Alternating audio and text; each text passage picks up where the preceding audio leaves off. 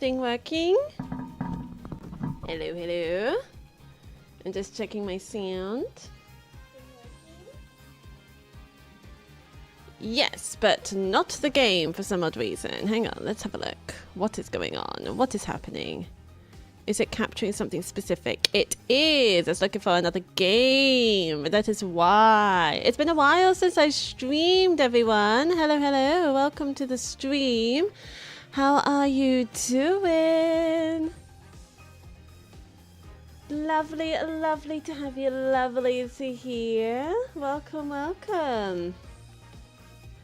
It has been a while. Unfortunately, today is my only day this week to stream, as I'll be very busy, as I said on Discord. But I will be back normal, hopefully normal, fingers crossed. Hopefully things will be normal as a schedule as I put in on Discord. But yeah, welcome, welcome, lovelies. You know what I haven't done? I haven't pinned my social medias. Hang on, let me just quickly do that. And also the light in front of me is for some reason really annoying me, so I'll sort that out as well. But yes, as you can see right in front of you, we are playing some Ace Attorney Apollo Justice, which follows from the original Ace Attorney. So I have played the original Ace Attorney. That's the one with Phoenix Wright and Miles Edgeworth on there. And I have played Ace Attorney Chronicles, which is based around the Victorian times,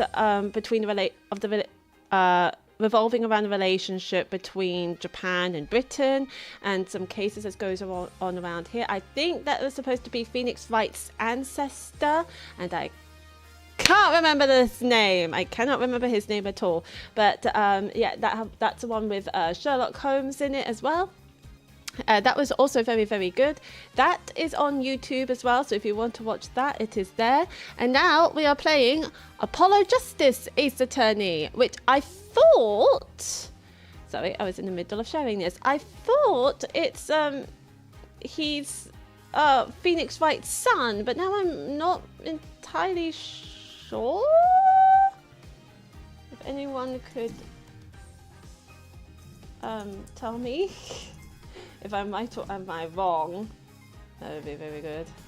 I just pin this. Got some social medias here. We've got a link tree.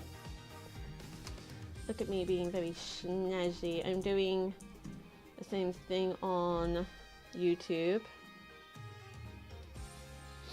Fab, fab, fab, fab, fab, fab, fab, fab, fab, fab. Oh, is it going to be a pain? It's going to be a pain. Stupid YouTube.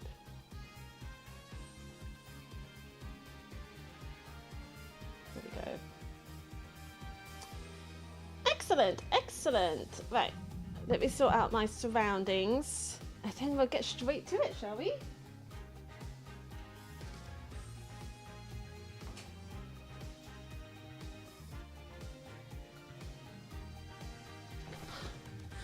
A bit better, a bit better. Can you still hear me? My mic likes to have a moment.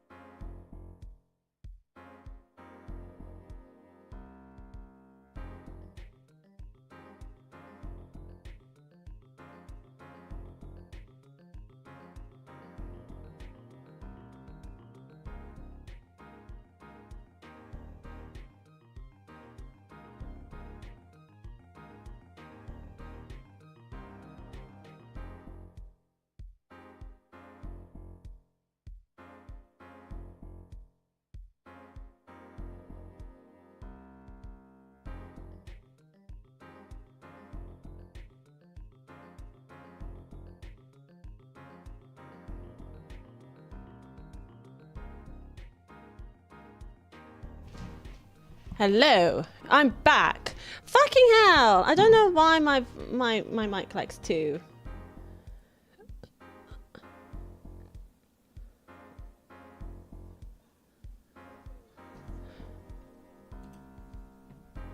I don't know why my mic likes to turn itself off. It's so stupid and so annoying. Okay.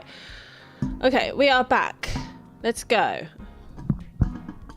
I've sorted out my cable, so hopefully it's not gonna... Hopefully it's gonna be fine. So as I said before, I like the Ace Attorney games. Don't get me wrong. I absolutely love the Ace Attorney games. I am so shit at them. Oh, fucking hell. Sorry, my camera is playing up now. Hang on. What's happening?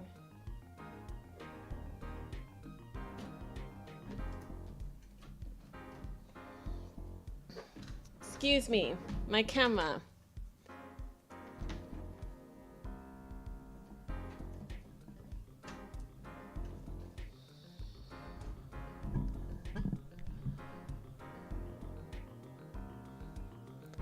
I don't want there to be technical issues. Why is there technical issues?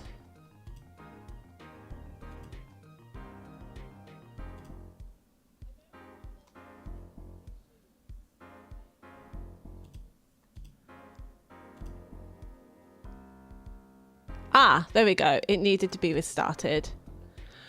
Ah! Can we continue with the game, please? There we go.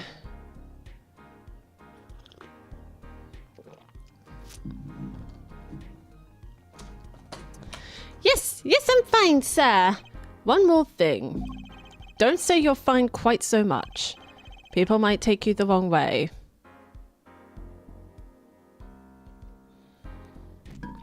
Do let me know if you can hear that, but I needed to hear my own stream in case that my mic is going again. I'll be preparing our case. You might want to introduce yourself to the client. Yes, who's the client? Who's the client? My name is Apollo Justice. If it isn't clear already, I'm a new attorney, and today is my first trial. Not that I'm worried or anything. The defendant has been accused of murder. My boss wants to help him out, of course, and so do I. I mean, there's no way he did it. Not him. No way. I thought Phoenix Wright is my boss. Hello.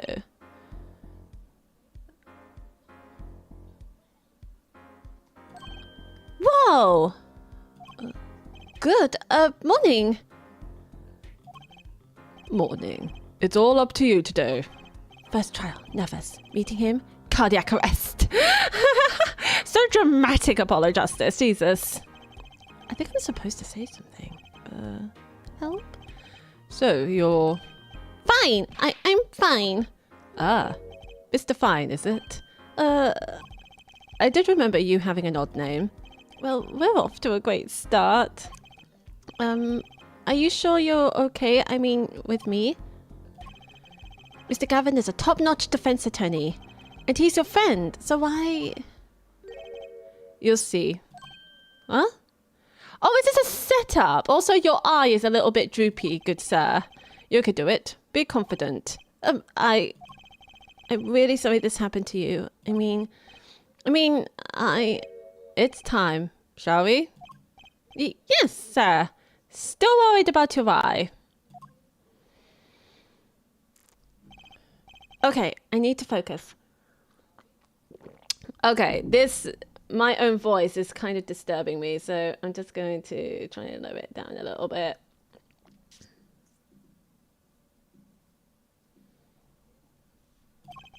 First trial. Here comes justice. Justice, here comes justice. April 20th, 10 a.m. District Court, courtroom number 2. Oh, it's this asshole. The court is now in session. The prosecution is ready, Your Honor. Oh, fuck. I forgot that I gave him such a squeaky voice. I remember now. Pain. You are a pain. The defense is fine. I mean, ready, Your Honor. Mind going blank. Don't panic. Too late. Your name was Mr. Justice, and this is your first trial? Yes, Your Honor. But I'm fine, really. Are you quite sure? Your voice sounds a bit strained. Oh dear. The judge. The sweat bullets. Mr. Gavin? Yes, Your Honor. I was under the impression that you would be heading up this case. That was my intention, yes. However, a defense attorney must always cede to his client's wishes, and my client specifically requested Mr. Justice. Well, of course he wants justice, but to entrust his case to this greenhorn, why? I do not exaggerate when I say that you're the best defense attorney in town, Mr. Gavin.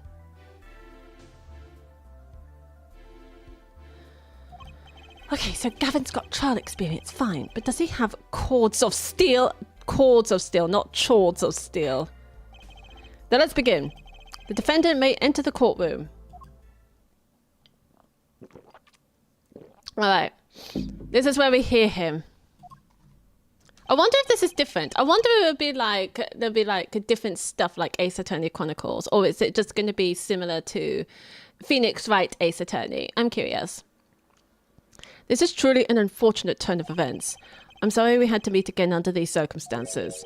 Long time no see, Mr. Wright. Phoenix Wright! Wait, what? Let's put the past behind us, shall we? These days, I'm merely Phoenix Wright, piano player. Phoenix, what are you doing? What is going on? What is happening? This is a setup. This is a setup. Mr. Wright, how could this have happened? I won't speak of it further then.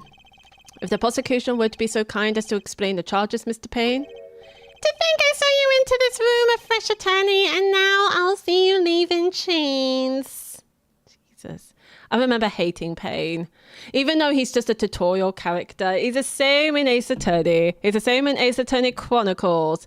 And this is him older. I didn't think he could get any older. I would think he would either get fired or retired. Why is he still here? Ah, Winston Payne. Subtle as ever, I see. The crime occurred at the Borscht Bowl Club, a Russian restaurant. Okay. I don't know how to pronounce that. Is it Borscht? Borscht? Okay. The defendant, Phoenix Wright, took the victim, a customer, and he hit him. Wham! On the head. Smack! Killed him cold. A customer at the restaurant, you say? And the defendant? You say he was... I'm not really sure on the music at the moment. I'm not really sure on the music. The pianist for the club, it seems. Phoenix Wright. A pianist? He looks very dopey. I don't know what's going on. I thought he would be... Okay, this is very much spoilers for Phoenix Wright Ace Attorney. I thought he would get married to the last murderer's... The evil girl's twin sister. I don't know. This is the weapon that took the victim's life. A bottle of grape juice. Grape juice? You mean wine?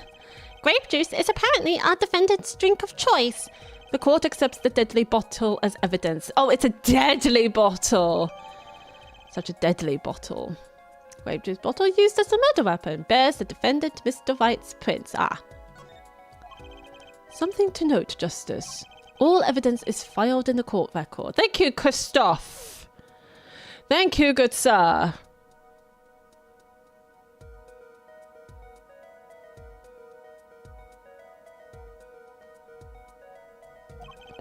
Make a practice of checking it frequently. The court record. Right, I've heard of that.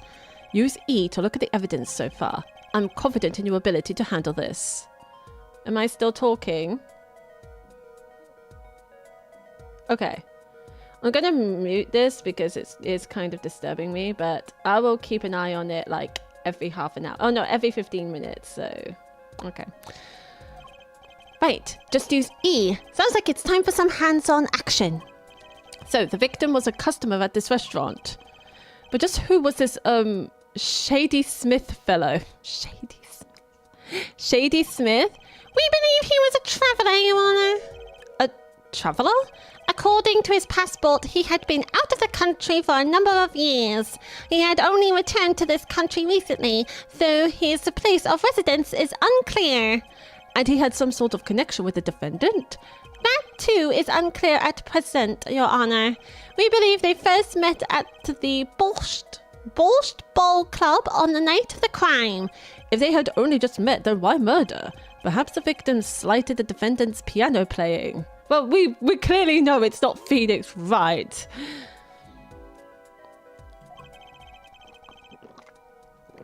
That doesn't appear to have been the case. No, the motive had nothing to do with the defendant's lack of playing skill. At least not piano playing.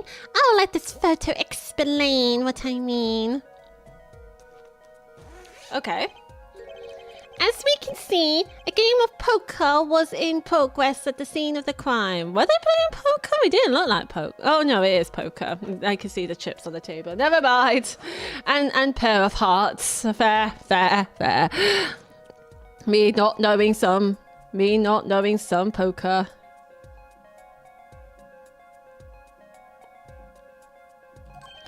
Wait a second. Isn't poker gambling? That's a crime in and of itself.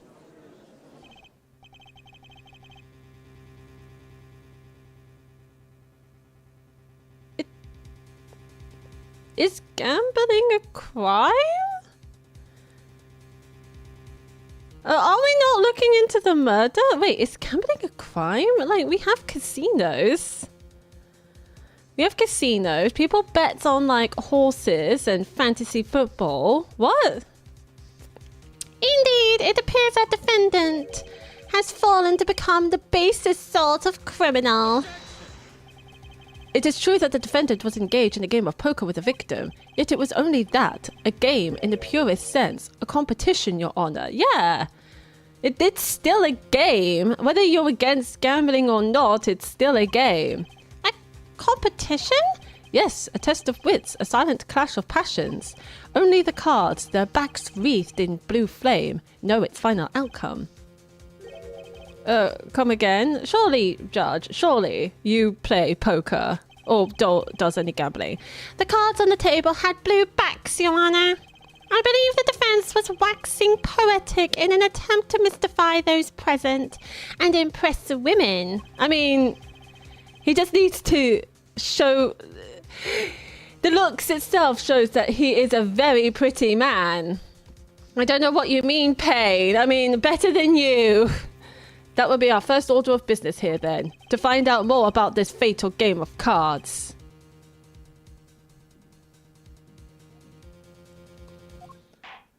Pew! Very well, defendant. You will testify to the court about the poker competition held the night of the crime. My pleasure. Oh no, this is where I actually have to listen to the witness. This is where I actually have to listen to the testifiers. This is where my brain is going to fly off into space and I'll be like, what just happened? This is it. My first trial. Here goes nothing. All right, Apollo, you and me, buddy. Well, let's do this. Let's see why Phoenix Wright decided to play poker and what the fuck has happened to him. Where's Maya? Maya. Where is she? Why isn't she handling your bullshit? I am a pianist by trade, yet I can hardly play at all. Okay, well, that face. Great start, Phoenix. I play piano, but I can't play piano. My real job is to take on interested customers over at the poker table. The room where we play and the competition in there are the club's main attractions. Okay, so this is Phoenix Wright. He's clearly older. You can see, like, his chin being scruffy. So this is clearly a sequel of Ace Attorney. So there might be spoilers of the previous Ace Attorney games. So if you haven't played Ace Attorney and don't want to be spoiled, I will warn you I'm not going to stop you from watching it if you don't want to, but I will warn you that if this is a continuation from Phoenix Wright Ace Attorney, which clearly it is, I will warn you that spoilers might arise from Phoenix Wright Ace Attorney. Just be very wary. Hello, Sharla. Hello, lovely. Welcome to the stream. Am I talking? Can you hear me? Because my mic likes to have a hissy fit at the moment, and I don't understand why. The room where we play and a competition in there are the club's main attractions. The rules are simple. We play a game of poker using 2 decks of cards. That's all it is. A game. And our customers are happy. But it involves like chips. Right? You're still kind of gambling. That's the thing. So it's clearly not a game. Not just a game. I'm going to be pointing out poker chips on the photo, right? Aren't I? And I'll be like, well, you're clearly not just playing it for the game. Well... if you think about it, poker chips is part of poker, isn't it? But the way that he's saying it, it makes it sound like that the poker chips are not involved, that they're just playing it for fun. So I don't know. What do you guys think? Do you consider poker chips part of poker at the game?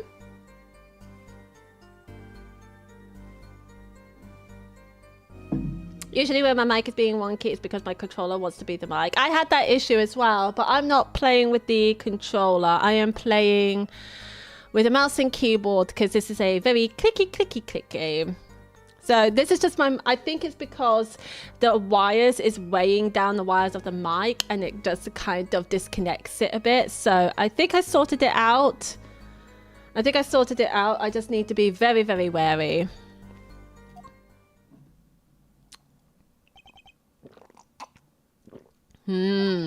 A pianist who can't play piano. Yeah, that's my first thought exactly, George. I see there is a brain in that beautiful bald head of yours.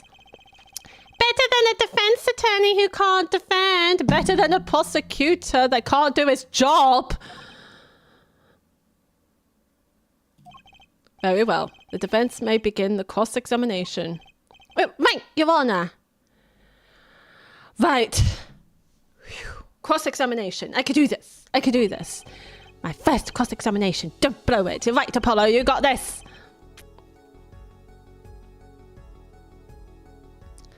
Are you all right? You're sweating bullets. Bullets? Where?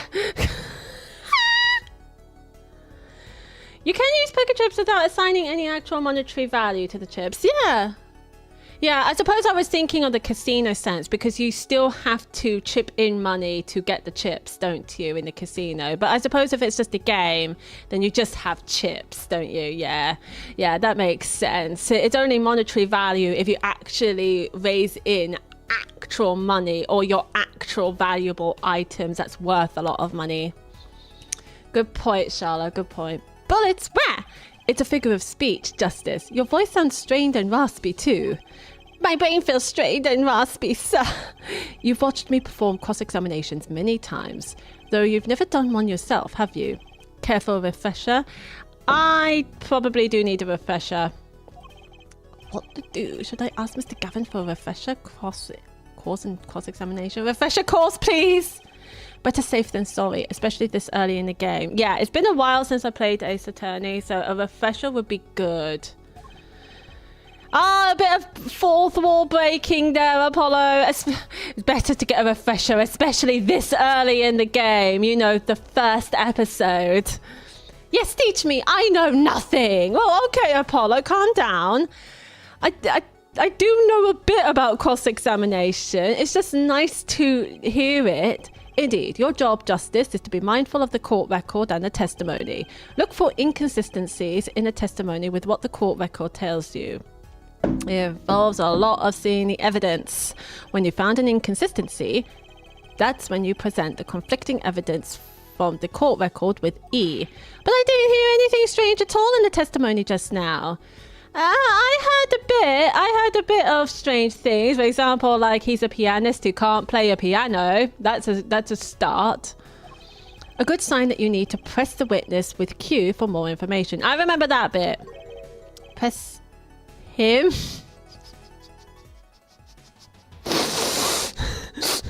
just go up to the supposed murderer, just press him on the cheek.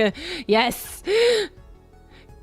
Yes, can you clarify that a bit more? Can you clarify a bit more? What do you mean by it's just a game? Don't let the fact that he's a remarkable man hold you back. Get more information. Is he? He still looks a kind of droopy. This is Phoenix Wright, by the way. This man before you with a bright blue hat, a badge of a face with a strangely shaped whole mouth and a grey hoodie is Phoenix Wright. Oh, and his eye looks weird.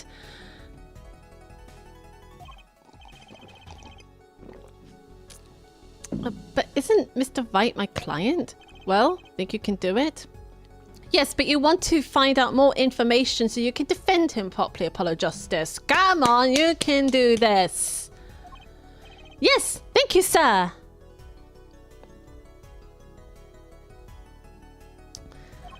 I think I could do it. I think you'd better, or we're going to have a problem. Oh, between you and me? Just remember, find any inconsistencies, any lies in the testimony, and reveal them to the court. You're gonna die, aren't you? You're gonna be like, oh, what's Maya's older sister name? Who helped Phoenix Wright through the tutorial? I can't remember her name, but she died, like in the second episode. Any lies, and reveal them to the court. That is cross-examination. Learn it, know it, do it. It's like a fucking shop motto. See it. It's like a motto I hear on the train when you see something that doesn't look right. See it, say it, saw it, or something like that. Inconsistencies, lies, Phoenix Wright, Apollo.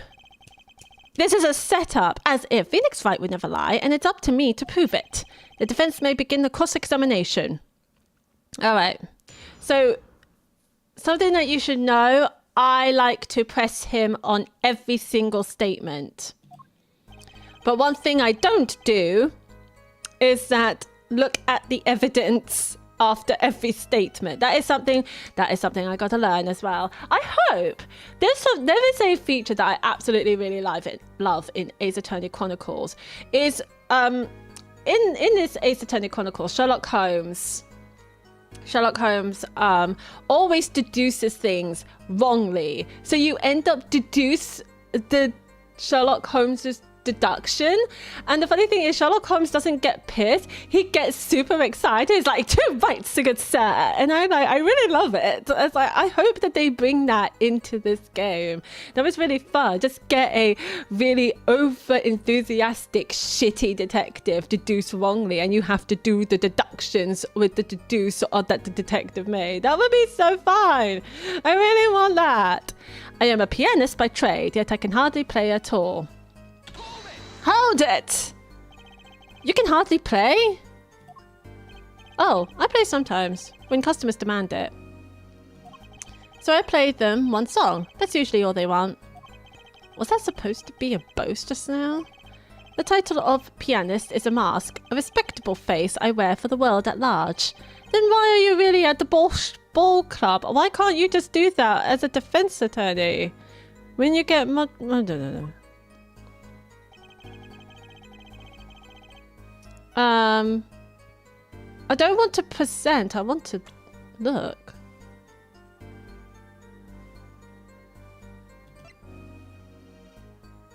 I should probably look at my stuff. Shady Smith, age, whatever, male. Estimated time of death, April 17th, between 1:45 a.m. and 2:15 a.m. Cause of death, cerebral hemorrhaging. I'm never going to pronounce that correctly. Hemorrhaging resulting from blunt trauma to forehead. That is from the bottle. He got hit in the head by the bottle. Here's this one. This is the bottle that hit him. They were playing poker, as you can see. So many cards around. There's a lot of cards on the floor. This makes me think he has cards under his sleeve, inside his sleeve. So he's probably got hit because he was cheating in poker. This isn't my first Ace Attorney game I play. I played Phoenix Wright, and I have played Ace Attorney Chronicles, as I say. But this is my first time playing Apollo Justice. I haven't played the original Apollo Justice, so this is my very first time. This is the remake that you can get from Steam. But I'm very well aware of cross-examinations. I'm very well aware of looking up evidence, and I'm hoping that some stuff will come back into this game that I really, really love. As I say, deducing the detectives' deductions. That would be so fun. I really love that. I think it's because of the music. The music in Ace Attorney Chronicles, absolutely love it. Probably the best. As I say, I got Ace Attorney Chronicles somewhere on my YouTube if you want to have a look. But Phoenix Wright, Ace Attorney, that's not on my YouTube. I have streamed that, but that's not on my YouTube because I started a streaming YouTube channel way later than Phoenix Wright. Okay, so he's dead. He's got cards on the floor. That means that's me thinking that he had cards in his sleeve, so he's probably cheating. Poker chips. Look, there's probably money involved. Let's be honest. I mean, look at this. There's probably money involved. And then this is the bottle. Oh yeah, I forgot you can look. Oh.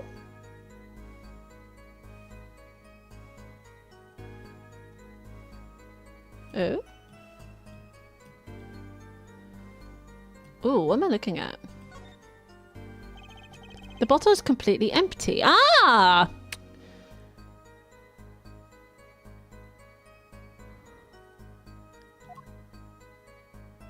It is completely empty. Grape juice. How long has it been since I drank grape juice? Do you really believe that these guys drink grape juice? Apparently, it's Mr. Wright's favourite drink. I wonder how well it goes with borscht. Probably not that well. But one of the characters in this case is a reference to an old meme. Is it pain? Pain in the butt. He's a meme in itself. He's a dick. Oh, can I move this? Oh, yes, I know that it's completely empty, but... Oh, I can move the cursor. My bad. But I think that's all I'm going to get from this bottle. Okay. My real job is to take on interested customers over at the poker table. Hold it! They pay you just to play poker? That would seem to be the case. I am a professional, after all. Yeah? Yeah? I can see it. I can see him being good at poker. Do I detect pride in that statement? It's just hard for an honest, hard-working member of society like me to imagine. Yes, your imagination was always a bit limited, Winston. Ha! Fuck you, Winston. Oh, what? I've played poker for 7 years in that little room, and I've never lost once. Is it just me, or is Phoenix Wright suddenly gotten so hot? What? Where have you been for the past 7 years? Why is it that when important characters go missing, it's always 7 years? They've been away for 7 years. Someone come back after 7 years. Someone's mother has been disappeared for 7 years. Why 7 years? I've been playing poker in that little room for 7 years, like I've been held gunpoint. Why 7 years? Why not 10 years? You see why the customers come now? Defeat the undefeated poker champion. It's quite a draw. That is, I'm quite a draw. Wait, you've never lost once? Not even one time? As I said, I'm a professional. He's played poker for 7 years and not lost once? As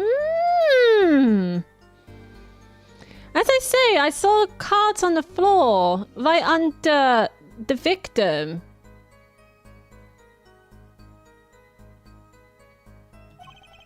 Is that even possible? The room where we play and the competition in there are the club's main attractions. I saw the room in the photo. The wallpaper is tripping. That's the main attraction? I'm going to sneeze. Ugh.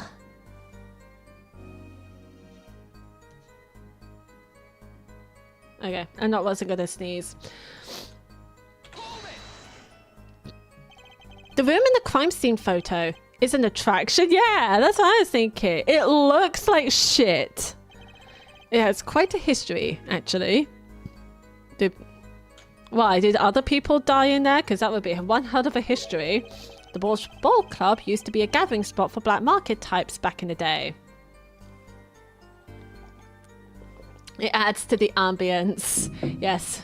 We put a splash of blood on the walls as well. That would add a bit more ambience as well.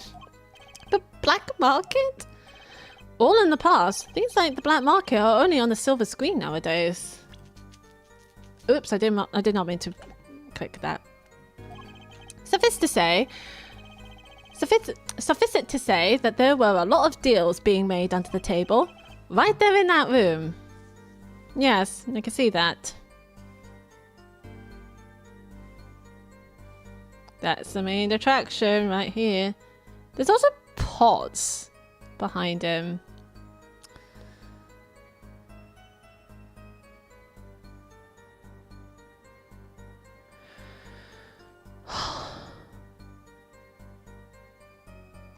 I noticed the cards are faced up on this side, but his... all we see is a pair of Ace of Hearts. But the last three cards, what are they? A smoky room, gambling hoods. You know, just looking at this picture makes me feel bad. The bosses gather around the table, cutting deals safe from the eyes of the law. Meanwhile, a goon keeps watch through the small window. I can practically picture it now. That window does look like it would be good for keeping a lookout, but little else. Yeah, well, here's a window.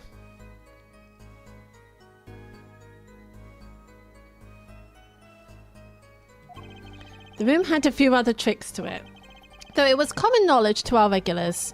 At any rate, they come to play poker in a room steeped in history.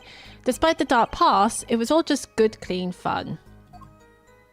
Well, this is so. The rules are simple. We play a game of poker using 2 decks of cards.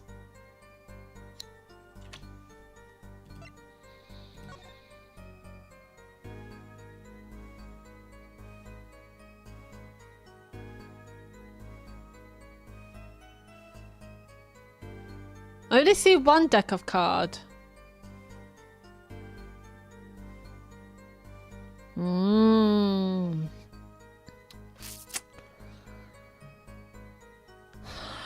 I'm seeing so many inconsistencies. So, like, for one, we don't know if Phoenix Wright has won anything. For starters, both of them have a pair of ace. A pair of ace basically means nothing. I don't know much about poker, but I know for a fact that a pair of ace doesn't mean shit. But we don't know the 3 last cards are here. Not to mention for the fact that there's these cards slipped out that could possibly slipped out of his sleeve. So he most likely been cheating. We saw that in the intro. Is that the scene of the juicy contradiction? It might be, yes. This is the crime scene. Here's the victim. He got murdered by trauma to the head with a bottle. This is the very bottle that he's been hit with. We're trying to figure out... There are a couple of contradictions I see. First off, he says that he's been playing poker for 7 years and he has not lost once. He might have lost in this sort of situation because this guy had cheated. And the other one is he's saying he played poker with 2 decks of cards. I can only see 1. So, and this is the very bottle. That's the murder weapon. Okay.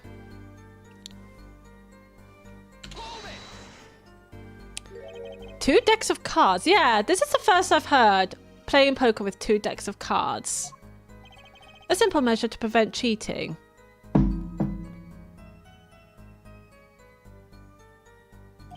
Ah, no spoilers then, please. No spoilers. I want to figure this out myself, even though I am very, very poor at it. If you alternate 2 decks, no one can slip in cards.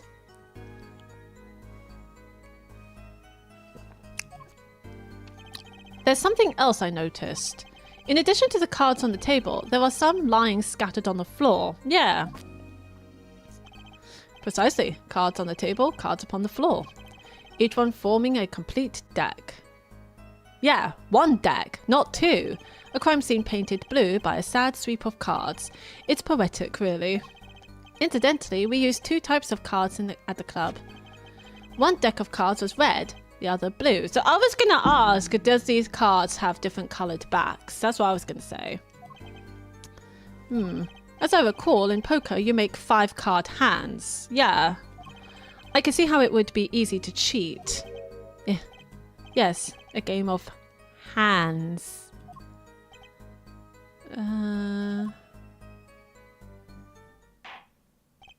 This competition you're talking about. I believe the court understands the nature of the game sufficiently. That's right. Do you, Apollo? Do you understand? Do you understand, lovely? It was a simple game after all. Apollo, do your fucking job. Are you sure? Huh? People are not murdered over simple games, Mr. Justice. Exactly. That's why I believe actual gambling and monetary value is very much involved. Why would you murder someone over a simple game? But then again, the same question applies. Why would anybody rage over a game where it most likely does not hold monetary value? The amount of times you would see like streamers ripping out keyboards or throwing controllers at a wall, but simply because they lost a game. It's quite... It does make you think, but... I suppose with poker, it's hard to tell. But yeah, people are not murdered over simple games. Defendant, you were in the room the very moment that the crime occurred, yet you claim no connection to the crime? Now that's strange. What's strange? I was testifying about the competition that night. Asking me about the crime at this point is against the rules, Your Honor. You're playing a simple game, Phoenix. Of course, I expected to hear a cry of objection from the defense. I completely let that one slip by. Oh, well, Apollo. Apollo, get your head in the game. Don't despair yet, Justice. Sir? Right, there's something I'd like made clear. Namely, your connection to the case at hand, and I'd like to hear it from you. Sure, why not? All right, let's go. Very well, the defendant will amend his testimony. Just one little press. And I've got myself a whole new testimony. I plead silence regarding the murder, but I will never say... But I will say I never touched the murder weapon. Silence! The defendant has the right to refuse to testify. I haven't forgotten everything about the law. Oh, you cheeky bitch. But why? That clearly puts you at a disadvantage. And it's your job to turn that around in our favour, yes? Great, like I didn't have enough to do already. Wait, that's a contradiction. We found, like, his fingerprints on the bottle. Justice, didn't you detect anything odd about that testimony? Yes. Huh? Wait, something he said did ring a little strangely. Just one thing. Now, what was it? When you figure it out, I suggest presenting evidence. Evidence that contradicts the testimony. A contradiction in Mr. Wright's testimony? But why? I better check the court record. I can't imagine Mr. Wright lying in a testimony. Isn't it a little early to be jumping to conclusions? This is your first cross-examination. Take it slow. If you need more information, don't forget to press. Right, got it. I'm fine. Time to listen to that testimony again. Well, I already know. Where is it? Is it a game? Is it a game, Phoenix? I never touched the murder weapon. bears the defendant Mr. Wright's fingerprints. Let's present.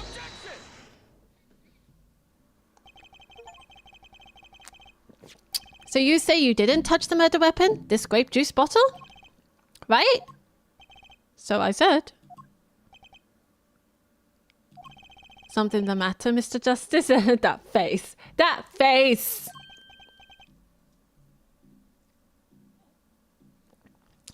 The most important thing to do is to sleep. I don't think you can do that as a lawyer. There's no such thing as sleeping if you're a lawyer.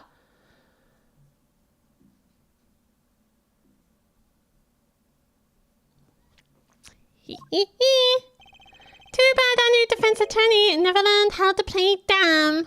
What's this, Mr. Payne? I examined the bottle in question, you see, and it was covered with the defendant's fingerprints. Oh, it's bedtime. Oh, nighty-night, Charlotte. I hope you get a good sleep. No need to shout, Mr. Justice. I can hear you just fine. Objection, objection, objection. Objection. But yeah, nighty-night, Charlotte. Have a good sleep.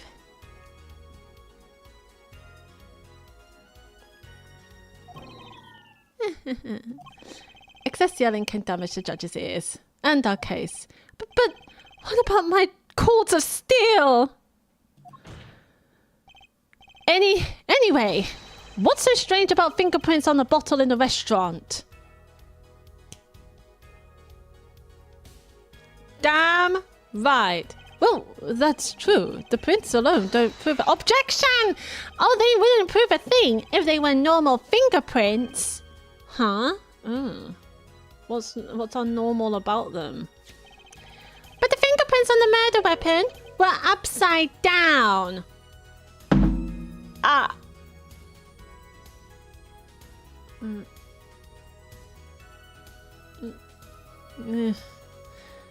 Yeah, you got a point. Fucking pain. Upside down? What does that mean? It means he was holding the bottle inverted, and there could be only one reason for that.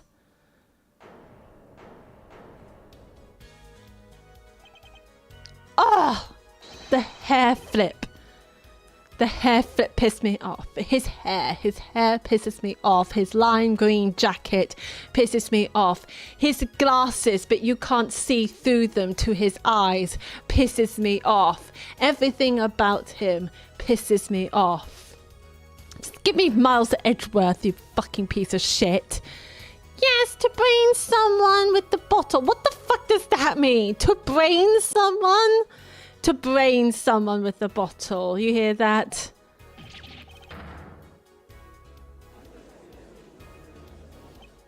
But Mr. Gavin, I think things just took a turn for the worse. Oh? I see no problem, Justice. Huh? The only thing that matters is the truth. There's a good reason for everything. You'll see. Defendant, can you explain your fingerprints on this bottle to the court? Go, Phoenix. What have you got to say, lovely? I stand by my plea of silence regarding the murder. For now. Well, you fucking idiot. Not very cooperative, are you? This could hurt your case. I'm sure he's uncooperative because he's hiding something. There must be some reason. Objection! Your Honour, you seem to have forgotten something. Or what might that be, Mr. Gavin? On the night of the crime, who was it who reported the murder to the police? Oh, yeah. Somebody called the police. Somebody called the police. Reported? Well, that was the defendant, Mr. Wright, but still, that... Really? Yes, well, according to the case file, the murder was reported from near the scene by a call from the defendant's cell phone. Near the scene? Let's take a look at the diagram of the murder scene, shall we? Yes, that would be good. That would be good. That would be good.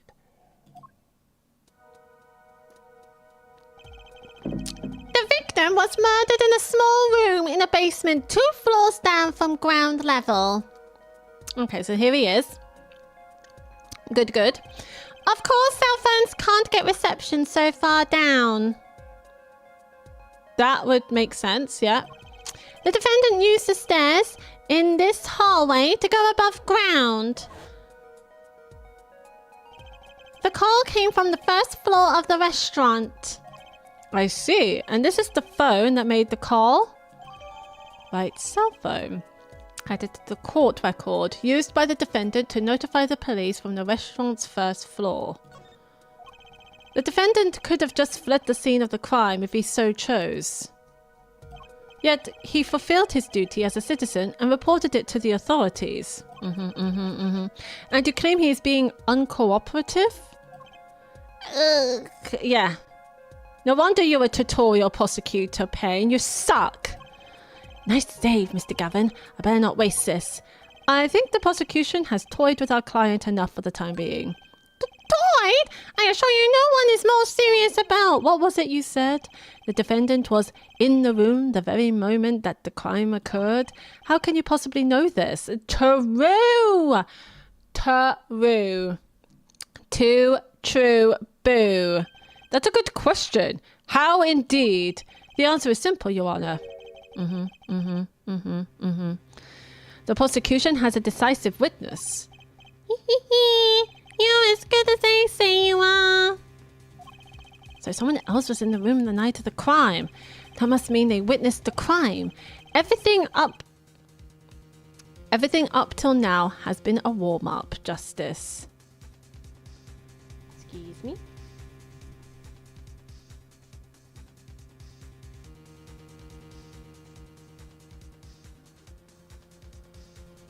Think.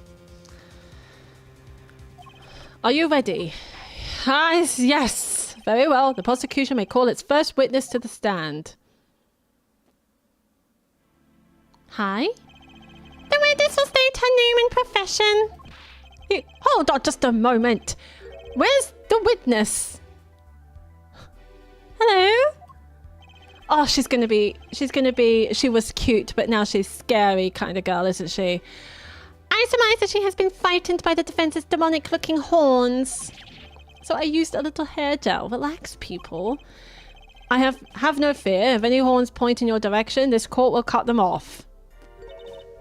You are sure? Hello? I swear it on my gavel. Please come out. Isn't violence against her a crime, Your Honor? Well, if you are sure it is, okay. Hello? Now, I can imagine she might have a Russian accent, but I'm not going to do a Russian accent because that would offend a lot of people. So, no. But, well, wait a minute. Would the prosecution care to explain the witness's paraphernalia? Hi. You do look creepy, actually. Yes. She is a professional, Your Honor. Those are merely the tools of her trade. And that would be? My name is Olga Orley. I am employed as waitress in Borscht Bowl Club restaurant. Then why the camera? Of course, it is my pride to serve borscht at that is naming restaurant. But I also perform, how it is said, other service. Ah! I take it one of these other services is taking the customer's pictures. Ta-da! Like, for example, this one.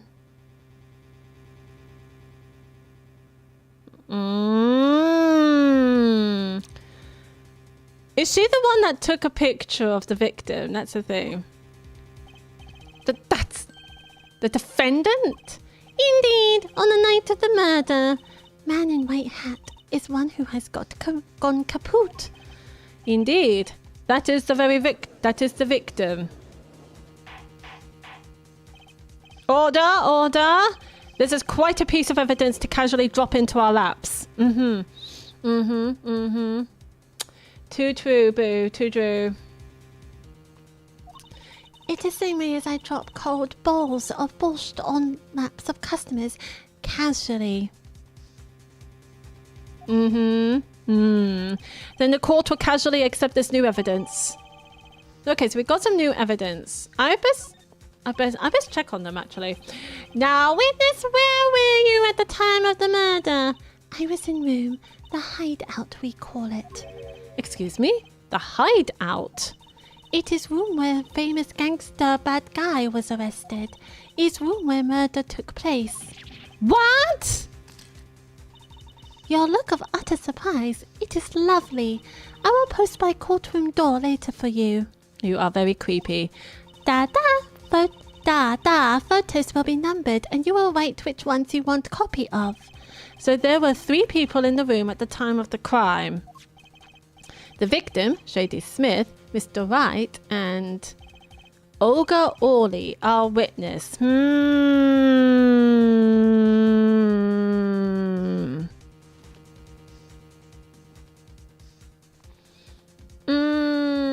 you hear the game?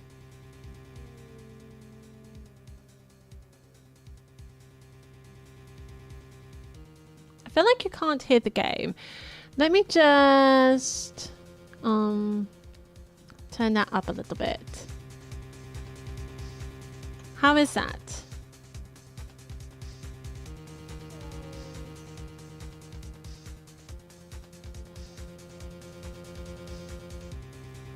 Is that fine?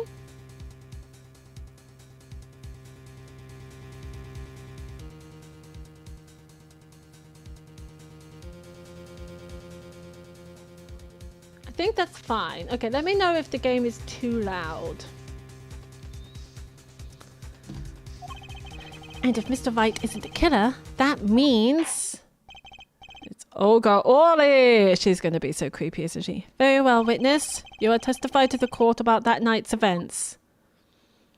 The thing is I noticed about Ace Attorney is that they will always present the girl really, really cute, really sweet, really shy, you know, very pretty, wearing pretty clothes. And then all of a sudden they are very scary. April, I was thinking, as well as, what's her name? She has red hair and pink dress and she died. Delia. I think her name is Delia. I don't know why Ace Attorney does this. And it was the same with Ace Attorney Chronicles as well. There was a girl who murdered the doctor, John Watson. This was the first case of Ace Attorney Chronicles. And she looks so pretty. She looks mysterious. And then all of a sudden she's a murderer. I mean, of course she is. That night, customer asked me to deal cards for game. It was cold. Both players played with hats on. The victim, he plays whole time with his hand on locket at his neck.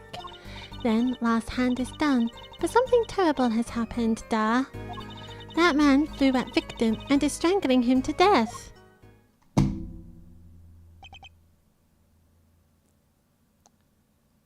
This girl's a fucking idiot. Incidentally, who won the game? Isn't it obvious? The winner was the victim, Mr. Smith. That's ridiculous. Because Mr. Wright can't lose. Justice, maybe you can come up with a more legitimate objection. But he hadn't lost in 7 years. That doesn't mean he hadn't lost now. Take it from me, kid. Take it from me, kid. It happens. I didn't lose the case my first 7 years as prosecutor either. Yes, you did. Yes, you did. Incidentally, I have some evidence here. Ah! These are the poker chips as they lay the very moment of the crime. The handed chips on this side belong to the defendant, Mr. Wright. Those on the far side belong to the victim, Mr. Smith. I see. Chips, you say? I mean, yes, imagine that poker is war. Your hand is your army and the chips are the spoils. I know that. After all, in my youth, I was known as the poker head of courtroom number 3. I thought you said gambling is... Judge, I thought you said gambling is illegal, so you've gambled. I think he means poker face. Looking at this picture, it does seem that most of the chips are on the victim's side of the table. Are we not going to focus for the fact that he has a better full house than Phoenix Wright? The victim's chips when crime took place. Very well, the defense may cross-examine the witness. All right. Well, I already know, but look, we're just going to play this whole through by pressing everything. That night, customer asked me to deal cards for game.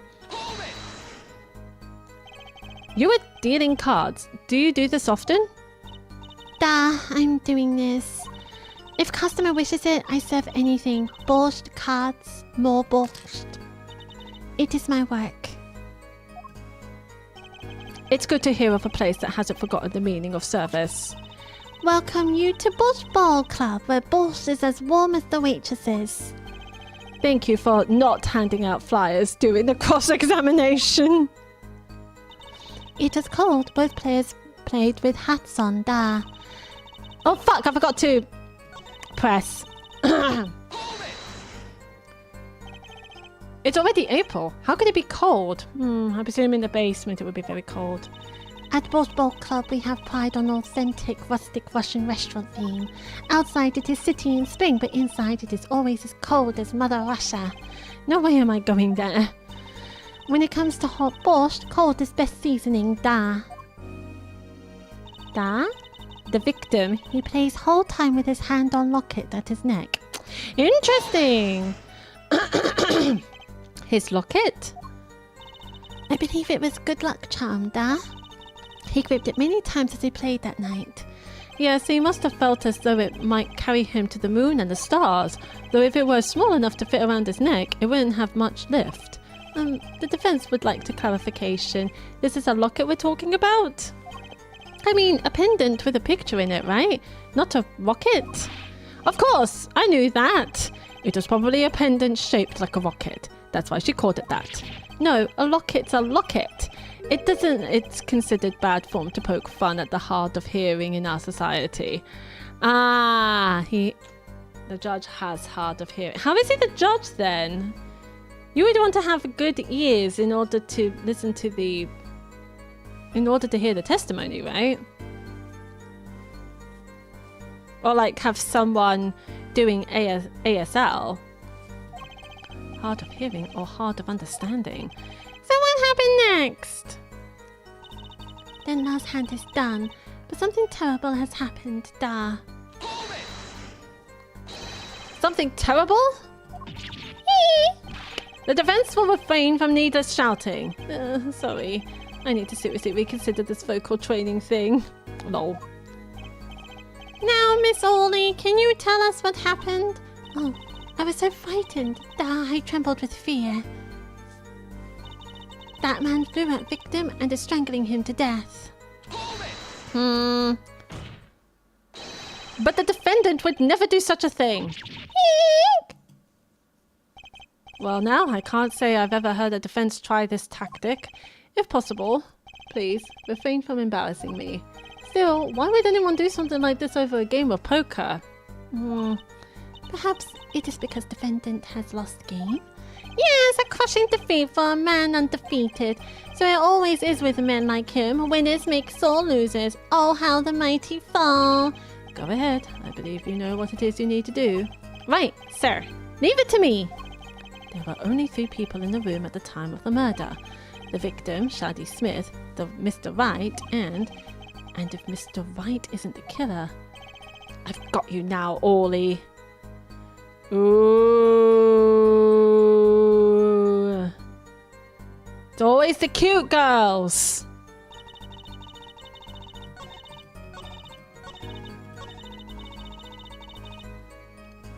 It's always the cute girls.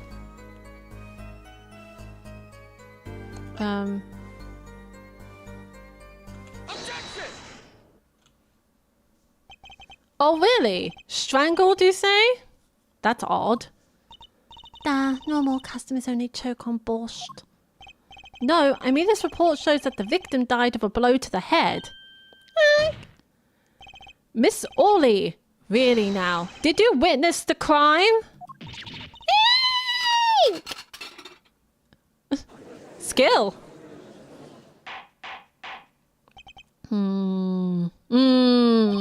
Looking at the picture, it doesn't seem like he was hit. He's still wearing his hat and everything.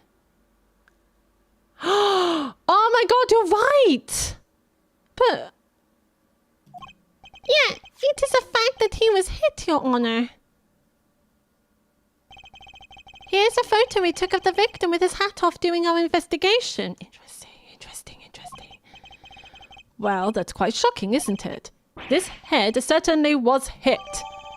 But I have seen it happen. The defendant, he lunged our victim his neck. Oh, really, Miss Orley? I think I've caught you in your own lie this time. Ha ha ha, Orley. Justice, I admire your enthusiasm, but perhaps you should think this through once more. What do you mean? I found a contradiction. There's one thing in her testimony that troubles me. Very well. It seems we should continue the cross-examination. There's such a thing as thinking too much. This horse is dead. Let's stop beating it. There's such a thing as thinking aloud too much, too. That night, Kazuma asked me to deal cards for game. It was cold. Both players played with hats on. Da. The victim, he plays whole time with his hand on locket at his neck. He did have a locket, didn't he?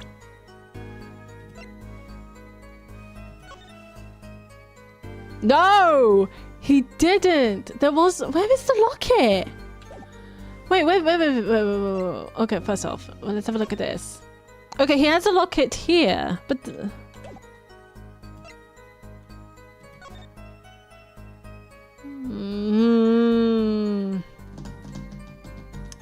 Where's the locket, Orly?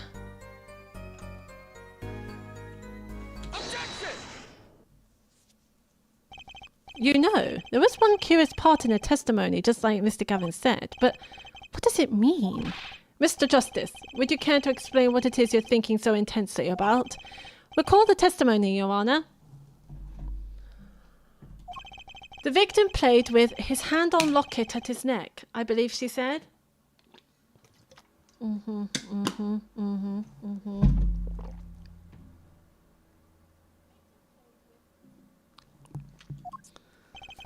hope you aren't about to raise an objection to the witness's grammar.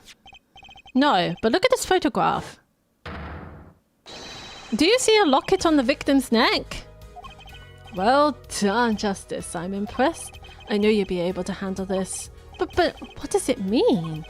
If we are to believe this witness's testimony as is, then the locket disappeared following the victim's death. Lockets don't just disappear, Your Honor.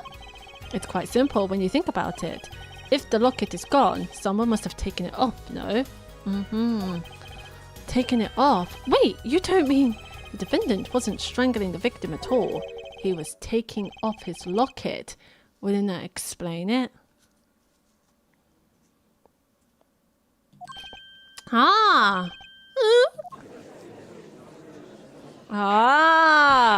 The defendant! What do you have to say to this? Oh, he's got the locket! Holy shit! Say... Yes? I just noticed this, but...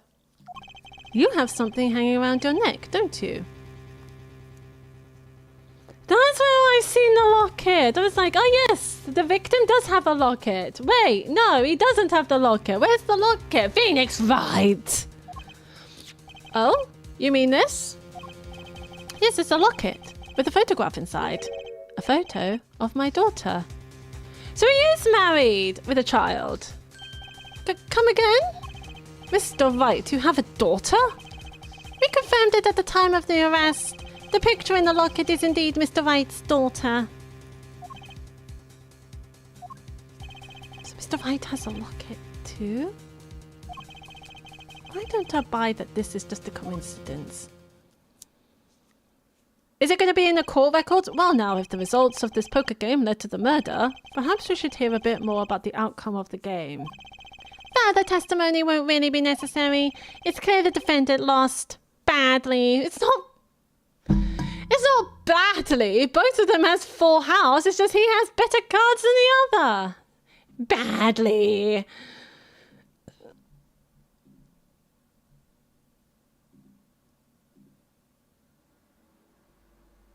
Oh. Maybe because he plays poker badly. Miss Orley, you will testify to the court about the game played between the victim and defendant.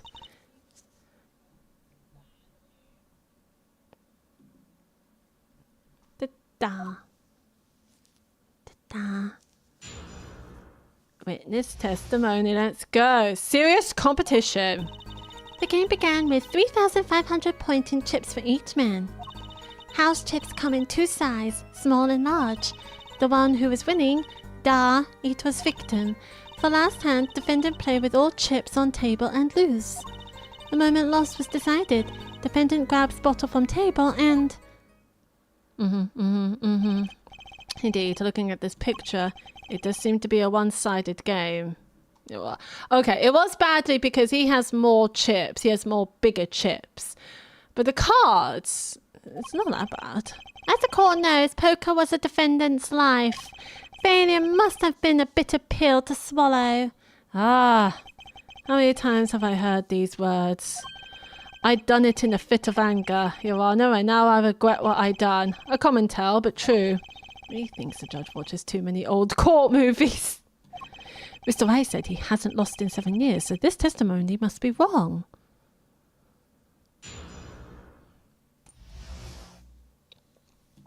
The game began with 3,500 point-in chips for each man. Are those the usual starting points? Were any special rules used? No, not special. Usual game, usual rules. If each man began with 3,500 points, then the total would be... exactly 7,000 points. Please, this isn't calculus. It's not even long division. House chips come in two sizes, small and large.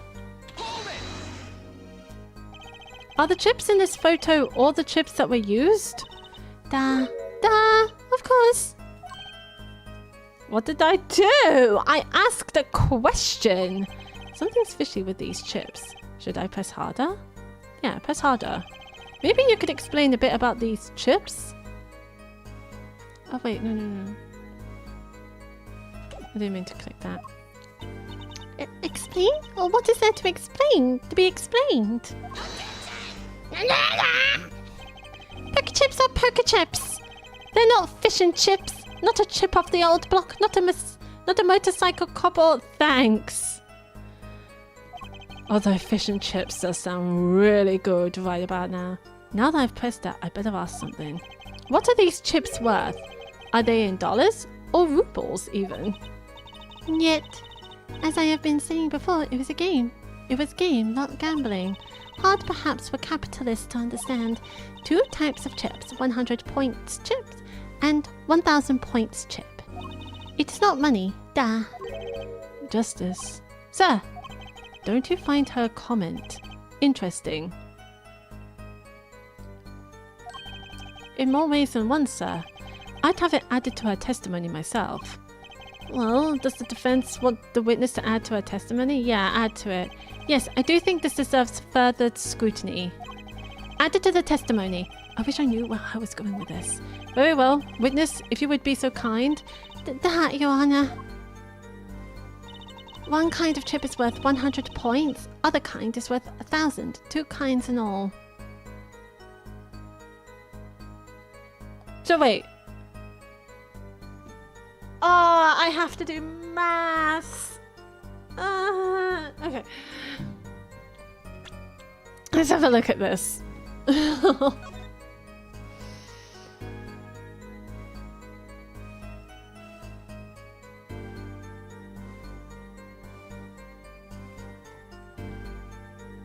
You would think, wouldn't you, that the big one is worth 1,000 points, right? I think it's the red ones. 1,000, 2,000, 3,000, 4,000. 4,100. 100, 200, 300, 400, 500, 600, 700, 800, 900. 2,900. I think he was winning. We think the big chips We think the big chips are worth 1,000 points.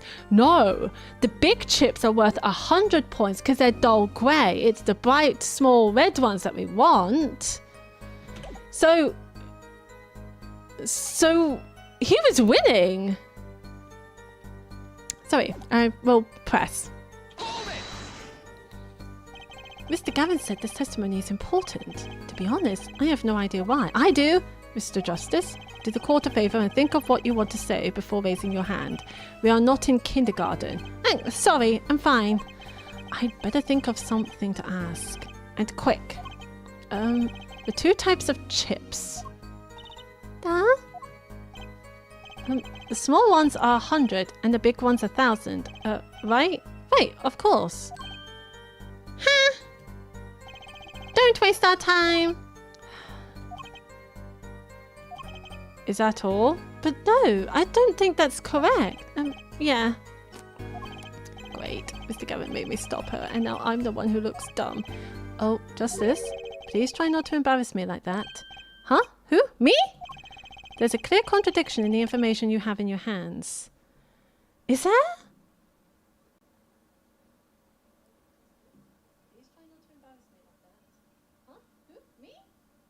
Okay, I am talking, sorry. Have in your hands. What? It's a simple matter of calculation. Go on, try it. We're not in kindergarten after all. Calculation? The one who was winning, it was victim. I'm gonna press a bit more. You're telling me that Mr. Wright, undefeated for 7 whole years, was losing? It must have been a most unlucky day for him. I am glad I did not take out a picture of him. It would break camera, certainly. The chips, they went always to victim's side of table. So, you're telling us it was a one-sided game? One-sided, and... For last hand, defendant play with all chips on table and lose.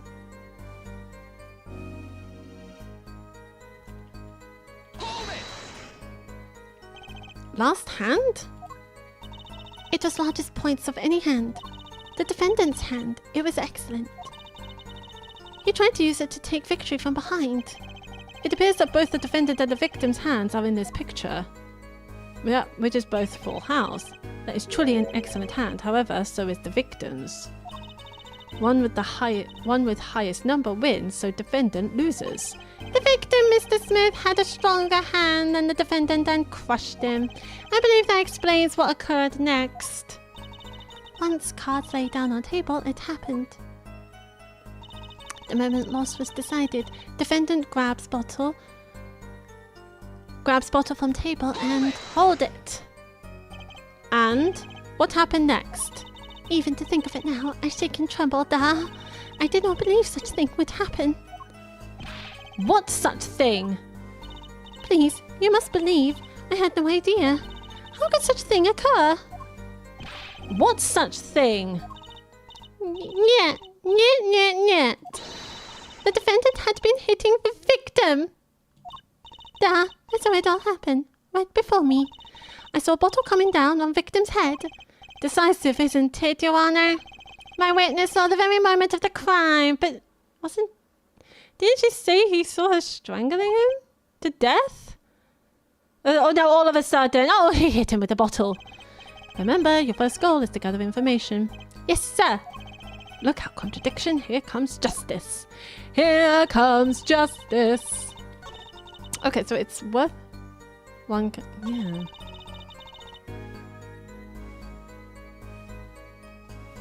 This one. Let's have a look. We have all the information, apparently. Let's have a look at this one.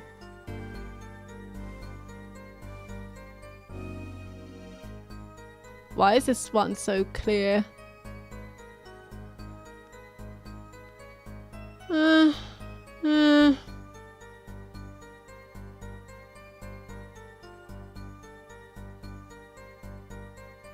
Okay, I was looking at the chalkboard. Maybe. What if I... Most annoying thing is you can't really point out certain things on the photo and have Apollo Justice, you know. There's just a random card there. Why is there just a random card floating around?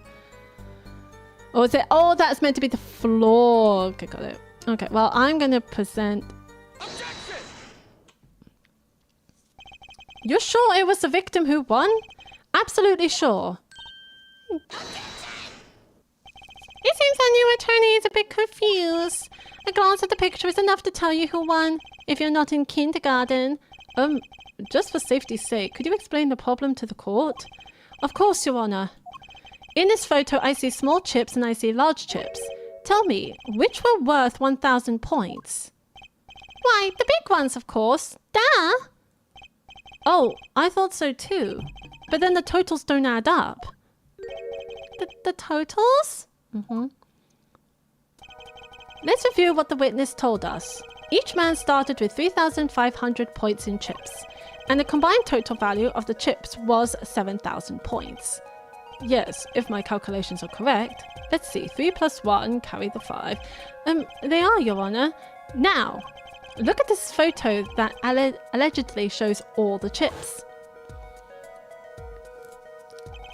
If the big chips are worth 1,000 points and the small chips are worth 100, and you add them up, how much is it? Do it yourself. You aren't in kindergarten, are you? Ah! 10,600 points. The chips don't add up. This clearly contradicts the witness's testimony. But why? How could this be? Exactly, Justice. Now that you know the what, you must determine the why. Right, there's only one possible way to explain this contradiction.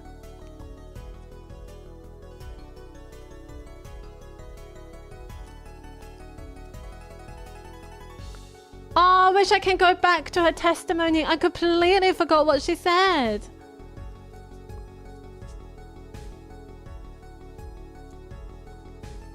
Do I have to count? 1,000, 2,000, 1,000, 2,000, 3,000, 4,000, 5,000, 6,000. 1, 2, 3, 4, 5, 6, 7, 8, 9, 10. So yeah, 7,000 in total. So it's right. The chip count is correct. No, starting points were wrong. Chip count was wrong.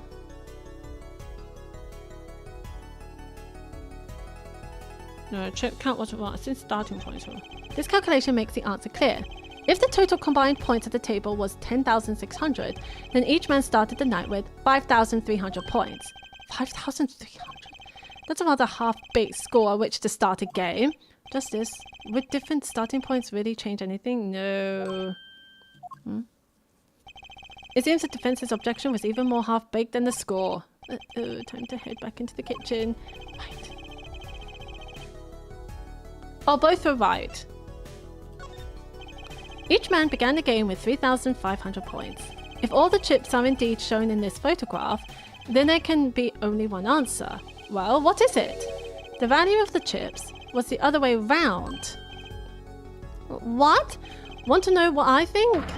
The small chips were worth 1,000 points, not the big ones. Madness! Utter madness! Show me that photograph of the chips again. There are 6 small chips and 10 large chips. Why, that does make 7,000 points when you add them up. Excellent work, Justice. It's almost as though you figured it out by yourself. Well, I'm just glad I was the one who said it. But wait! The value of the chips may be different, but that changes nothing. Indeed, the victim did have the larger number of the chips still. Ah, exactly. If the small chips are 1,000 points and the large chips are 100, let's do a little math. Add up the points for each side of the table. The victim, Mr. Smith, had 2,900 points. 4,100 points. Well now, it seems that Mr. Wright was winning that night after all. It's impossible! My client had even less reason to kill the victim. After all, He was winning. Now, Miss Orley, you must have known the true value of the chips, since you were there at the scene of the crime, weren't you? Yeah, Orley. What do you have to say for yourself? Eek! What was in that bowl? I know it was probably soup. It looked like a lobster. Order, order. It appears our defendant has lost his motive, and Mr. Wright's supposed defeat never happened. We must now ask ourselves... Hold it! Excuse me, what is it, Miss Orley? I did not want to be saying this, but actually, you see, see what, Miss Orley? What do we see? In the last hand, there was cheat. Cheat? You don't mean a trick? Wait, or do you mean a scam? They're all the same thing. Yes, there was cheat in last hand. This is why game ends with chips as they are. Great, just great. First we have lying, now cheating. It's like we're playing a game of poker, Apollo Justice. Well, this case certainly has taken a turn for the interesting. Witness, you will please testify to the court. Tell us about this cheating in the final hand.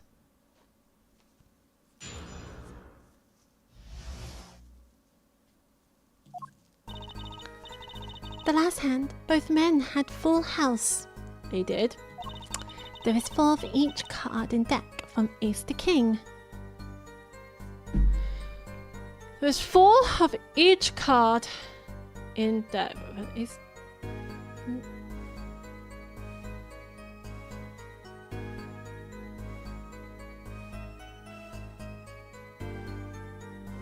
Ace to king. What about queen? What about queen and jack? Oh, I see. Ace to king. She sees ace as 1. I was seeing ace as like the highest card. Okay, no, never mind. If you look at both men's hands, cheat is more obvious. The next moment, the game becomes argument. The defendant's trick was exposed. He took a bottle in his hand. Poor Mr. Smith. Miss Orley, why did you not tell the court about this from the very beginning? I thought I smelled a cover-up here. Well, folks, it's time to throw back the covers. A full house is a very high-scoring hand. Not easy to make in my experience.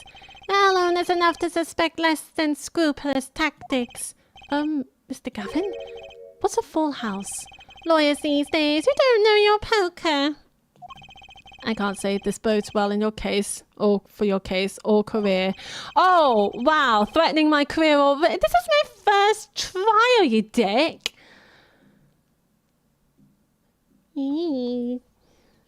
What is this, some kind of secret court poker ring? Yep. Well done, you're catching on, Apollo. Justice. You know the terms 1 pair, 2 pair, and 3 of a kind, yes? Yeah, no problem. 2 cards with the same number makes a pair, and 3 makes a 3 of a kind. Good. Now picture a hand with 1 pair and 1 3 of a kind. That's a full house. And it's very difficult to get. That doesn't sound very easy to make, does it? You can see each player's hand in this photo. Yep.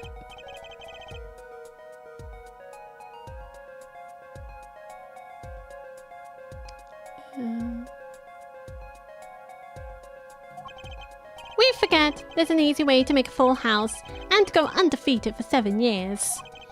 You cheat. The defense may cross-examine the witness. If he did cheat in the last hand, that still leaves one important question. Mr. Wright lost that hand. Yeah.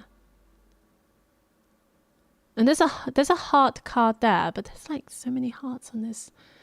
Like, there's so many hearts on this table as well. There's 7 of hearts, Ace of hearts, and King of hearts. What heart is this? Who's ever heard of a professional con man losing when they cheat? Yeah, it's true. So somebody else has cheated. The last hand, both men had full house. allowed it! Just how hard is it to make a full house anyway? It is quite hard, duh. It is making a pair and a three of a kind at the same time. I guess that's right. Especially for the fact that both of them's pair is aces. Ace is considered a high card in poker. Interesting. Or is it considered a low card? Google.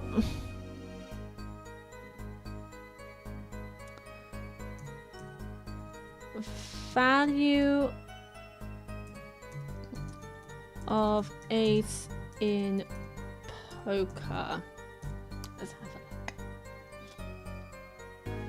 In most poker games, an ace can be the highest or lowest card depending on the context, but it is generally considered the highest card, except in low poker variations or when forming a straight. I see, so if it's a pair, it could be considered the highest card, but if it's a straight, it can be the lowest card. So you can have it like ace, 2, 3, 4, 5, but you can have it... But you can also have it as Jack, Queen, King... Sorry, 10, Jack, Queen, King, Ace. It's like a straight flush. Okay, got it. Okay, got it. So what did they consider ace in this context? Very difficult to be sure. You could take my word as the poker head of courtroom number 3.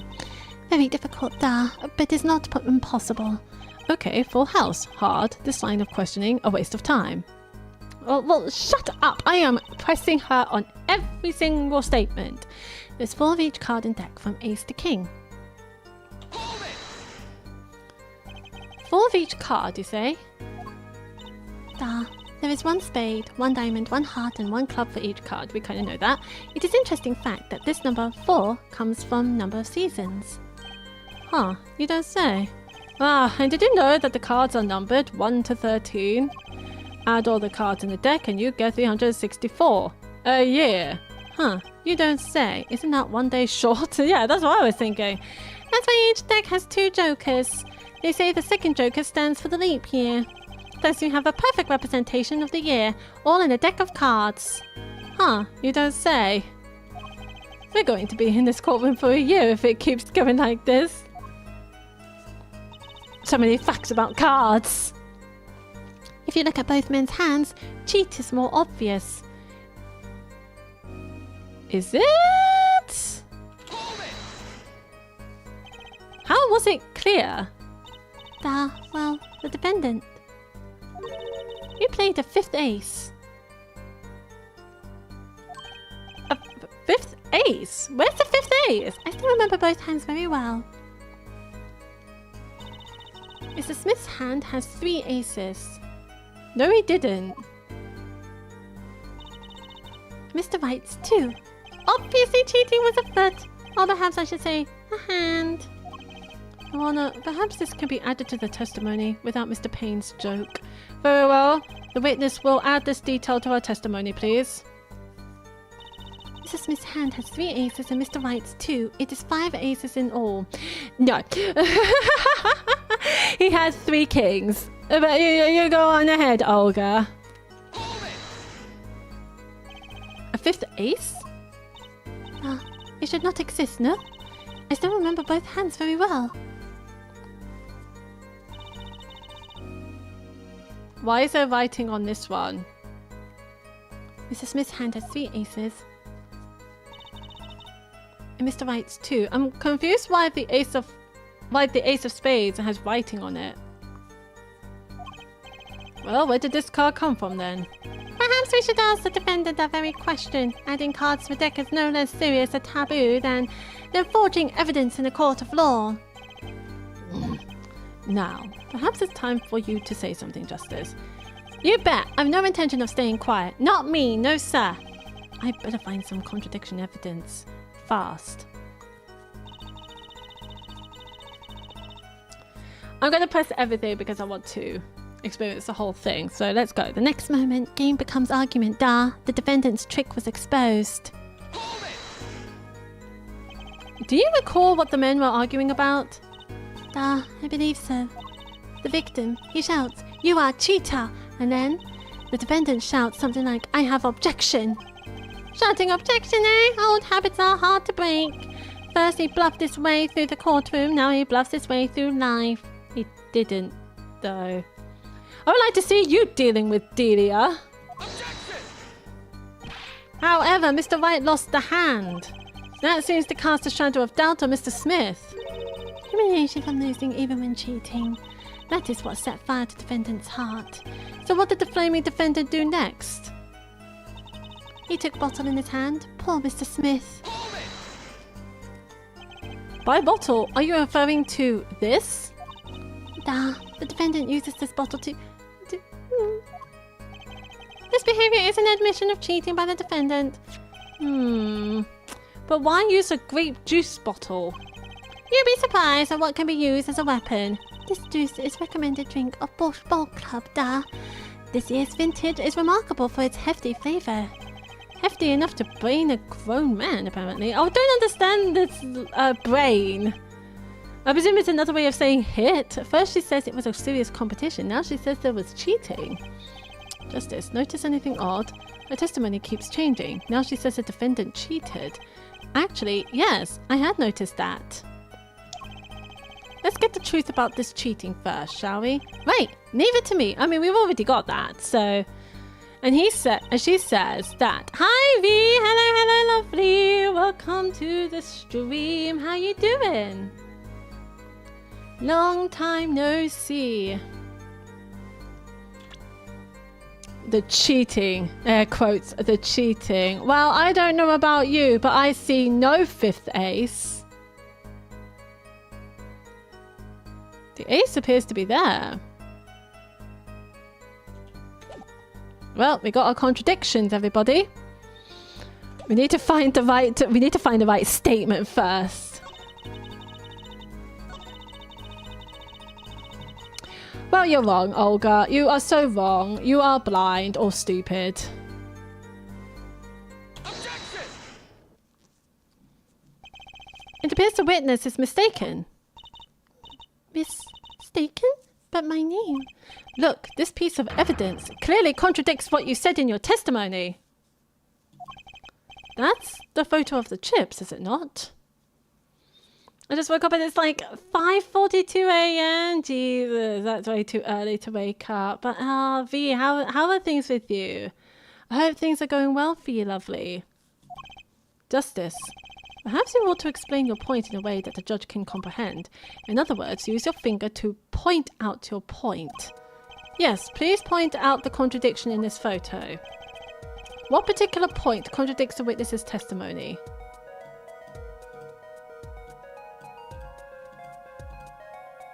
Oh, I have to present. Okay.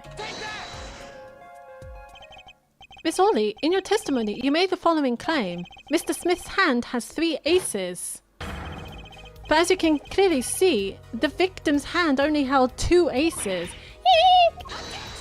Objection! Oh, well, maybe the witness was simply confused. Perhaps it was the defendant's hand that held the 3rd ace in question. Take another look at the evidence. No 3rd ace. As you can see, the defendant also had 2 aces in his hand. Where's this 5th ace? I see cheating all right, and it's going on right here in this courtroom. 2 aces in each player's hand does make 4 aces total. So, Olga, what have you been trying to do? I may try to go back to sleep because I'm trying to regulate my sleep. My sleep has been all over the place. Oh, bless ya. Yes, do get some sleep, lovely. Make sure it's a weekend. Make sure you get all the sleep you need. Hardly proof of cheating. Wait, please! It is true! I have seen it! The 5th ace! There is cheating, I swear to you! That's odd. She must be lying, yet she's the most sincere I've seen her all day. You're right to trust your instincts. Mr. Gavin, who knows what lies in store for us in the trial ahead? Quack, quack. Thank you for quacking, V. Your Honor, if I may, I have a suggestion. What might that be, Mr. Gavin? If you don't mind, perhaps you might examine the actual cards? The cards? Mr. Payne. Yes? The players' hands that night were set aside as evidence, were they not? The defense would like to request that the cards must be shown to the court. Very well, the prosecution will submit this evidence. Which will you examine? The victim's cards or the defendant's cards? The victim's cards. If these cards don't prove cheating was going on, nothing will. Which of these hands is more suspicious? The victim's hand. It was the victim's hand that changed over the course of the witness's testimony. The defense requests time to examine Mr. Smith's cards. Very well. Mr. Payne, if you would. Very well.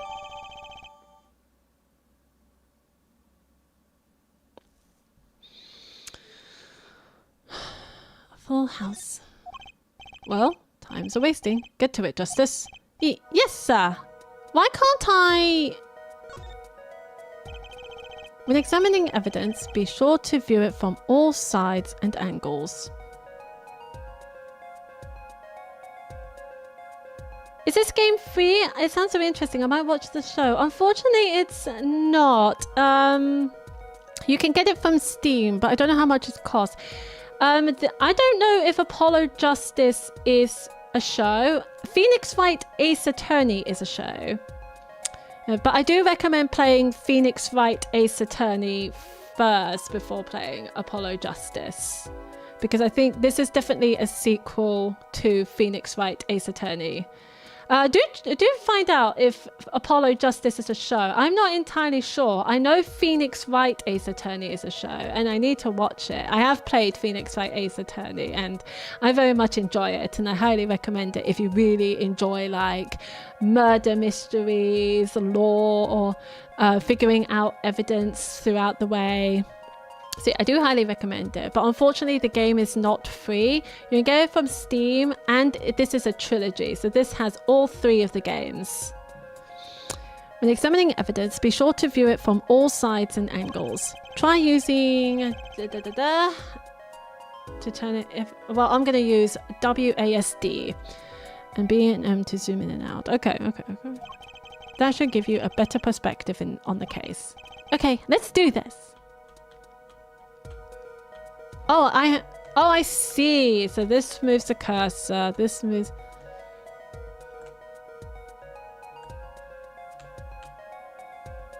Well then. Are we going to talk about this? Well, what?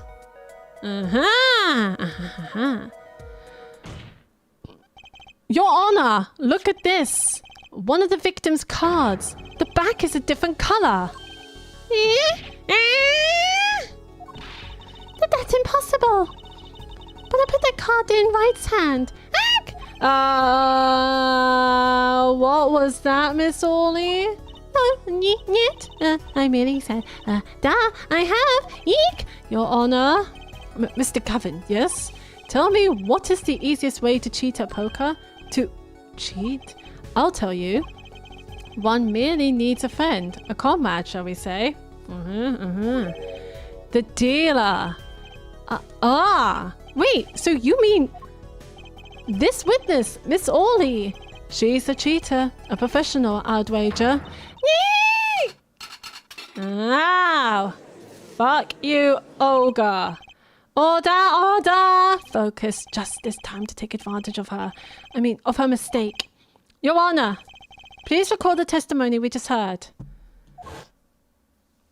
That's impossible. But I put that card in Wright's hand. Well, you're dumb.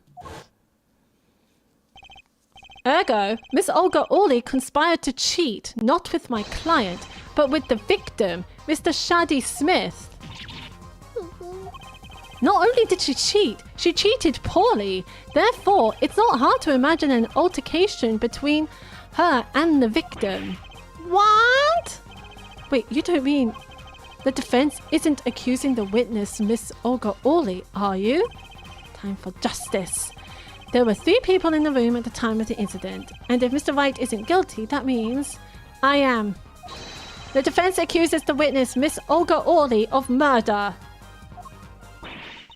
Yay!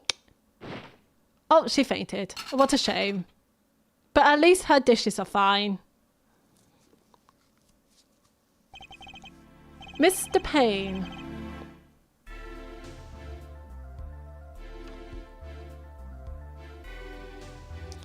Where is your witness, Miss Olga Orley? It appears she has lost her consciousness, Your Honor. Mr. Justice? Am I still talking?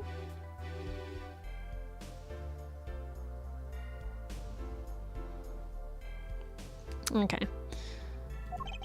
Your Honor, it seems you've presented a new possibility to the court. One suggesting a connection between the witness and the victim, Mr. Smith. And that means this court cannot pronounce a verdict for the defendant at this time.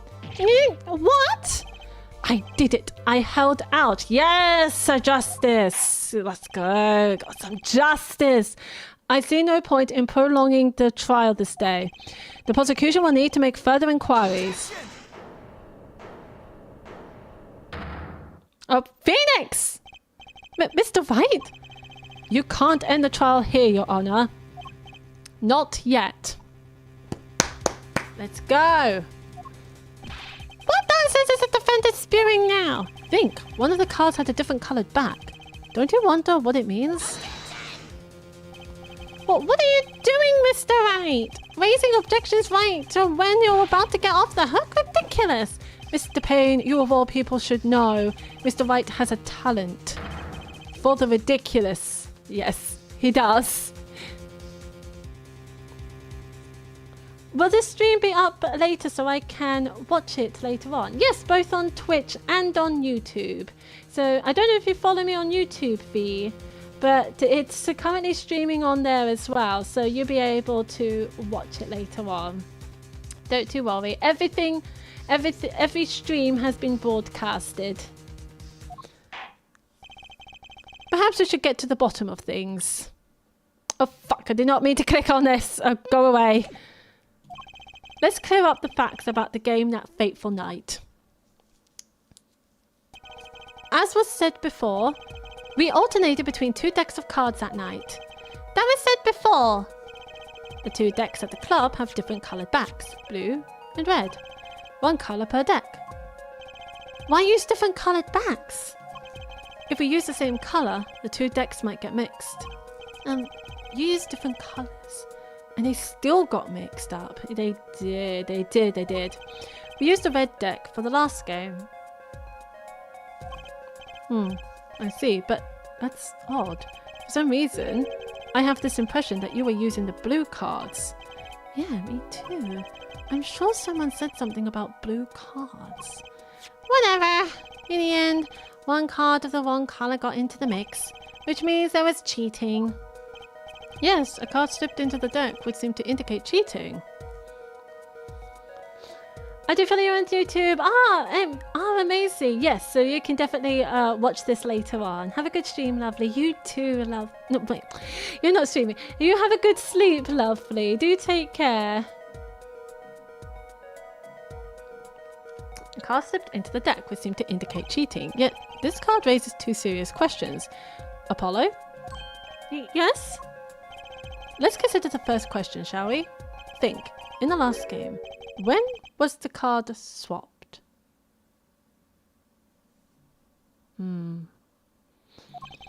When? There are 3 broad possibilities here. It could have been swapped before the murder, during the murder, or after the murder. How the fuck am I supposed to know? Well, yeah, thanks for the news bulletin, Mr. Wright. Of course it was Oh? It might be as simple as you think, Mr. Payne, or it might not be. He makes a really weird noise. I like to hear what Apollo thinks first. When do you think the cards are swapped? When was the card swapped into the deck? I'm going to have to look at the court records because I don't fucking know. Oh, wait.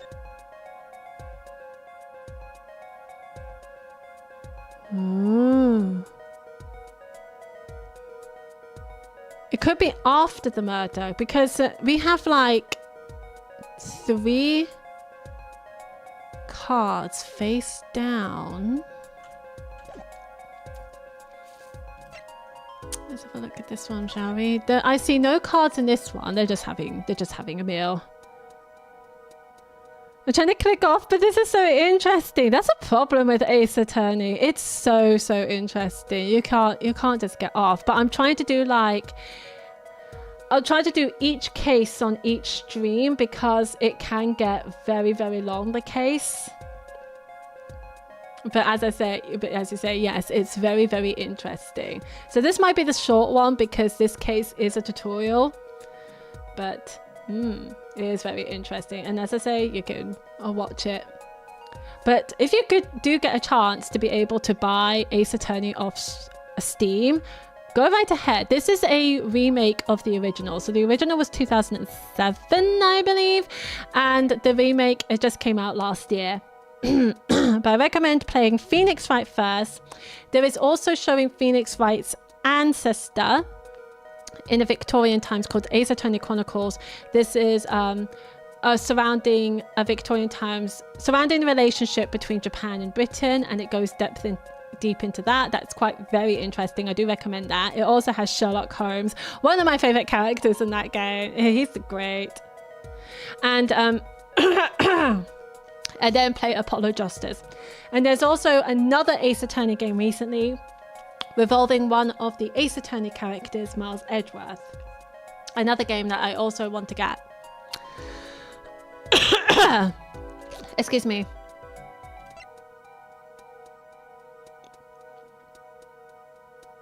Oh, hang on. Oh, fuck. I want the court records again. I just realised this is a blue deck. So why does he have a red deck? Why does he have red cards? Red back and the cards. So this is a blue deck. Ah!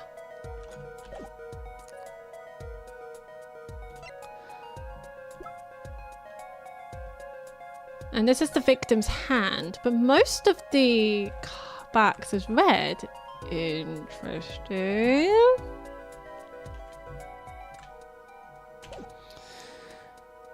Am I backseat gaming? Not at all. Backseat gaming to me is someone who knows the game and knows someone who knows the game and get you to pick the correct evidence. That to me is backseat gaming. But since you don't know the game, V, you're still experiencing this with me, so it's perfectly fine. I don't think you're backseat gaming. I think you're trying to figure it out. So it looks like the deck is blue. But if you look at this hand,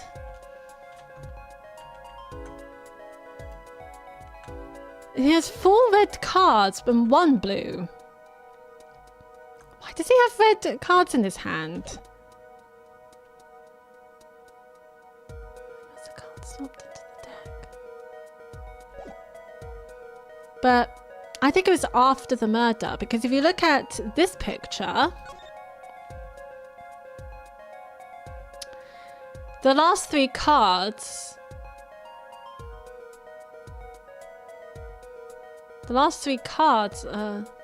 oh no, they're not. No, sorry.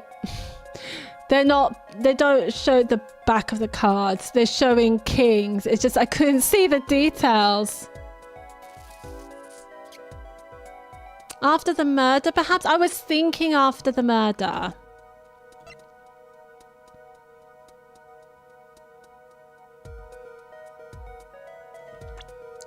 No.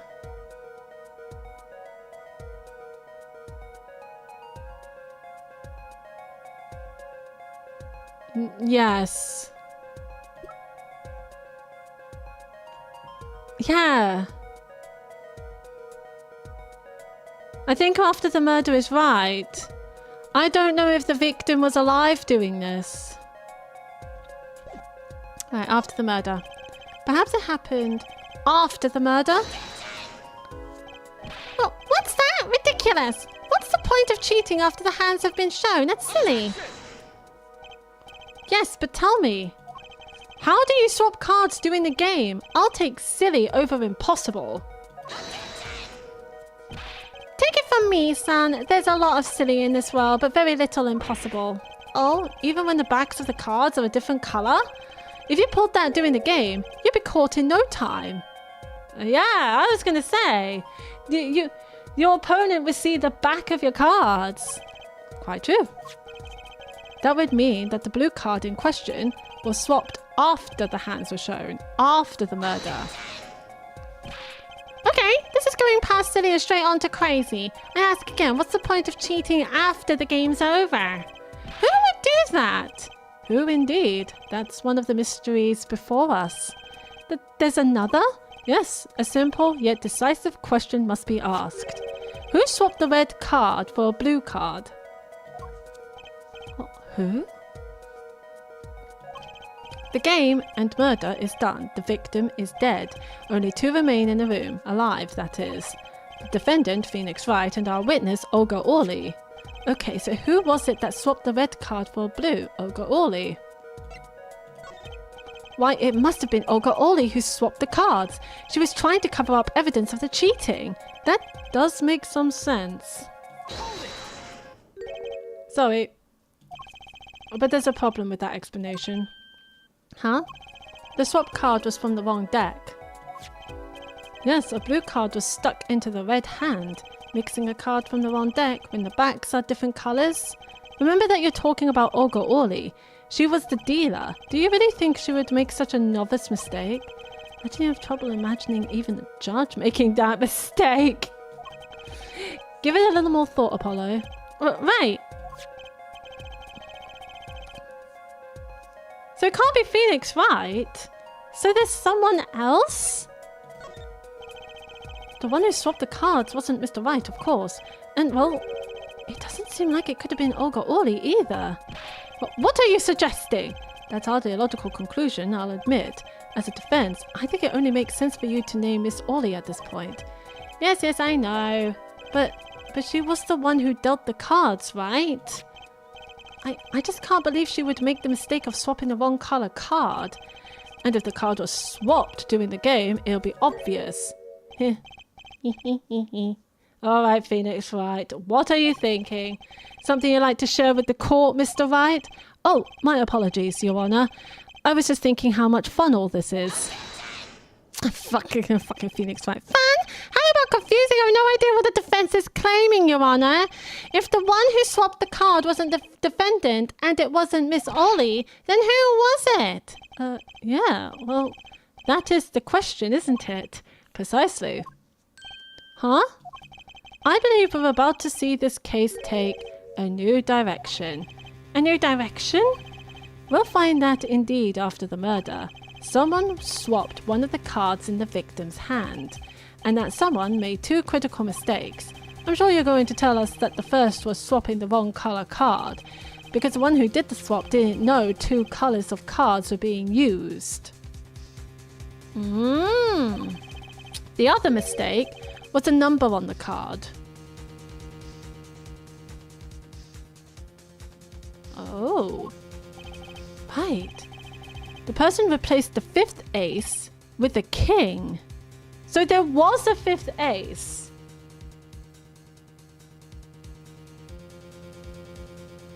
So there was a fifth ace. Olga Orley said the truth that she saw the fifth ace in, well, the victim's hand, I presume, or the defendant's hand. The fifth ace is somewhere, but the person who swapped the card swapped it wrong. I'm sure whoever swapped it wasn't expecting there to be a fifth ace after all. All they knew was that the game had been won with a full house, so they picked up a king from the table and swapped it in. Then who is flickering the lights? But there's one problem. According to our case record, this person doesn't exist. True, not until now, but you have to admit the possibility of a fourth person, though it's more than a possibility. There was someone else there that night at the scene of the crime. What?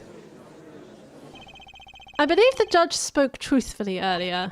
You do make trials ridiculous, Mr. Wright. This trial has proceeded on one central assumption, namely that at the time of the incident, there were only 3 people in that room. Okay, I believe this new evidence, shall we say, overturns that assumption. The problem is that you chose to conceal this information from the court. Yeah, Phoenix Wright. What the fuck? I suppose that is a problem, yes. Court is adjourned for a brief recess. Mr. Gavin, I'll see you in my chambers during this recess. It is good. I need a bit of snack. I am starting to get quite famished. Okay, it's lost me now. It's quite confusing. I can't get my head around it. For some odd reason, there was a 5th ace. So someone was cheating. I don't think it was Phoenix Wright. I think it was the victim. No, sorry. The dealer slipped the 5th ace. Trying to slip the 5th ace into Mr. Wright's hand, but it ended up in the victim's hand. And after he died, after the victim got murdered, for some odd reason, that someone replaced the 5th ace that Olga put in with the other king that has a different coloured back. They were playing poker with 2 different coloured deck of cards. And that's a little crazy. I'll see you in my chambers during this recess. Certainly, Your Honour. Very well. The trial will resume in 20 minutes. That's good. I'm gonna get some lunch. I will be right... Not lunch. Get a snack. I will be right back.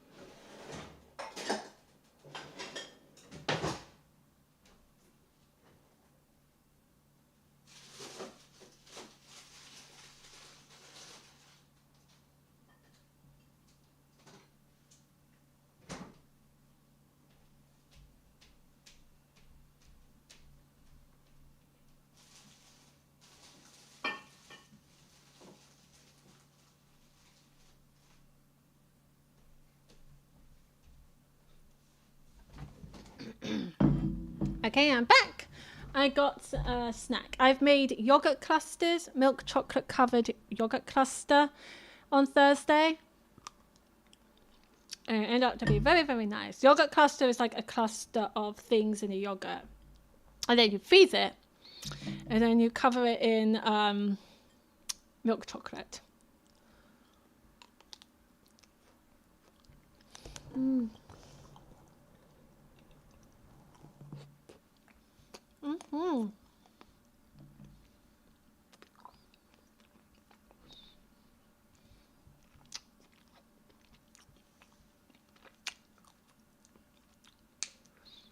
It's very nice. Okay. Am I okay? Am I still talking? Is the mic being a pain?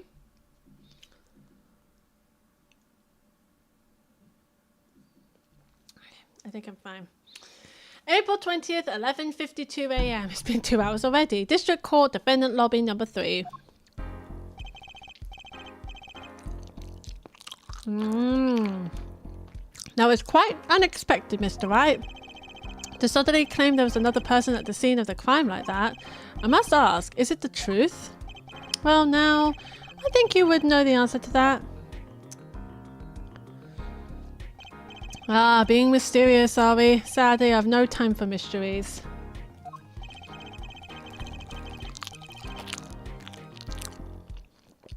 I only ask that you leave the defending to your defense in the future. Otherwise, I cannot guarantee the outcome. I see you haven't mellowed out one bit, Christoph. Justice. Yes, sir? The judge has summoned me to his chamber, so carry on without me. What?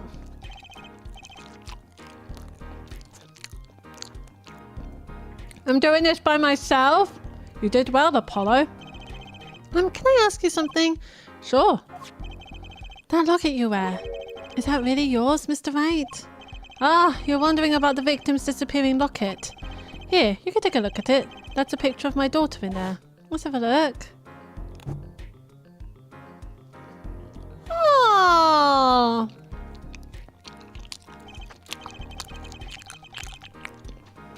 I'm just surprised to hear you had a daughter. I'm curious who he got together with. It would either be Delia's twin sister. Sorry. Spoilers. It would either be the girl from the last case or his assistant, Maya.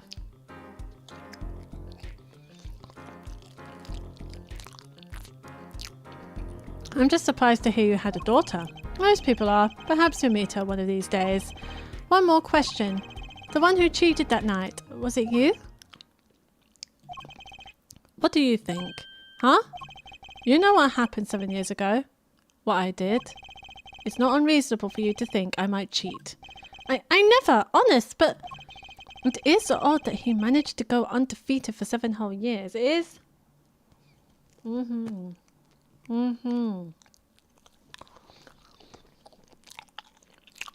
Very true. Want to know something? There's only one game where you can be dealt bad cards all night and still win.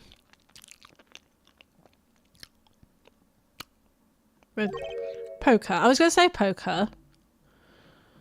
Which is true.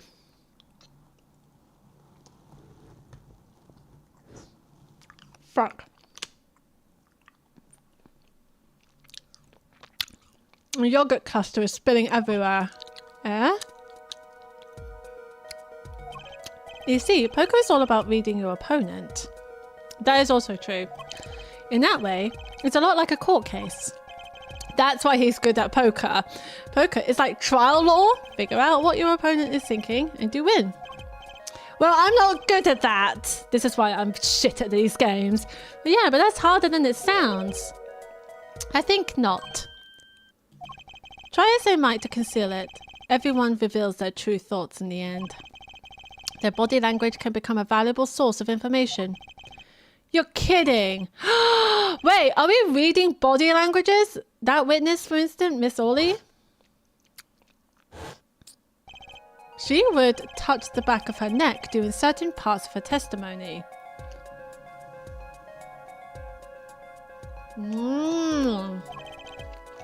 Did you notice? A little? No. Come on, who would notice that? Words, habits, twitches, it's all information for the reading. That's the secret to winning, Apollo. Someone taught me, and now I pass the secret on to you. Wait, who taught you?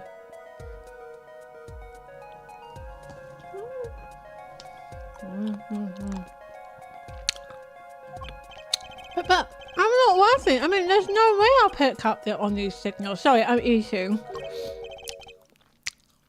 No, you can do it. Huh? You just don't know it yet. Oh, thanks, Phoenix.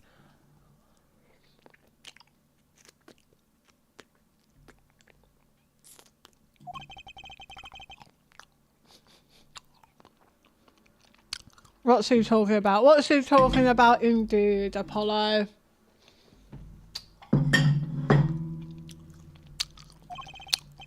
But you will. Soon. Ah, almost forgot. One more thing. About this case. You should know I haven't told the truth to anyone yet. What? I knew it. I have my reasons, of course. All shall be revealed. And Apollo, I need you to be there defending me. I need your power. My power. I have power. I had no idea my courts of steel were that special. They're not, but you go right ahead, Apollo. It's time. The real trial begins now. Do your best.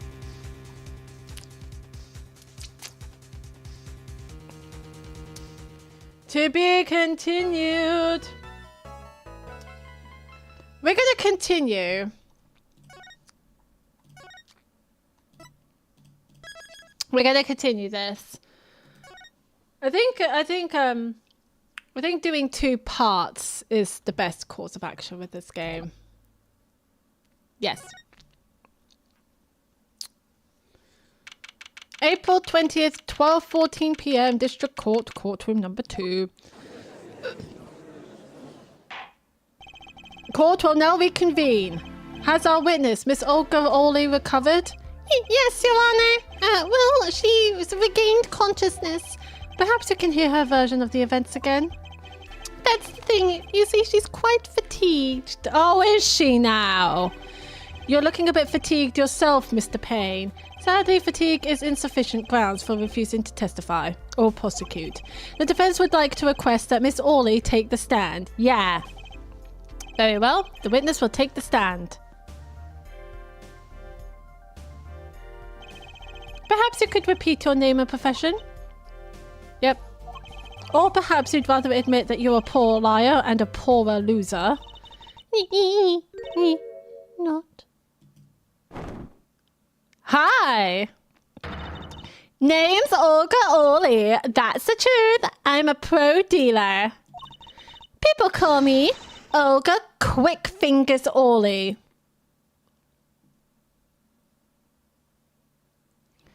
That could be taken the wrong way, Olga. Just saying. Oh, really? Want to know something else? I'm not really Russian, and my last name sounds like, oh, really? There, that's the truth. I hope you're satisfied. I mean, she looks way better now. Witness, you will tell the court what you were really up to that night. Fine, I'll talk. We had a plan, see? Let me remind you that you are currently under oath. Any further fabrications will have serious consequences. Fine. Like I said, I'm a pro. That guy Smith hired me to do what I do best. I was planted at the Borscht Bowl Club several days prior to the night of the game. As a waitress. So you were in cahoots with the victim. Not that he needed my help. Smith is a well-known poker player in some circles, but winning wasn't the main purpose of this game. It was about destroying a legend, the unbeatable Phoenix Wright. The plan was simple, elegant, really. You see, we set up a trap of sorts. I was to plant a card in Wright's pocket beforehand, and then deal 5 aces during one of their games. When their hands were revealed, Smith would call him out and search Wright. He would then pull out the planted card and the trap would snap shut. You swapped the cards! Exposed as a cheater and losing on top of it, it would have made a great double play. Just like that, the legend would be dashed to pieces. Indeed. Getting caught red-handed at cheating would cast doubt on all his prior wins. A 7-year legend destroyed by one little card. That was the plan. Oh, really, Orley? How droll. But it appears you made quite the mistake. A mistake? I agree, the trap was elegant. Yet, what happened to that planted card? Hey, that's right. He's lucky, I'll give him that. You'd have to be to slip free from a trap laid by Olga Quickfingers Orley. I recommend changing your nickname, Olga. That's... Oh, really? The witness would be much cuter if she dispensed with the evil mastermind shtick. Cute? Who wants to be cute? I'm not cute. I'm bad. You hear me? Bad.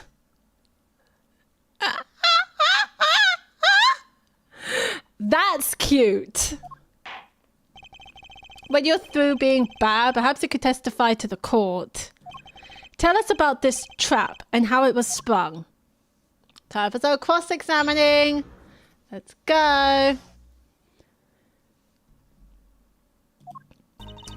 That night, I planted the card like I was supposed to. And Wright lost the last hand, just like he was supposed to. Then Smith searched him, but the planted card was gone. The trap failed. The next moment, Wright picked up a bottle and swung it. It wasn't me who hit Smith. It was that no-good cheating defendant. A surprisingly frank testimony that still leaves us mostly in the dark. The trap was perfect, I tell you, perfect, if that rotten cheater hadn't messed it up. What did he do that he messed it up? That's what I'm confused about. He would have no clue that there was a planted card, right? Look who's talking! Well, the testimony, for what it's worth, is all yours, Mr. Justice. With witnesses like her, who needs criminals? And with defendants like Mr. Wright, who needs prosecutors? Cross-examination! What have you got for me, girl? That night, I planted the card like I was supposed to.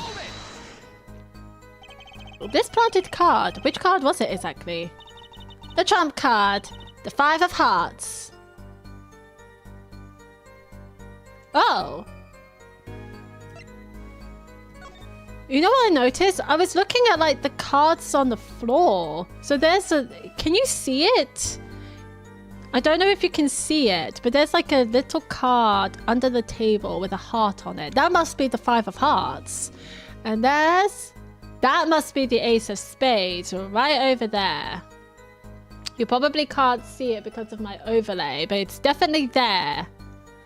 The 5 of hearts card. Let me guess.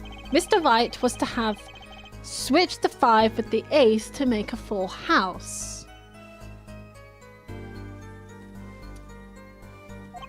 At least that's what you were going to accuse him of doing, thereby ruining his legend. I slid it into Wright's pocket. When was this? Why, before the match, of course. While he was eating.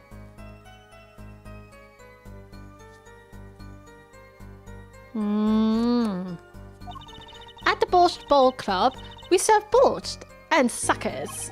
Remind me never to go there. Of course, the card was to make its grand debut during the game. Like a good borscht, a good plot must be cooked up early and allowed to thicken. And Wright lost the last hand, just like he was supposed to. Then Smith searched him. Hold it! So everything went according to plan? Exactly. The 5th ace came up, so it's obvious the switch went off without a hitch. Once the extra card was found in his pocket. Wright would be forever known as a cheat and a fraud. There are worse things to be known as, I suppose. Like like being a murderer.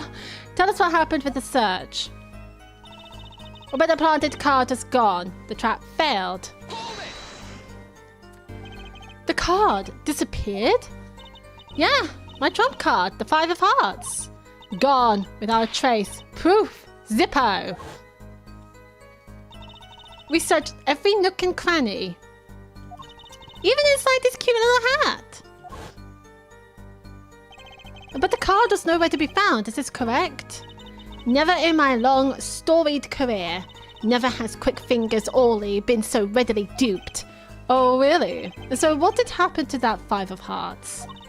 Don't look at me. Why don't you ask that cheating, lying, two-faced defendant? So the 5 of hearts is still missing in action.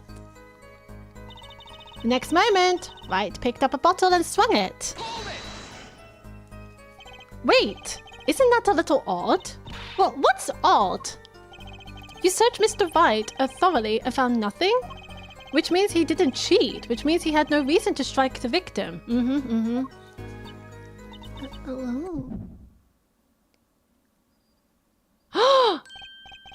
What was that just now? I sensed something. Oh, I was sensing the body language. That was it. Something wrong, Mr. Justice? No, nothing, Your Honor. What to do? Should I press her a little harder? Yes! Miss Orley, you're hiding something. What are you talking about? You? Me? Quick Fingers Orley? Hide something? The defense will refrain from baseless accusations. I have one question for the witness then. You say you saw the moment the defendant hit the victim. Is this true? Well, of course it's true.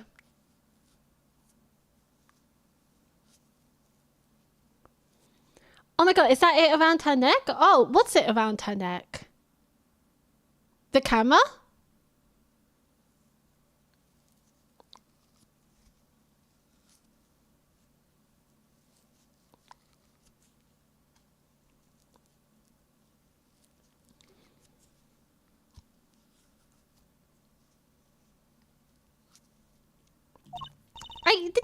see it, honest. I don't understand why we're not bringing the camera into evidence so we can look at the pictures. I mean, she has been taking pictures. Although some type of casing. Nah, that's a camera. She's been taking photos. I saw it when Right hit him. With my own eyes, I saw it. What's this weird vibe I'm getting? That witness, for instance, Miss Orley, she would touch the back of her neck during certain parts of her testimony. Did you notice? Touching her neck, was it?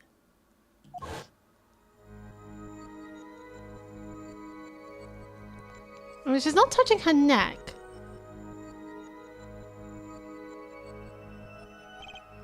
Whoa, what's going on? Yeah, what is going on? This sensation, it's coming into focus. This is quite interesting. We're really delving deep into the body language. That twitch, it's so clear. It's like I could perceive her habit like I couldn't before. Oh, perceive. Gotcha.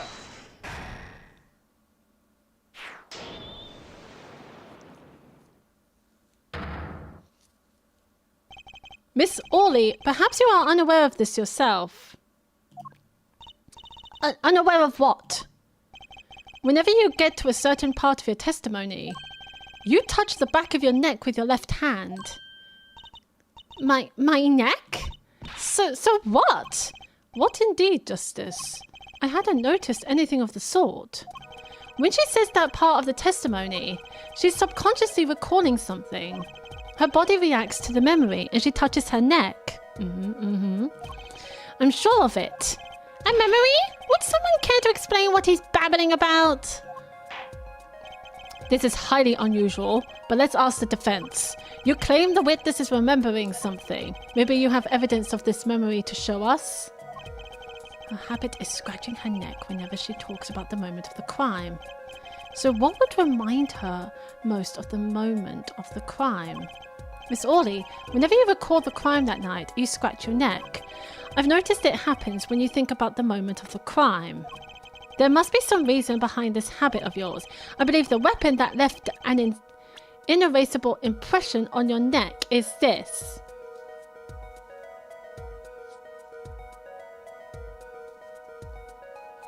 I wish I can replay her testimony.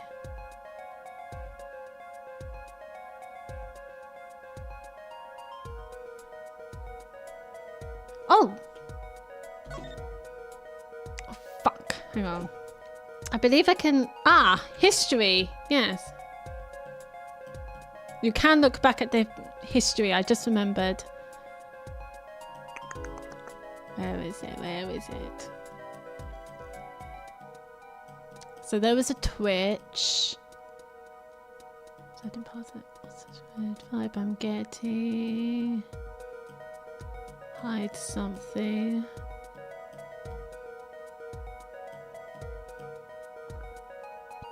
He had no reason to strike the victim.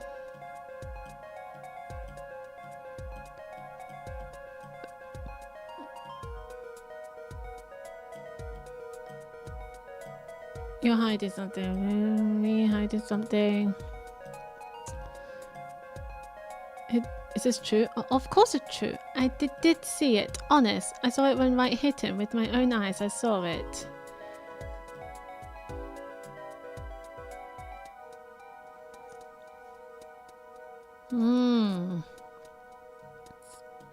That's when she starts to lie. She was touching her neck.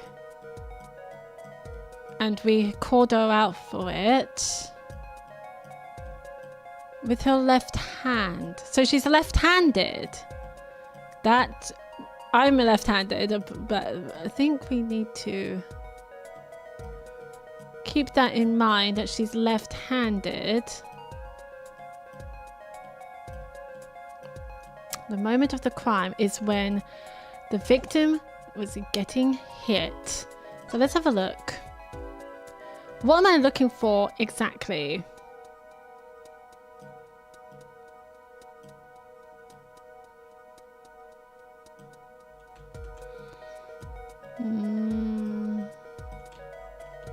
Well, we know that it's empty. Pencil on it. I'm loving this. I wish I was in the room with you talking to so my chats aren't delayed. Oh, I'm sorry, lovely. I don't know why my stream is heavily delayed. Oh, maybe I should look at... I haven't looked at this. Oh, hello. Wow, the battery's being held in with a piece of tape. He should just buy a new one. Maybe he can't afford it. Or he just doesn't care. Oh, well, that's the extent of this mobile. This is also an old mobile, but then again, this is also an old game, so they just made it. Okay, what's this?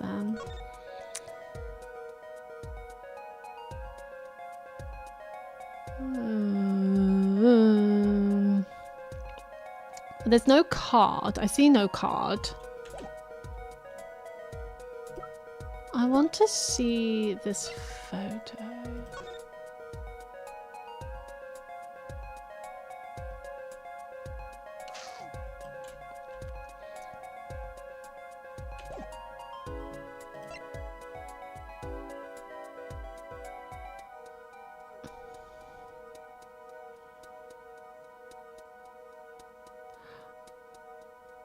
Ah! You're probably right, because it said they recommend the prints are upside down, but Phoenix Wright is right-handed. But what if they think the hand is being held upside down is actually left-handed prints? You're probably right, V. Also, I believe the weapon that left an inerasable impression on your neck is this. I feel like they gave us a clue on that one. Whenever she talks about the moment of the crime, she touches her neck. And what reminds us more of that moment than this bottle, the murder weapon? But something doesn't fit. If you were only the witness to the crime, why would that make you touch your neck like you're in pain? What's he talking about now? It was Mr. Smith, the victim who was hit. Not you.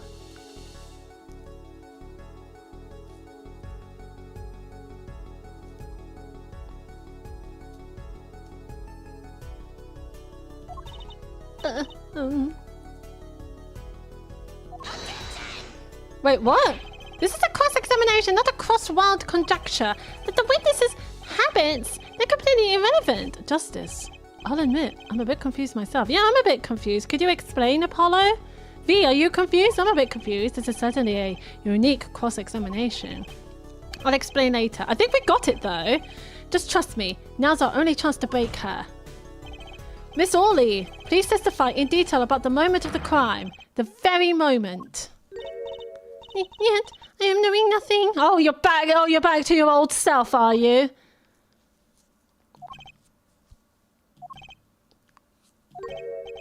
We know you're not Russian. The witness will testify, please. Now. Bah, fine. He's the one who did it. I did let him out of my sight until the cops got here. Wait, I need to reread her testimony. Bear with me. That night, I planted the card like I was supposed to. And Wright lost the last hand, just like he was supposed to. Then Smith searched him. But the planted card is gone. The trap failed. The next moment, Wright picked up a bottle and swung it.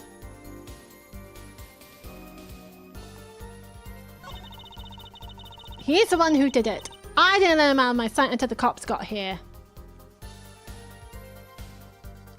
So this is when she got a bit weird.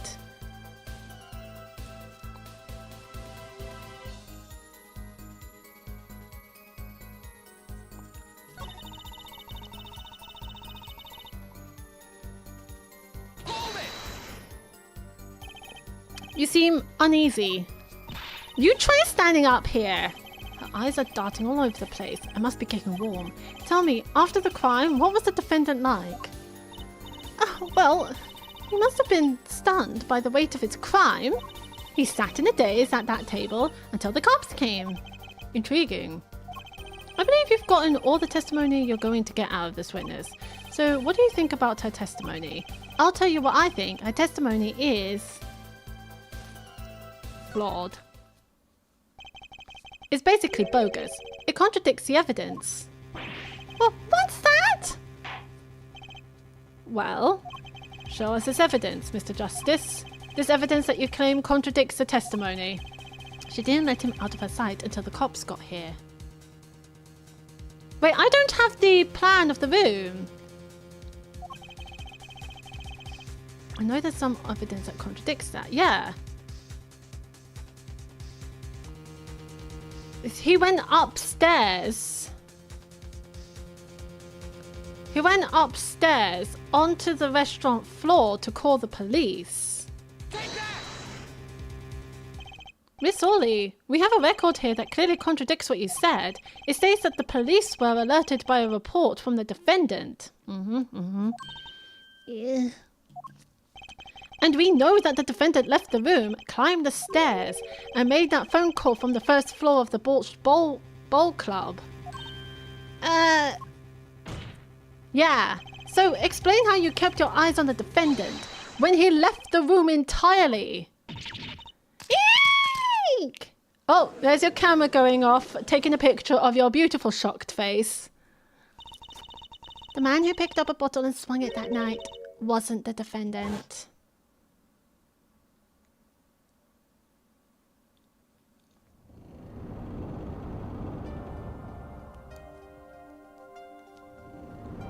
Alright, we're getting it. Let's have a look. Showdown time. You dirty cheat! Check his pockets, now! It's gone! The card's gone! You lose. Just then, Smith grabbed the bottle from next to right. And he hit me. Because you lost the planted card.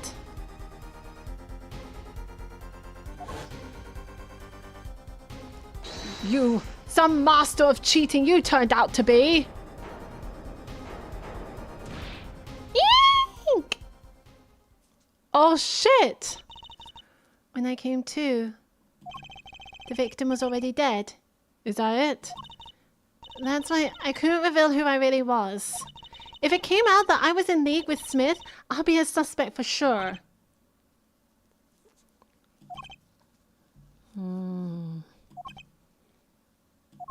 Well, where does this leave us? But madness! This is madness! I'm dreaming! It must have been me who was hit with the bottle, and I'm imagining all of this. It appears our prosecution is at his wit's end, and frankly, I can't blame him. Mr. Gavin, what do you think about this turn of events? He just has nothing to say. Mr. Gavin, sir? I believe that, as a defense in this case, we are compelled to call Miss Orley a big fat liar. What? We were in our room the night of the murder, the defendant, victim, and her. And she has a motive. A motive? Her plot foiled, the witness got into an argument with her client, Mr. Smith.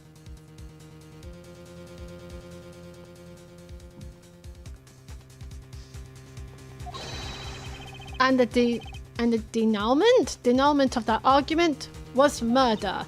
What? I didn't. I'm no killer. It's a trap. Someone's trying to fame me. You're trying to fame Mr. Right. Yeah. What tangled webs we weave when we practice to deceive. So tangled we catch ourselves in the process. But Mr. Right! Such a hasty conclusion.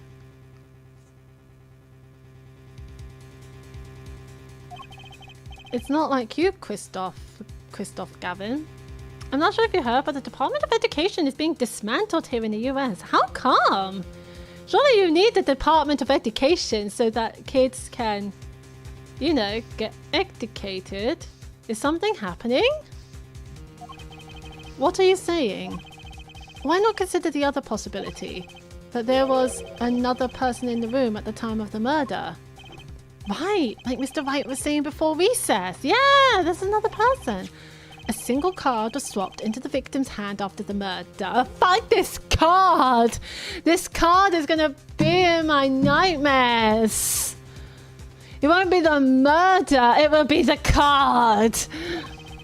And the one who swapped the card didn't know 2 colors of cards were being used. A 4th person. Attention! Ha! This theory again, your 4th person doesn't exist. Indeed. That's why I decided to bring this case to court. Here, where there's no escape and no chance for deception. Ginger Fighters, hello, hello, lovely. Welcome to the stream. How you doing? Let me give you a shout out. Oh, you play Red Dead Redemption 2. How's that going? That's one of the games I also would like to play. I heard really good things about Red Dead Redemption. Look who the president is. True. He's the one who signed it. Dear God. So what's going to happen with education aspect? God, that's bad. Here, where there's no escape and no chance for deception. It's wonderful. I got a new graphics card and it's gorgeous. I have heard it's great graphically. It does look so, so pretty.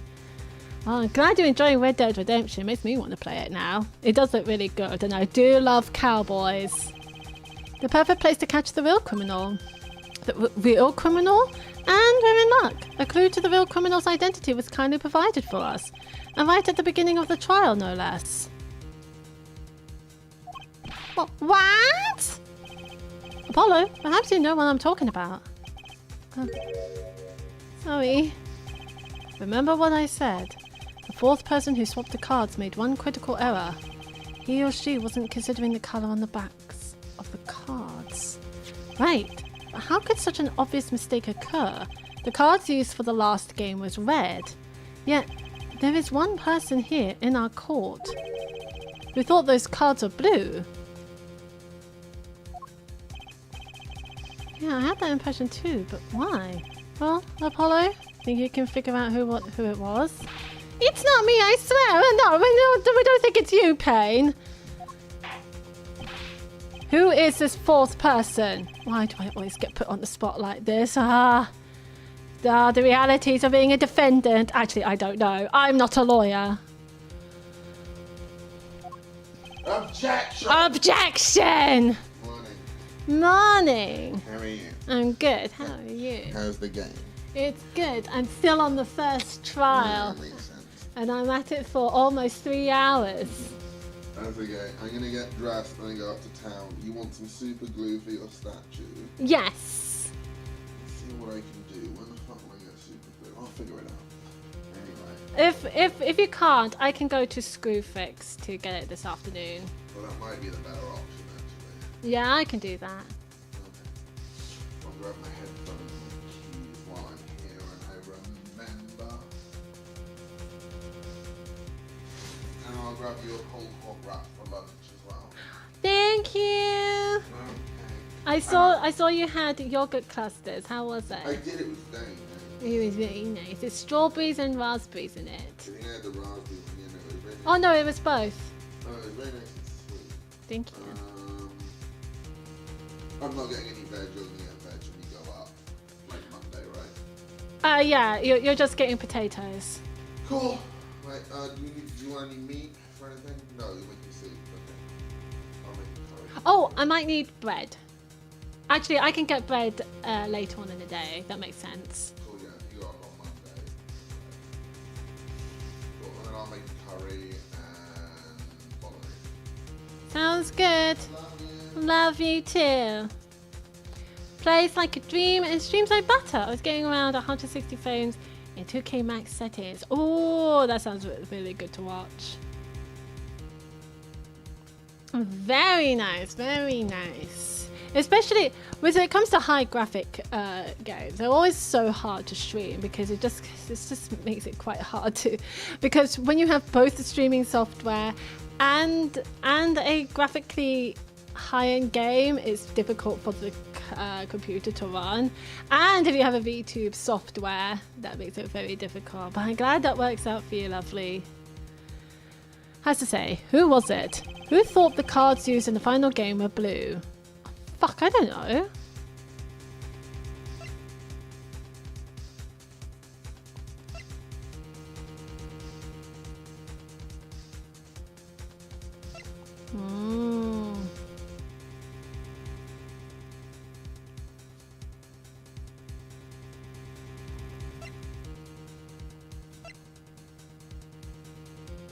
I don't think it was Olga.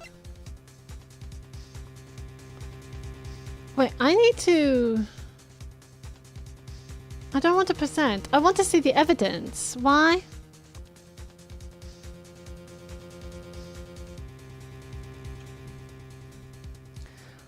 Oh, no worries, lovely. Don't stress yourself. I merely ask because I'm quite curious. Also, it's quite unusual for the president to sign, for anyone who owns a country to sign, you know, sign something that makes the education collapse. That's very odd. So it wasn't him, it wasn't her. It must be shady.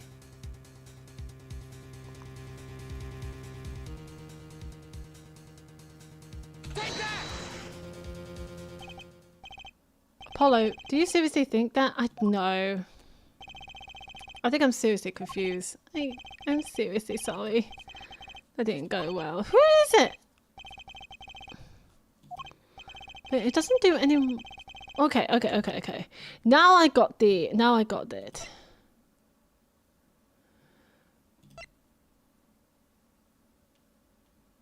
I don't know anyone.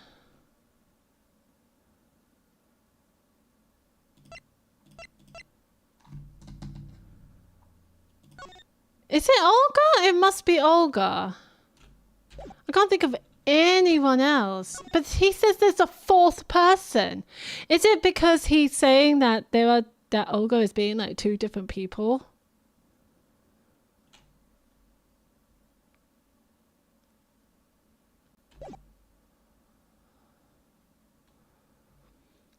But it doesn't do anyone any good to turn their eyes away from the truth, does it? Christoph? Mr. Gavin? You don't mean... Wait, what? Whoa. Christoph Gavin, you were the fourth person that night. Wait, what? Hang on, what? Our education system was formed in like the 70s. We are miles behind European countries. Ah. Fair enough. But of course Mr. Gavin knows the colour of the cards. How would he? As you can see, the photo of the crime scene is black and white. Wait, what? You can't tell which of the cards are blue, the ones on the floor or the table. But look! You can see the colours in this photo. Yes, but when he said the cards were blue, it was well before this evidence came to light. It is true that the defendant was engaged in a game of poker with the victim, yet it was only that, a game in the purest sense, a competition, Your Honour. A competition? Yes, a test of wits, a silent clash of passions. Only the cards, their backs wreathed in blue flame, and know its final outcome. Ah!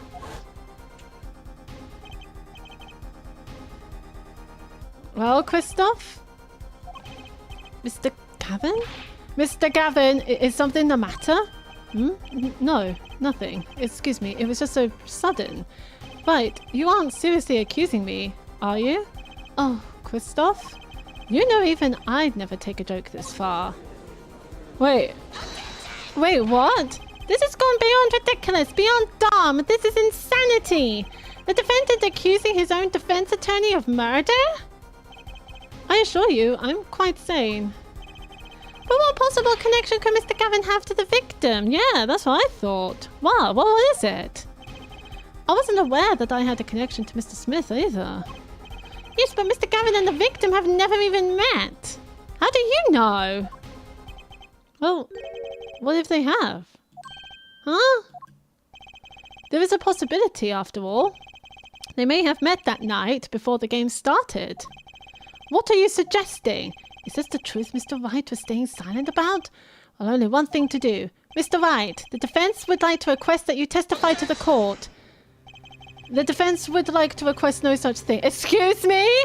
Excuse me. I'm the defense lawyer, Christoph. Mr. Gavin? Testimonies must relate to the case. It does relate to the case. How could anything happening before that game of poker be related? Oh, he's a conniving ass. I'm not sure I follow, Mr. Gavin.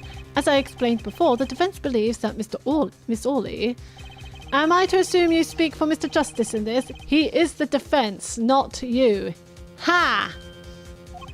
Mr. Justice, the matter of Mr. Wright's testimony is up to you. I feel sorry for Apollo Justice. He's basically in the middle of the war between two middle-aged men. And a girl with two sides of the personality and a dead guy. And so there's Apollo Justice just stand there banging right in the middle. The matter of Mr. Wright's testimony is up to you. Oh, okay. Does the court, in your opinion, need to hear Mr. Wright's testimony? Yeah, let's hear the testimony. This was Mr. Wright's strategy. He was planning this all along, and I intend to see it through. Let's go. The defense would like to request that Mr. Wright testify to the court. Here too, Justice, you would betray me, your teacher?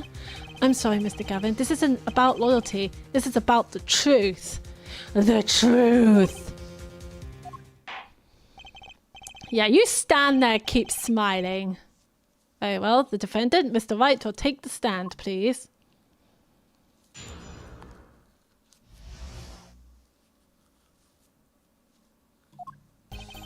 That evening, Christoph and I had dinner.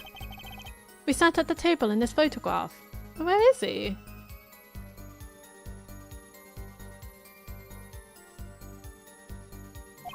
Shady Smith walked in 5 minutes after Christoph left. When the trap failed, Smith hit the waitress. The girl was knocked out cold, and Smith was uncontrollable. I left to call the police. When I returned, he was dead, blood streaming from a cut on his forehead. That's when I made another phone call to defense attorney Gavin. Mr. Gavin, you were at the Bowl Club the night of the murder? I dine with him rather frequently. And he talked to the defendant on the phone directly after the murder? Quite against my will, I had become involved in a murder. I thought I might be in need of a lawyer, so I called him. You were planning this all along, weren't you, Wright? Just because you wanted to drag me into your little murder trial. The only thing I want is the truth, as I did back then and now. I thought my office was doing you a favor when we took on your defense.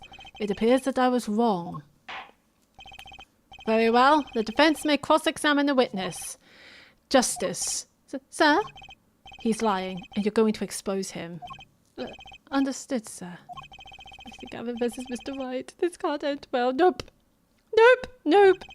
Why can't I have a normal trial? Apollo! When is the trial normal? You are a defense attorney. Yeah, good luck pushing that.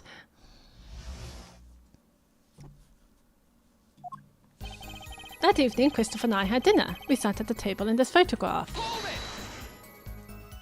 You had dinner with Mr. Gavin?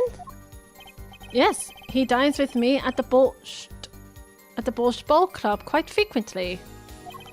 We were enjoying a usual dinner at our usual spot, as usual. Usual? I always eat at the table closest to the piano. I see. Where Mr. Smith was sitting.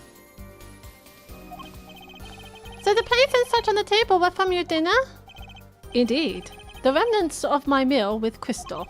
We dined for 2 hours, then Christoph left. After that... Shady Smith walked in 5 minutes after Christoph left. 5 minutes? So the two of them could have passed in the restaurant during that time? That would have been a fateful encounter, to be sure. Oh, Mr. Wright. What was it you said? Christoph Gavin and Shady Smith may have met. I believe I did say that. Here I was all nervous about this meeting, and now we hear they just passed in the hall?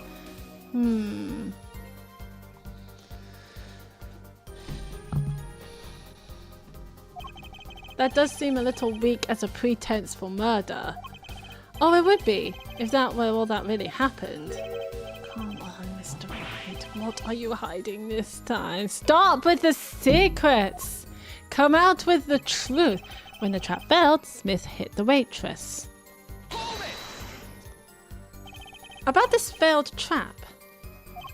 This is the same trap that Miss Olga already mentioned? The plan was simple. Elegant, really. You see, we set up a trap of sorts. I was to plant a card in Wright's pocket beforehand, and then deal 5 aces during one of their games. When their hands were revealed, Smith would call him out and search Wright. He would then pull out the planted card, and the trap would snap shut. You swapped the cards! Just like that, the legend would be dashed to pieces. Yes, a harmless prank in essence. It was by a quirk of fate that I happened to discover it. A quirk? Oh, he discovered it. I happened to put my hand in my pocket and found the card.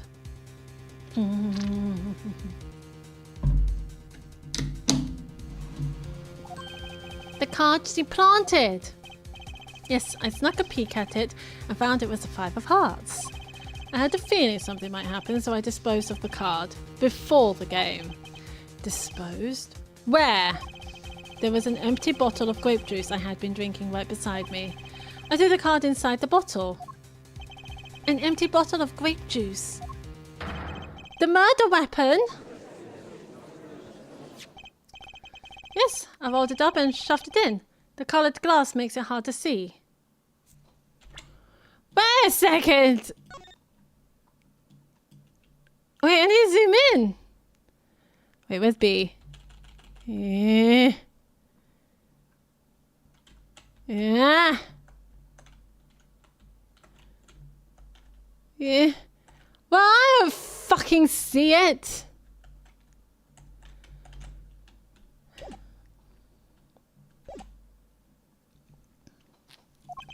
A battle of wits between the deceiver and the would-be deceived. That sounds like terrific drama. Card inside the murder weapon? That's strange. Did the police miss it in their investigation? Maybe I'll take a look. We did. There was nothing in there. Mr. Wright, the poker head of courtroom number 3 approves of this battle of wits. Please revise your testimony with this new information. I discovered the trap during the game and disposed of the card in the bottle. Why in the bottle? I perceived my opponent's intent immediately. I'm used to entrapment, you see. I knew what was coming. Oh, so you struck first. I like that. I know every trick in the book. They don't work on me. At least when you get lucky and stick your hand in your pocket, they don't. Lol. The girl was knocked out cold and Smith was uncontrollable. I'd have to call the police. You made the call to the police from the first floor of the restaurant, correct? Exactly. Cell phones don't get a signal down in the hideout. Was anyone else on the first floor at that time?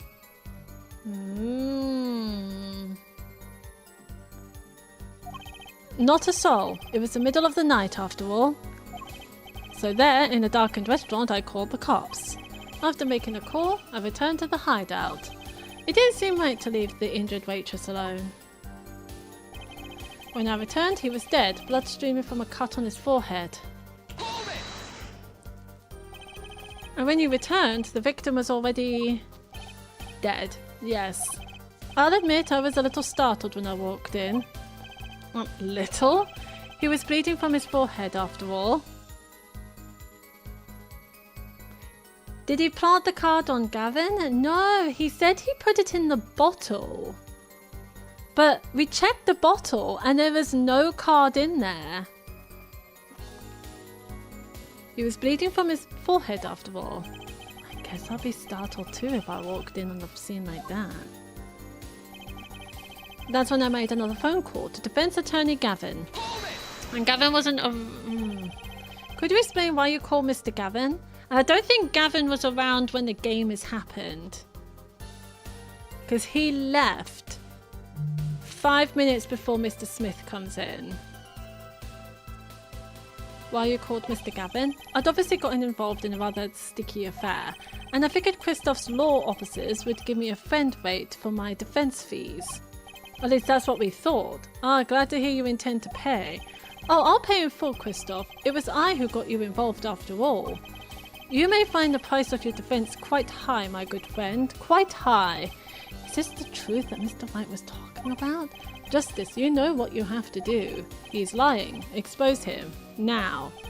Yes, sir. I have to think what's Mr. White tried to tell me with this testimony. The truth has to be in there somewhere. Alright, where is it? Yeah, there was no card in the bottle, so we're going to present the bottle. Objection! Mr. White, if I may? Yes? I've examined the bottle and I don't see any card in here. Huh? No? What, Mr. White? Surely isn't all you have to say for yourself? Then where's the damn card if it's not in the bottle anymore? I got no clue. This is insane. I can't say that I know what happened to the card. I did put it in that bottle, however. Huh? Did someone take the card? How did you get the card out of the bottle? Perhaps a fifth person came and took it out. Oh, and a sixth person could have helped. This fucking dick. Mocking us. Mr. Gavin, Mr. White is your client. My apologies, Your Honor. I won't have you disparaging our investigation either. I just remembered there's a hardware shop in the market that might be a good option for super glue. I didn't realise. If not, I bet the best place to get plastic on plastic glue is Games Workshop. That's a good idea. So I'll go check there. Do you want a meal deal for this evening? Yes, please. What would you like? So I always go for prawn mayo. Prawn mayo. I've been having this protein yogurt, but I don't like it much. Can you get me those barbecue lentil pop chips? Yeah. And just skinny cafe. Skinny cafe latte. Yeah, it's a big one, not a small one. What colour is it? It's blue. Blue. Blue one. Yes. Is that Bert's? It is. He's off to the market. Lily is not coming to the market with me today because I'm going to be hogging and playing Assassin's Creed. So. Yeah. I will see you later. Love you so much. Love you too. The chat says hi. Hi, chat. Bye. He's been playing a lot of Assassin's Creed Shadows. It looks really, really good. It looks graphically nice. And the combat looks difficult. Oh, fuck. What have I done with my Twitch? No, what have I done with my... Fuck it. Stupid Twitch. I won't have you disparaging our investigation either. We looked inside that bottle. There was nothing. So what's going on? Is Mr. White hoodwinking us again? He looks hoodwinky. Or did the card just disappear? The card can't just disappear. In any case, please continue the cross-examination. I'm afraid decisive contradictions call for decisive evidence. Oh! Push him harder, Justice. Break him. Oh, just... He's your defendant, Christoph. It's like, break our client. God damn. It's just you and a witness in the ring. Go for the KO. Well, we're not in Tekken, Christoph. I don't need to punch the guy. Why do I get the feeling we're not on our client's side anymore? That evening, Christopher and I had dinner. We sat at the table in this photograph. Alright, here is the photograph. This is the photograph he's talking about.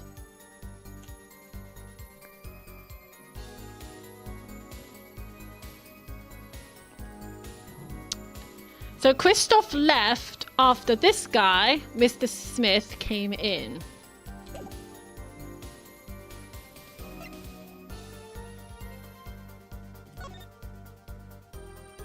I wish you can see inside the bottle clearly.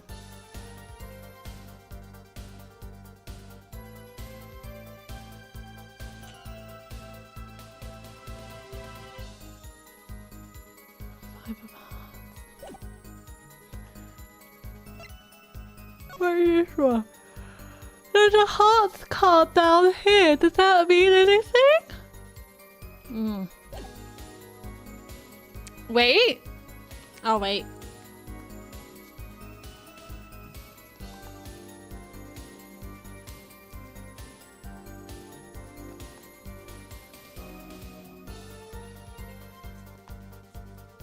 You got something?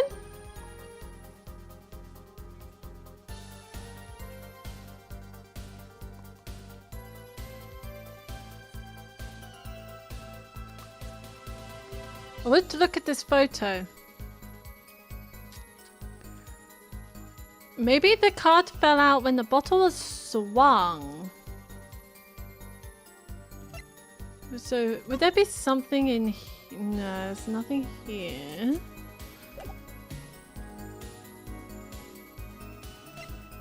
Are we looking in this photo? Oh yeah, there's no cap.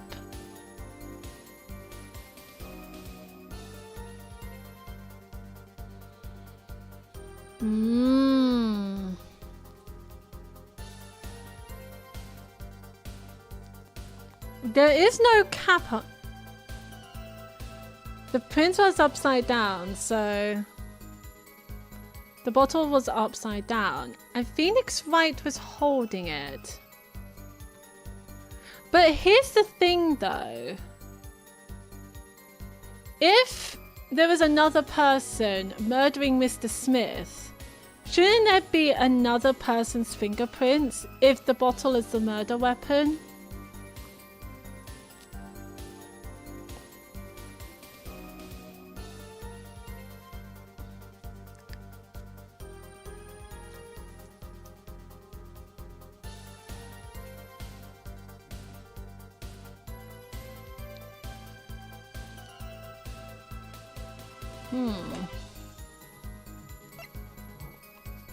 If we can see here, there is no cap.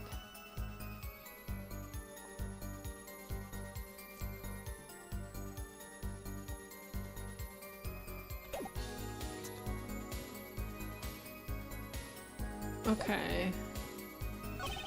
So Smith walked in 5 minutes after Christoph left. Do I have to? Damn, car could be. Do you want me to turn down the music a little bit? Let's try and press him a bit more. You had dinner with Mr. Gavin? Yes, he dines with me at the ball club quite frequently. We were enjoying a usual dinner at our usual spot, as usual. Usual? I always eat at the table closest to the piano, where Mr. Smith was sitting. I can't see the 5 of hearts anywhere. So these are from... We dined for 2 hours and Christoph left. After that... After Christoph left. 5 minutes, so the 2 of them had to pass during the...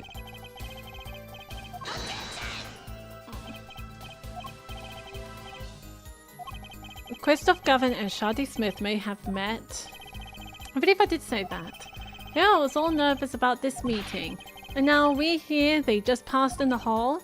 That does seem a little weak as a pretense for murder. Oh, it would be, if that were all that really happened. Where are you hiding this time? I have to break him.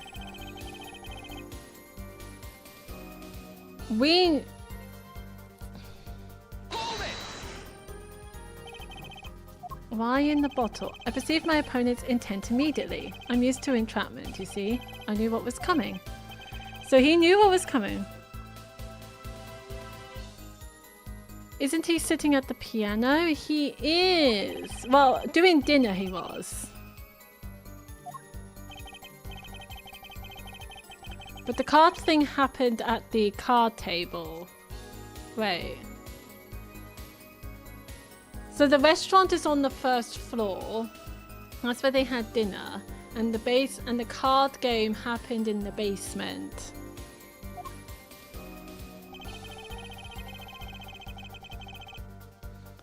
I left to call the police. And that's what I thought. You made a call to the police from the first floor of the restaurant, correct? Exactly. Cell phones don't get a signal down in the hideout. Was anyone else on the first floor at that time? Not a soul. It was the middle of the night after all. Let's say, so this is the first floor of the restaurant. Here's the piano. I don't know why there's snow on the piano. And here's the dinner. So there in the darkened restaurant, I called the cops. After making the call, I returned to the hideout. It didn't seem right to leave the injured waitress alone. When I returned, he was dead, blood streaming from a cut on his forehead. Which is correct, we did see a cut from his forehead. And when you returned, the victim was already dead. Yes. I'll admit I was a little startled when I walked in. A little. He was bleeding from his forehead after all. I guess I'll be startled too if I walked in on the scene like that. That's when I made another phone call to Defense Attorney Gavin. Could you explain why you called Mr. Gavin? I'd obviously gotten involved in a rather sticky affair. And I figured Christoph's law officers would give me a friend rate for my defense fees. Ah, glad to see you intend to pay. Oh, I'll pay in full, Christoph. It was I who got you involved after all. You may find the price of your defense quite high, my good friend. Quite high. You don't seem like friends.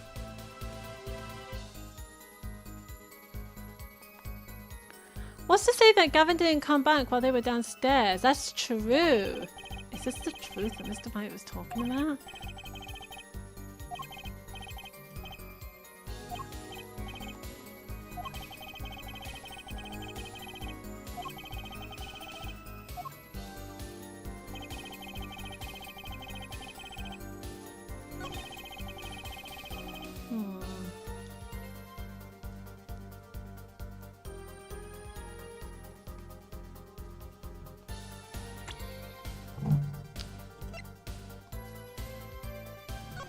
Yeah, blood was streaming from his forehead, as you can see here.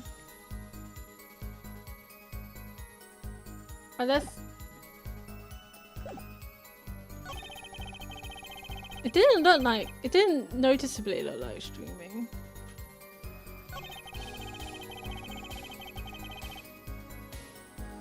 He left a cut, please. When I returned, he was dead, blood streaming from a cut on his forehead. Wait. I don't know how to present if Gavin came back or not. Can I go through all the evidence I have? Yes. So we have the time of death. This is the records. Victim's name, Shady Smith, male, estimated time of death, April 17th, between 1:45 a.m. and 2:15 a.m. Cause of death, cerebral hemorrhaging resulting from blunt trauma to forehead. Yeah, that's what I was thinking. Also, it doesn't look noticeable.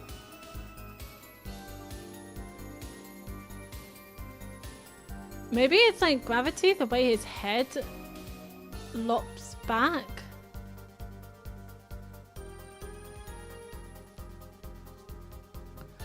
But what's interesting is that in this photo he's not wearing a hat.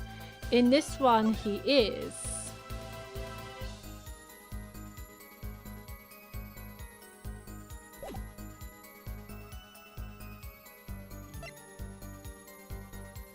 Shall we present this?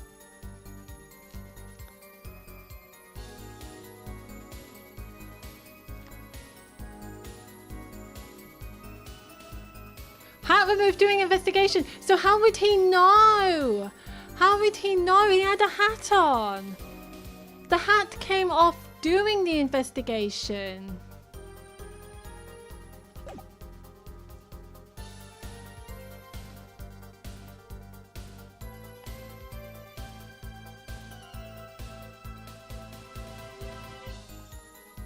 Should we give that a try?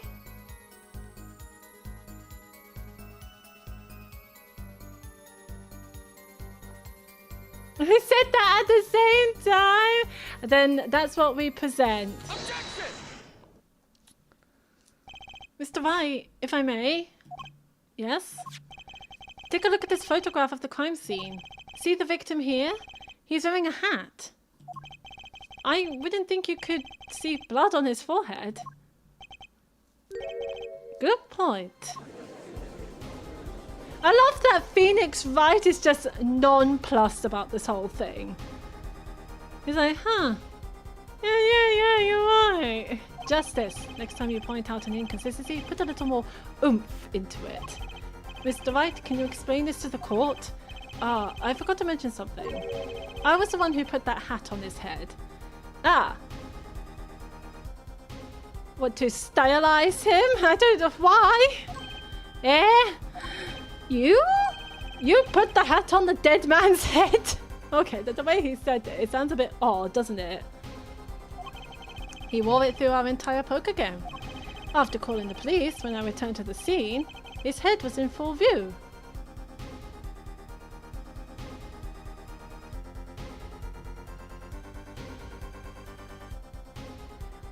Wright reminds me of Gon's dad from... Oh, was it from Hunter x Hunter? I need to watch Hunter x Hunter. I heard really good things about it.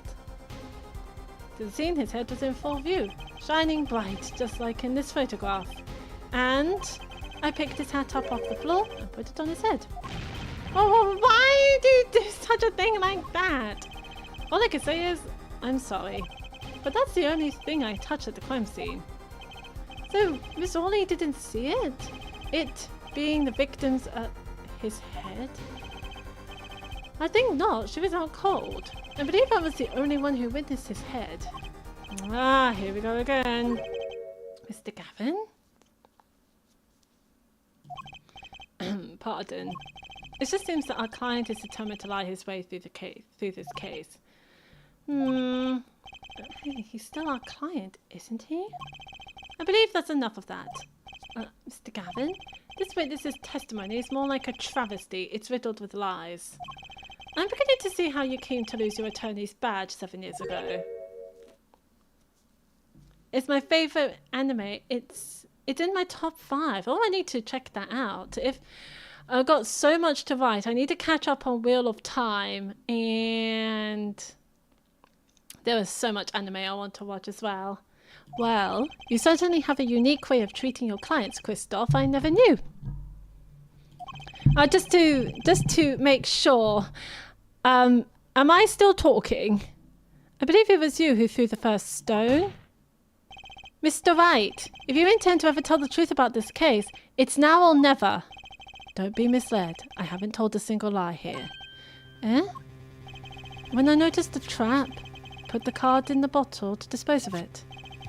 And when I put the hat on the victim's head, let's just say I had a reason for doing that as well. Reason? That reason is right here. Your cell phone? That night?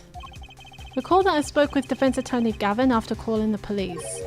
Just in case, I recorded our conversation. What's this? Now that we're all here, I see no reason why I shouldn't play it back for the court. Ah! Christoph, I seem to be in a bit of trouble. What's this? Game not going well? Something like that. That gentleman who challenged you, he turned out to be good? He turned out to be dead. Someone hit him. Hard. You mean someone cracked that flawless bone china plate?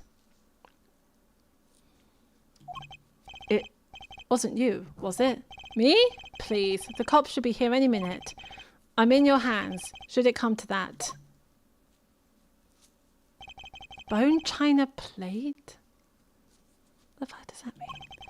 A kind of porcelain, very smooth and shiny, and not plate, but pate. I believe he was referring to a certain gentleman's balding forehead. The court appreciates the defendant's discretion in not indicating my forehead. Wait a second. Something's not right about that phone call. So, after Mr. Gavin ate dinner with you, he left the bowl club? Oh, certainly. Then how did he know? When did he see this bone china plate? Oh, that's right. Yes. That was when I began to see my good friend in a different light.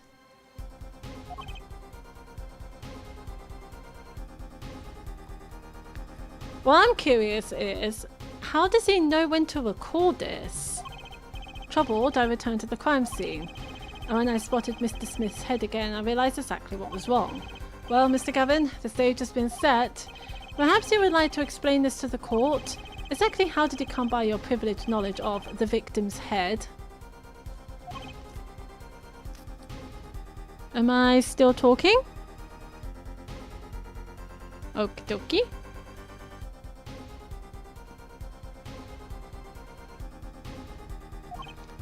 So, this is your reason?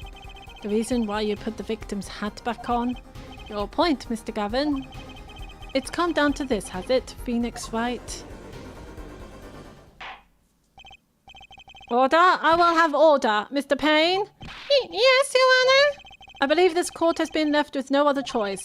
Are you prepared to hear Defense Attorney Gavin's testimony? Well, as a prosecutor, Very well, we'll break for 10 minutes. After which Mr. Gavin will take the stand for cross-examination. Are we all clear on that? Crystal clear, Your Honour.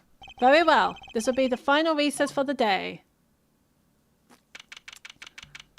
April 20th, 2:32 p.m. District Court, Defendant Lobby number 3. This is an all-day thing. Mr. Gavin and Mr. Wright are both in the judge's chamber. Who would have thought today would turn out like this? May I? Oh my god, it's Phoenix's daughter! Huh? What? hello, sir. Please pick a card. What's all this about? Is this one okay? Excellent. I have a message for you. The last hand is about to be played. You'll need a trump card to make it. A trump card. The card you have chosen is magical. Use it wisely, and the game is yours. That's all. An ace. Where do I remember that card from? Mrs. Smith's hand has 3 aces and Mr. Wright's 2. It is 5 aces in all. It is true. I have seen it. The 5th ace. There was cheating. I swear to you. The missing 5th ace. Wait, this blotch of red. Is this blood? You have your trump card. Now it's up to you to cut the deck and draw the truth. My father's fate is in your hands. I know you can do it. Bye-bye, strange woman. This blood-stained card is my trump card for finding the truth.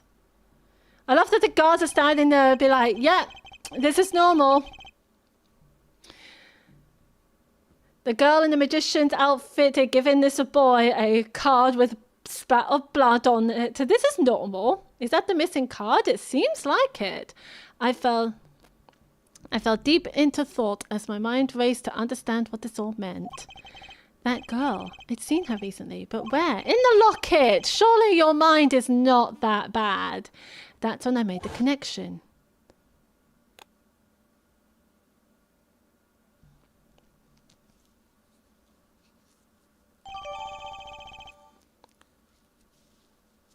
Mm-hmm. 2:45 p.m. District Court, courtroom number 2. Court will now reconvene. Defense Attorney Christoph Gavin, will you please take the stand? How the hell did she get it? That's a very good question. Now then, if you would, Mr. Payne. Yes, Your Honor. Excuse me, my voice went. Will the witness state his name and occupation? Is this false necessary, Your Honor? Believe me, far stranger things have gone on in this courtroom. Fine, I'll play along. First, there's one thing we need to have made clear. How did you know about this secret beneath the victim's hat? By secret, I'm guessing he means the fact that Mr. Smith was bald. Forgive my curiosity, but what is it about this fellow's head? Your Honor seems to have an inordinate interest in it. Objection!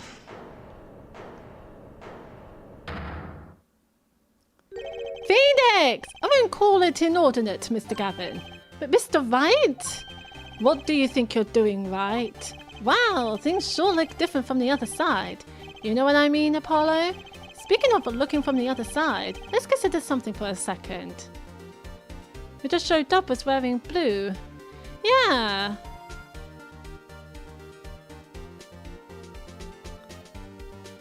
Is this about the blue and red cards? Everything is about blue and red in this situation.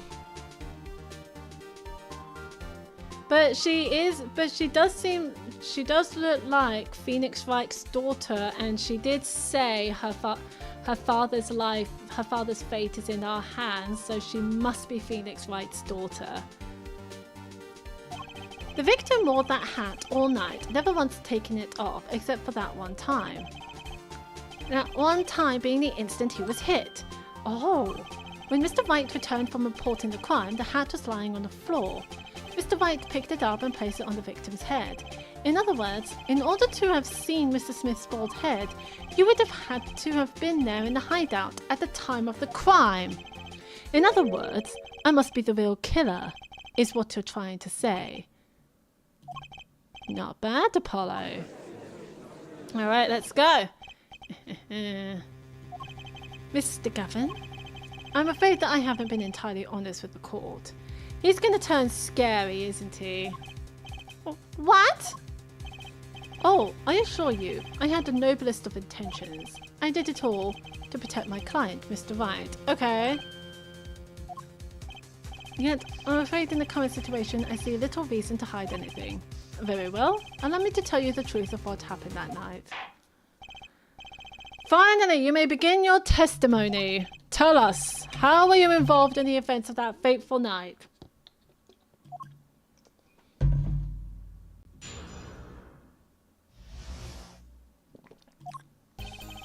The rage I sensed in that man that night troubled me, so I returned to the club.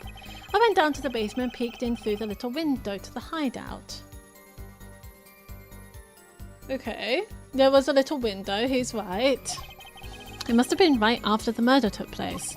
The victim was dead as he appears in the photo. A bald head, an unconscious girl, and Wright holding a bottle in his hand. I sensed that was not the best place for me to be at the time, so I left. That's when the call came from Wright. So, you witnessed the murder? For better or worse, I missed the actual moment of the deed. Mr. Gavin, may I remind you that you are on Mr. Wright's defense team. Your testimony is clearly disadvantageous to your client. Yeah. What else could I say? I'm standing on the witness stand, after all. So you are Mr. Gavin. And you had to testify as you just did. You had to tell them you saw the scene of the crime through that little window. Mr. Wright, you had to say that. Because that was the only probable window of opportunity. Right, Apollo? Oh! Mr. Wright, the defense should do the cross-examination, not the defendant. Mr. Justice, are you prepared? Yes, Your Honour.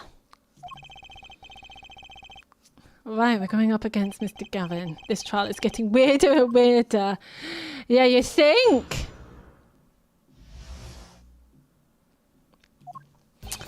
The rage I sensed in that man that night troubled me, so I returned to the club. That man? You mean Mr. Smith? He was different from the other customers. His aura, shall we say. I knew he was a serious poker player, but it was more than that. So then you knew the true nature of your client's job? Of course, but I also knew he wasn't engaged in gambling, which would be illegal. Well, it makes sense that he'd know. They were friends after all. Worried for my friend, I returned to the club. You see, I feared this Mr. Smith might be someone coming to settle an old score. I see. What happened then? I went down to the basement and peeked in through the little window to the hideout. Wait, hang on. The night troubled me, so I returned to the club. Okay, so he didn't say he was going right in. I went down to the basement and peeked in through the little... That makes no sense. He went down to the basement and peeked in through the little window to the hideout. What, the little window outside? Let's keep pressing him. The little window? You and the one used to keep watch up the stairs. Oh, I see. It goes out to the stairs. My bad. Okay, so we went downstairs and peeked in through the window. Yes, a relic of the ancient past. The Black Marketeers used it, I believe. Why did you go through the trouble of peeking in through the window? Wouldn't it have been easier to just open the door and go into the room? I didn't want to upset Wright, you see. Upset Mr. Wright? Well, you're kind of upsetting him right now. Yes, what if my fears had been unfounded? I'll be walking in on their match. Bad form, to say the least. So far, everything he's saying makes sense. Yeah. It must have been right after the murder took place. How do you know it was right after the murder? Oh, really, no need to shout justice. Oh, he's so condescending. I was just getting to that part in my testimony. Ah, there he is. The coolest defense in the West we know and love. Even when you're standing up there on the witness stand, some things never change. I was afraid you'd change too, right? But you haven't. You and that overbearing personality of yours. With friends like these, who needs enemies? I mean, Apollo's got a point. If it's friends like these, who needs enemies? The victim was dead as he appears in the photo. By photo, you mean the second photograph of the crime scene? Precisely. You see, he wasn't wearing his hat then. I saw his head when he was dead. And then Mr. Wright came along and replaced his hat. Can you describe the scene of the crime for us? Good point. A bald head, an unconscious girl, and Wright holding a bottle in his hand. Those were the only three at the scene of the crime? Yes, as far as I saw at least. Then we're back where we started. The killer was the defendant, Phoenix Wright. Who else could it have been? But why didn't you talk to the police? 2 reasons. First, I didn't actually witness the very moment of the crime. Second, my office was asked to defend Wright. Even after seeing what I had seen, I couldn't abandon my friend. But you're kind of abandoning him right now. You keep telling me, he lies, his testimony is full of lies, break him! And I'm just sitting here going, aren't we defending the dude? Christoph? There must have been someone else there at the moment of the crime. Justice, I just said I saw no one, not a soul. But that goes against what Mr. Wright said. Yes, this mysterious fourth person. Who would conveniently be the real killer, I suppose. Glad to see we agree, Mr. Gavin. He's the fourth person. He's the fourth person. Let me pose a question then. Tell me, what possible reason did the real killer have to swap cards in the victim's hand?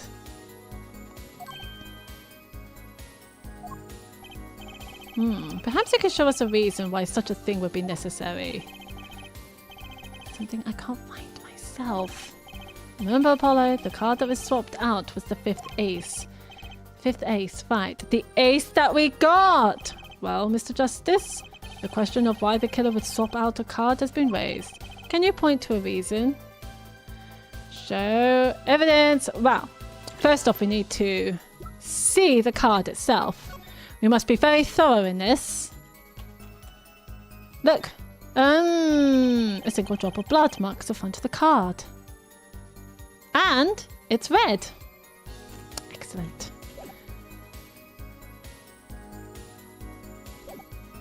We show evidence. It's now or never. The defense would like to present evidence to the court. Evidence showing the reason why a card was swapped out. Then go ahead and point out your reason, Mr. Justice. Why did the killer take the 5th ace? Let's go. My reason is this. Is that an ace? Why? It's got blood on it. Right next to the spade. What? This is insane! Why wasn't I told about this? Why? Well, funnily enough, a mysterious girl who happens to claim she's Phoenix Wright's daughter came in a magician outfit and said, take a card, any card, this is your trump card, and then fucks off. No one will believe that story, will they? Could this be? Could this be the missing 5th ace? So where's the 5 of hearts? Inconceivable. How could you... What are you doing with that card? Well, that's the thing. Why is Mr. Kevin so upset? It's just a fishy card from some fishy girl. It's a fishy card from some fishy girl. We don't care who she is. Oh, that card. It's mine. That is, I picked it up at the ball club that night after the murder had occurred. I gave it to my daughter. Cards are her stock in trade, after all. No, impossible, unacceptable. The court can't accept this evidence. It's a fraud. Is it? Can we do a DNA test on the blood then? A fraud? How can you be so sure? What? I would think the only person who could claim it was a fraud would be the one who took the real card from the crime scene, the real killer. Allow me to elaborate.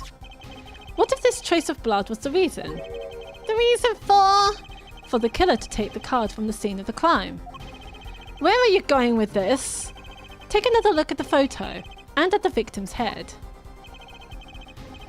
At the moment of the crime, his hat fell to the floor, and a trickle of blood ran from his forehead down to the back of his head. Couldn't a drop of that blood have fallen on one of the cards?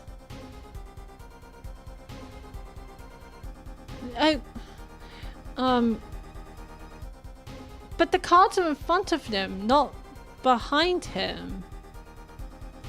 I don't think that would work. That's not how gravity works. I suppose the killer then took the card to hide the blood. Regardless, that evidence is non-permissible. Oh? Right. Regardless of how you wasted the last 7 years, you used to be a lawyer. You know what a serious crime it is to conceal evidence. Oh, we can discuss the finer points of our legal system later. What's important now is that I've answered your question. What are you talking about? You wanted to know why the killer would have taken a card from the crime scene. And now I've told you. That one drop of blood would have been decisive evidence, you see. This is baseless conjecture. Baseless! Yes! Phoenix, right! Oh, I assure you, it's quite based. I'm so lost. So the 5th ace has the drop of blood, which we presume is from the victim's head. But I'm quite confused because the card would have been in front of him, not behind him, because there's a stream of blood going to the back of his head.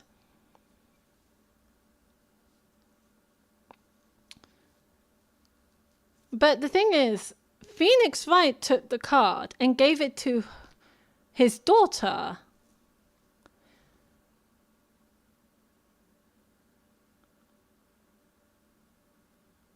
That's what loses me. That's what lost me too, because I thought the killer swapped the card, so I would just assume he would have the card. It's quite basic. Explain, Phoenix. What? It's amazing, really. How a single drop of blood on a single card can lead us to the truth. It's quite simple. Well, Apollo? Yes? Try picturing the scene of the crime in your head. Ooh, we're going 3D? The murder took place in the hideout. The body of the luckless victim was found at the poker table. And before the killer swapped the card out, there was a single card with a drop of blood on it in the victim's hand. Given this, there is one decisive problem with this scene. Well, what is it? Okay, let's keep it simple, shall we? Given that there was a drop of blood on a card... So this is Smith, this is Phoenix, and this is the dealer, and number 2 there is, what's his name? Christoph. There was a drop of blood. Let's keep it simple, shall we? Yes. Given that there was a drop of blood on a card, whose position in this diagram doesn't fit.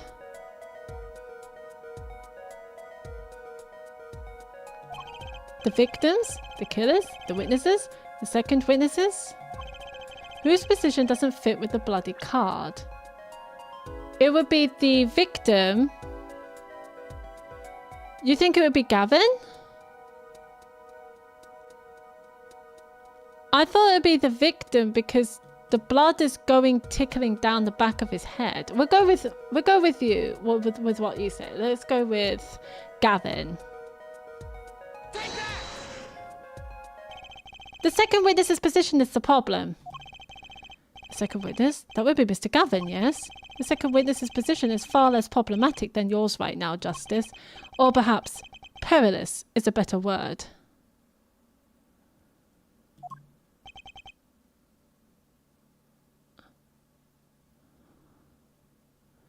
Oh, no, I was saying his name when he asked. Oh, damn. I cannot see what the blood-stained card has to do with the second witness's location. Damn. Ow! You want one more chance, please? I suppose. Do you think it over, Mr. Justice? Oh, you were just saying the name? Oh.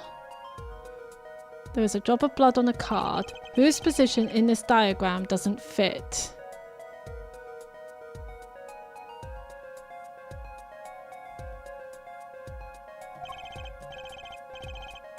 This is the second witness, so it's not the second witness.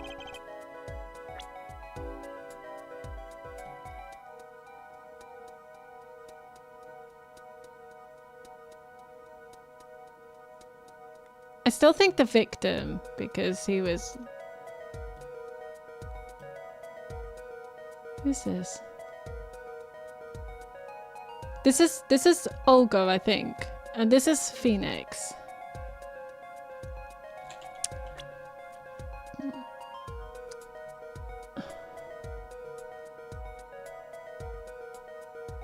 Yeah, I'm trying to comprehend the question. So the ace of card is in front of the victim, right? And a drop of blood dropped on it as after the victim has been hit, surely. Given that there is a drop of blood on a card whose position in this diagram doesn't fit. W is the lady. The killer is Phoenix.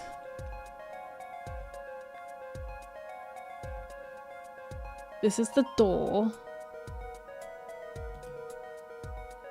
Point of the relevant. Whose position doesn't fit with the bloody card? I can only think of the victim because his head is lopsided in the back.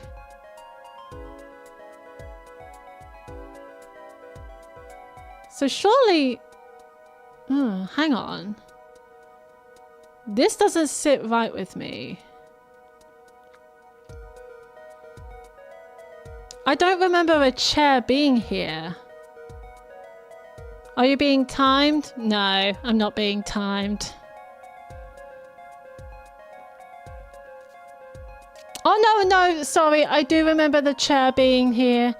And there was a deck of cards in front of her, so yes, she would have dealt there. But I don't...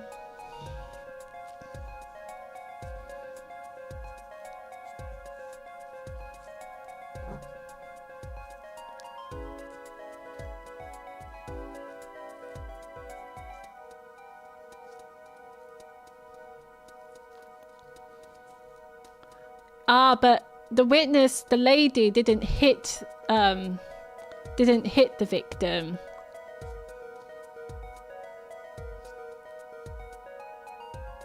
But you're right. If somebody did hit the victim, then yes, the blood would be all over the cards.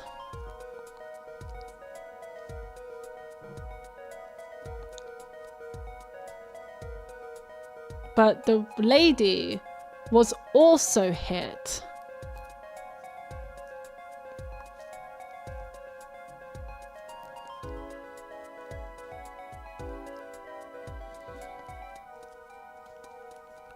Okay, I'm gonna go with the witness. Oh, I can't save?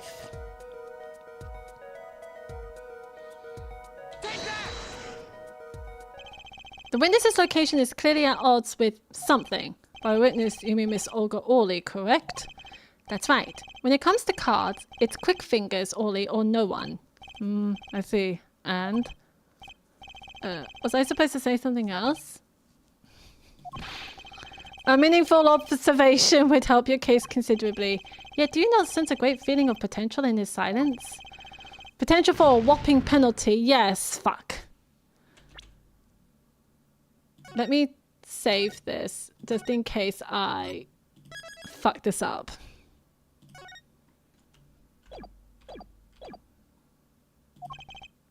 You wanna please give me another chance? Okay.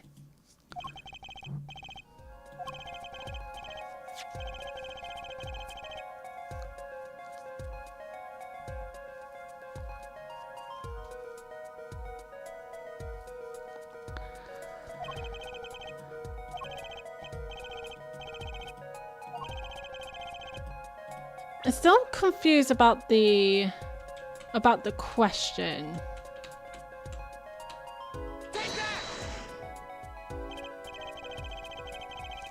Well, isn't it the victim's position that's the problem? I don't follow your logic here, Mr. Justice. Well, look, the victim was struck on the head, sending him back in his chair.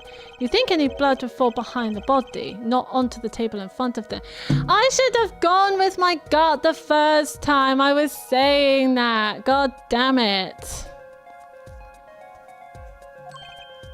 Ah. Take a look at the photo again.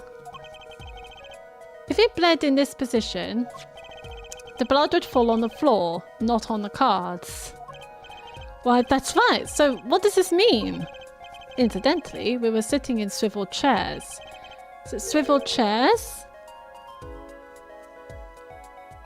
Oh man. Apollo, try turning the chair around. Oh! Recreate the crime scene. Wait, how do I... You want me to recreate... Wait, how do I recreate the crime scene then? Oh, I see. The chair was facing the other way? It would have to be. That's kind of cool. So we have to assume that at the time of the murder, the victim's chair was facing away from the table. When Mr. Wright returned from informing the police, which way was the chair facing? When I came back to the room, the body was facing as seen in this photo. That would mean the killer turned the chair back around.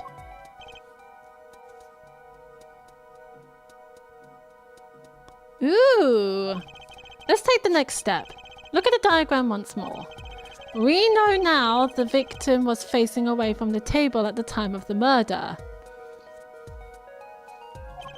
But this creates another significant contradiction. Again? Let's test your reasoning skills again, shall we? Apollo, whose location on this diagram contradicts our new understanding of the crime? The victims, the killers, the witnesses, the second witnesses.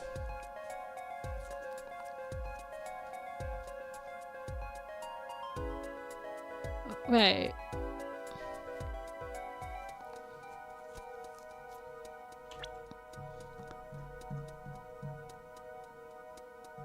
I'm trying to figure out what Christoph says. Can I see what Christoph said? No. I'm pretty sure Christoph said through the window that he's seen the injury on the forehead.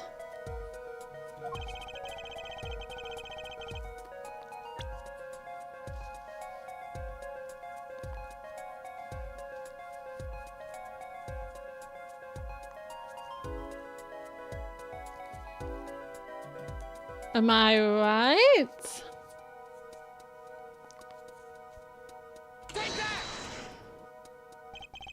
What doesn't make sense is a second witness.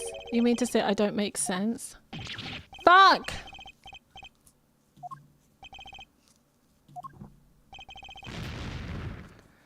I suck at this. I told you I am.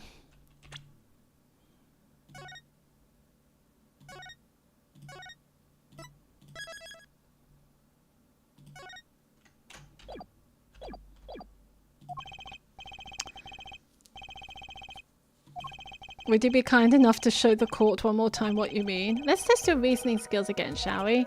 Apollo, whose location on this diagram contradicts our new understanding of the crime? It's not the second witness, and it can't be the victim.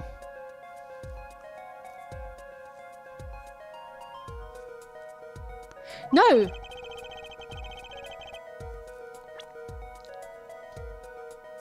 It must be the killer. Go with my gut. God damn it. My gut is always wrong. The victim was struck from the front, correct? Indeed. Well, wouldn't it be hard for the killer to hit him from the front? Sitting where his indicator currently is? I would think it would be quite hard, yes. Yes, but what you're saying makes no sense. Why would the victim suddenly turn to face the wall? In the middle of a game? I believe a sufficient reason will soon come to light. Oh, what? There's something in this diagram that makes far less sense, actually. Look again at the diagram. Apollo, if the victim was struck while he was sitting as shown here, where would his assailant be standing? Try marking it on the diagram.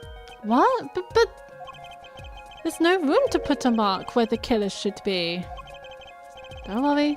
Let's think it through and see what we find. We know the victim was facing towards a wall at the time of the crime. That's the only thing we know for sure. Try to forget about everything else. Where would the killer have to be standing to strike at the front? Through the window! He would have to be through the window! He would have to be out there through the window. The window has nothing on it. There's no glass.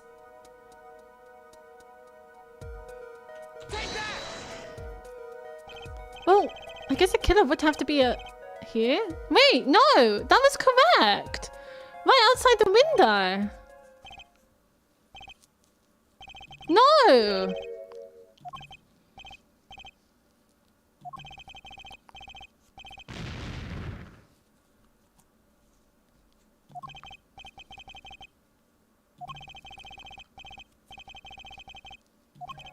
We know the victim was facing towards the wall at the time of the crime. That's the only thing we know for sure. Try to forget about everything else.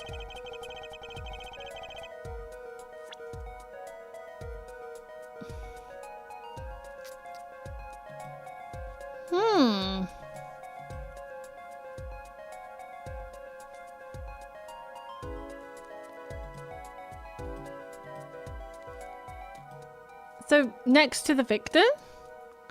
I would thought that it would be Gavin throwing something through the window.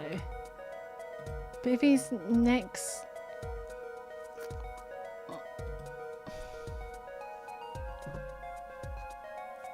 If it'd be next to the victim, it'd be like around here.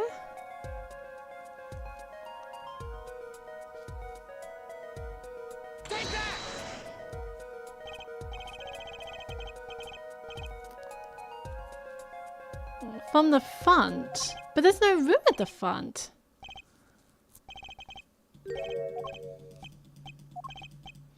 He did say not to overthink it.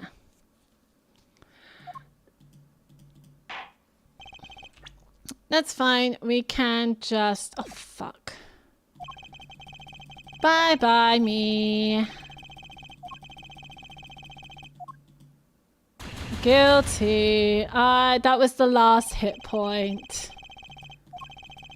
It's fine. I've already saved, so we can... That was bad. This is the first trial. Yeah, we try from the scene.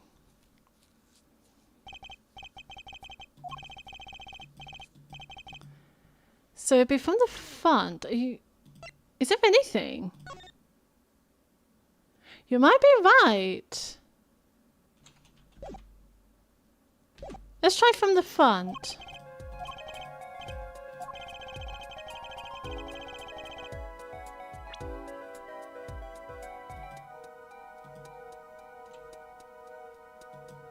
Oh, right on the victim's crotch.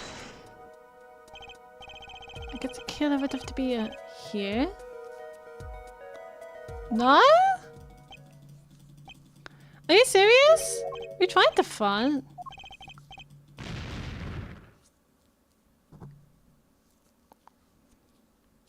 Let me have a look. Well, that's a restaurant. That's no good. Don't overthink it.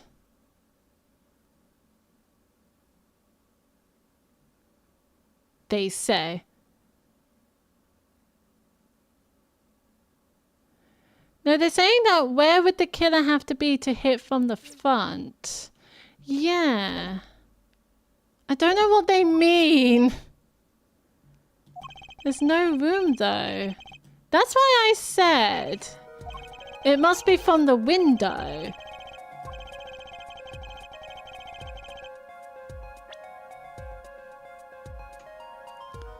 Like atop of the...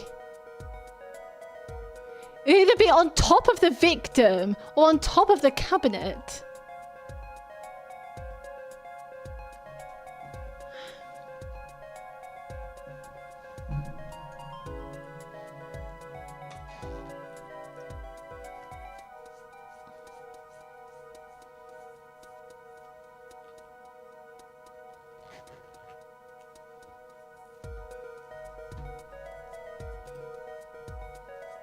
They're saying that where would the killer have to be to hit from the front?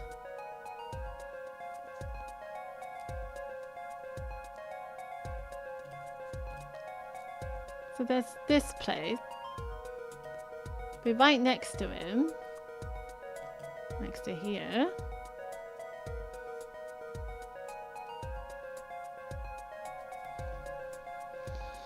I'm stumped.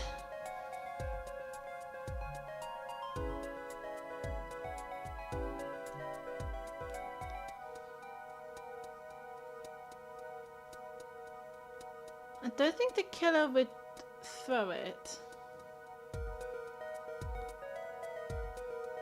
So Gavin says he's at the window.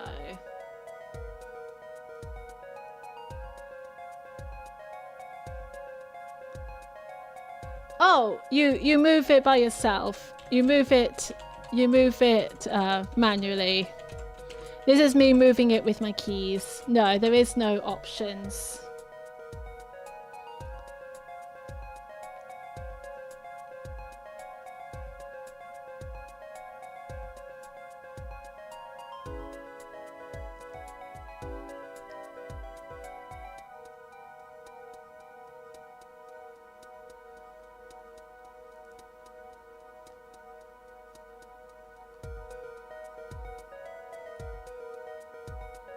Which makes things a bit more difficult.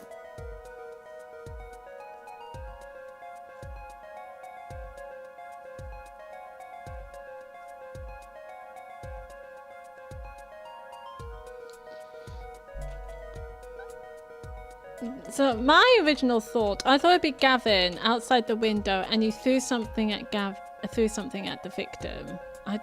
But no, it was like a whacking sensation, isn't it? It was being whacked. So I thought, okay, around here, next to the next to the victims, next to the victim on either side. Then I thought atop of the cabinet, but that can't be right. I don't think that Gavin is that nimble, or maybe he is. I just got no clue. Phoenix says, "Don't overthink it." Where would the killer have to be standing to strike our victim from the front? The front!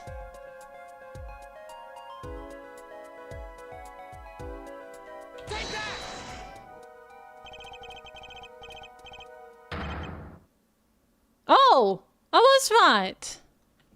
Here! You get points for flair, but that's about all you get. Ugh. I thought I was onto something there too.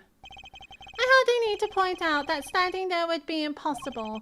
The victim is facing a solid cupboard.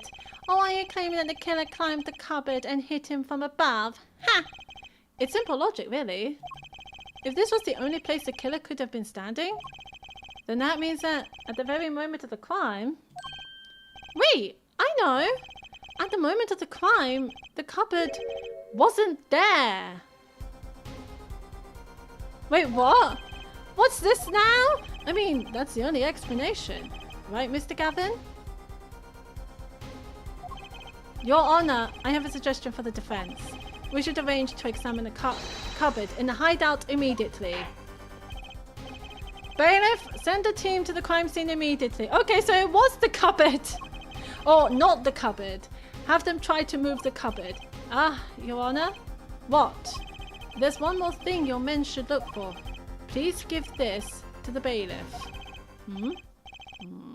Yes, I see. You do belong in the courtroom after all, Mr. Wright. I do my best.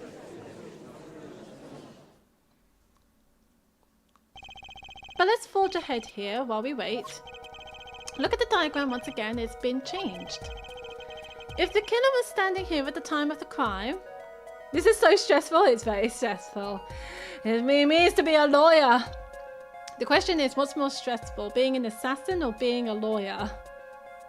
If the heart was standing here at the time of the crime, then this cupboard wasn't here, which means...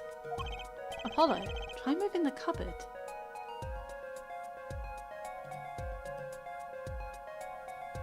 Okay, so this is the cupboard. Thank you. It covers the window.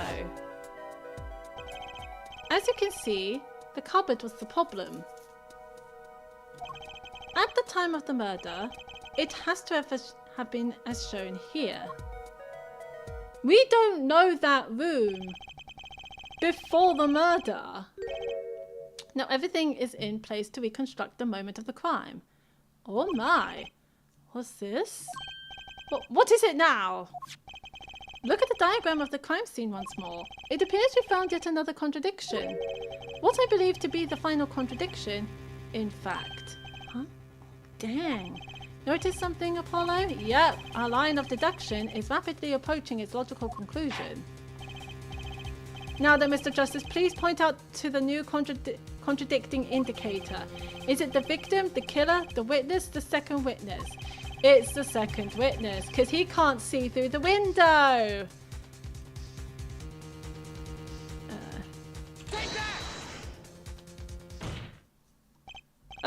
About this cupboard. Are we all okay with assuming it was moved? Wait, what? I got it right! The second witness can't see through the window. Why are you being so... Something really doesn't fit. The cupboard would completely cover up the window to the stairs. Yeah. Ah, that's right. Someone standing outside wouldn't be able to see in. Someone like Mr. Gavin. Also, I was right. What did you say? Oh, is the coolest defense in the West losing his cool? Don't expect me to play along with your little game, right? It's only a game until someone gets killed, Mr. Gavin. And someone was, while the window to that room was blocked by a cupboard. So, Mr. Gavin, perhaps you'd like to explain to the court exactly where did you witness the crime scene from?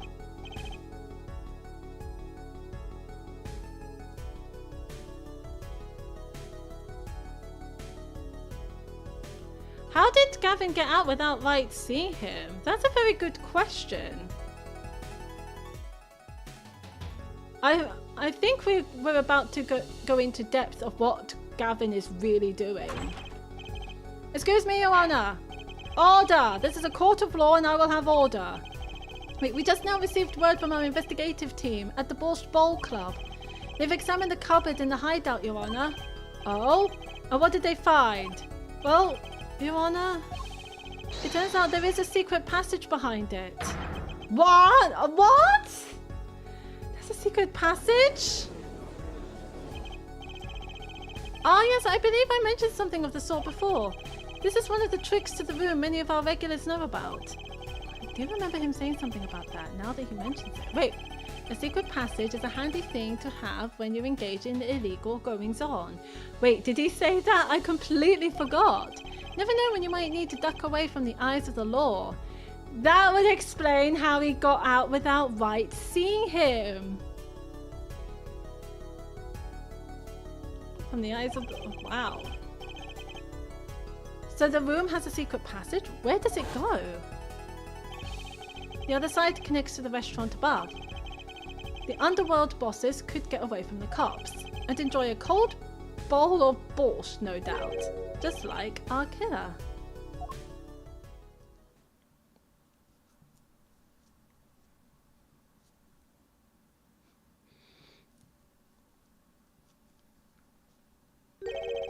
You see where our line of simple deductive reasoning has led us, Apollo? I see it, but I don't believe it. You and me both, Apollo. That girl wasn't kidding when she said I needed this trump card for the last hand. At the time of the murder, the window was blocked and the victim's hat was only off his head for the few minutes between Mr. Smith's murder and Mr. Wright's return from calling the cops. In other words, the only place anyone could have seen the victim's bald head was from inside the hideout. Well, Mr. Gavin? Come on, say something. Dare I ask what really happened that night? Actually, I think we can probably figure it out ourselves at this point. That night, for whatever reason, our killer had a date with Mr. Smith. A date with destiny. There he crouched, hidden in the secret passageway behind the cupboard, holding his breath, waiting for just the right moment. Then the chance came, and he took it.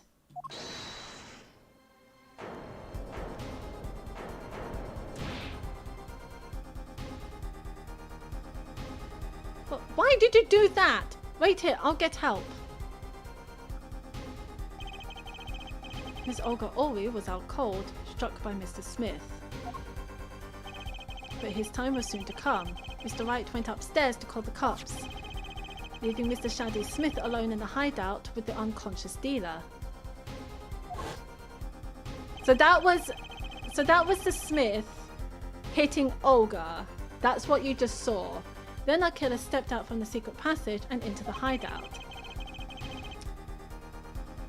The victim must have heard the cupboard sliding aside. So Phoenix wasn't calling the police about a killer killing Smith. He was calling the police about Smith hitting Dealer in the head and saying he was out of control. And then when he was calling the cops, that's when the killer came out and strike Mr. Smith in the head. The victim must have heard the cupboard sliding aside. He wheeled his chair around to look, and after the deed was done, the criminal must have seen the blood on the card. He would have, of course, realized the need to destroy the evidence. That single spot of blood told the whole story of the crime. Too bad for him he didn't linger any longer in the hideout that night. If he had, he might have noticed the cards on the floor. And the fact that they were all red. Oh, we got him.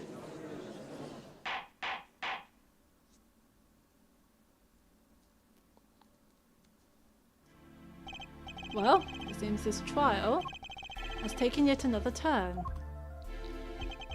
I'm truly, truly sorry I had to see this day come, Mr. Gavin. Still no words? Mr. Gavin? Mr. Payne? Yeah. Yes, Your Honor? The prosecution will continue its investigation. As for Mr. Phoenix Wright, the defendant, he is hereby cleared of all suspicion. Quack! Believe me when I say that I don't believe this is happening, Mr. Gavin. But I'm afraid circumstances call for me to issue a warrant for your arrest immediately. Bye-bye, Mr. Gavin. I never liked you anyway. You are a pompous, condescending twit.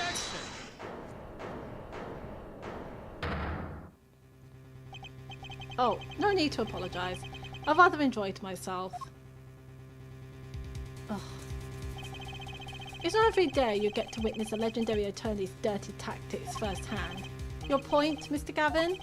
Frankly, Your Honour, I'm shocked that a person of your calibre would be taken in by such a low-grade parlour trick. Excuse me? The defendant is cleared of all suspicion? This is hardly the time for jokes, Your Honour.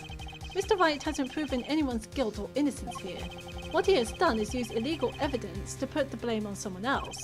And not just anyone else, but me, his own defense attorney. Illegal evidence?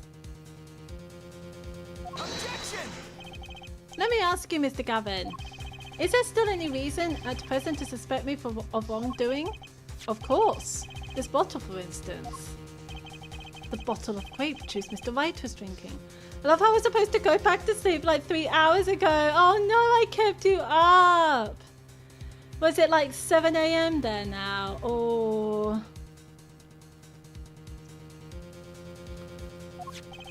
How do you intend to explain away the fingerprints on the murder weapon? And not just any fingerprints. Am I right, Mr. Payne? Actually, yes. The fingerprints on the bottle were upside down. I seem to recall this being an issue earlier. 8-12? Freaking heck. The court, in this case, demand an explanation. I can think of only one reason why one would hold a bottle upside down, and that is to hit someone with the bottom of the bottle. Well, Your Honour? Ah, see how the caught fish squirms to the last. Well, Apollo? Yes? Your boss seems awfully concerned about this bottle still, but I'm sure you can come up with a suitable explanation. Didn't you say that you were stuffing the card inside the bottle? Yeah, just like what? Why would anyone grab a bottle upside down other than to... Don't let him trick you into thinking his explanation is the only legitimate one. Is there? Really another? Take another look at the court record. I believe you'll find a simple answer there, in plain sight. How about you just say the answer in plain words? Yeah! Well, thank you, Apollo. Why don't you just fucking say it, Phoenix? It would be hasty to deliver a verdict with unanswered questions indeed. Well, Mr. Justice, Mr. Gavin said that the court in this case demand an explanation. Don't worry, justice won't leave until justice is done. Perhaps the defense would care to enlighten the court. What evidence do you have to explain why the fingerprints on the bottle are upside down?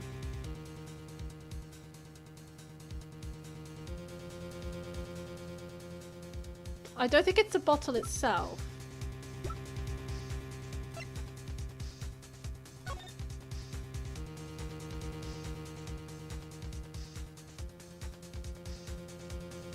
Because the bottle is this way up.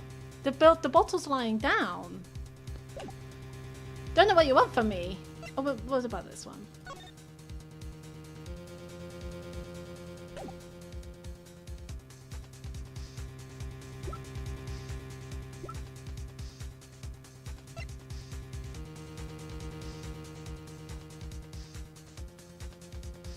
So we'd have to pick it upside down.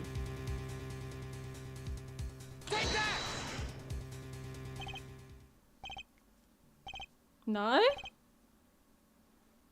That's the only thing I can see.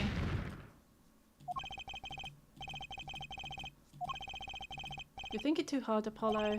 The answer's right in front of you. Just reach down and pick it up.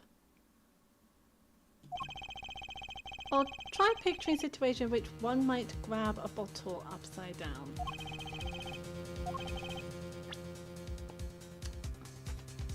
I present a picture of a bottle laying down. What the yeah, what the heck?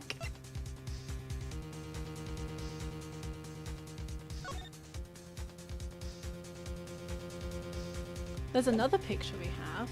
This one?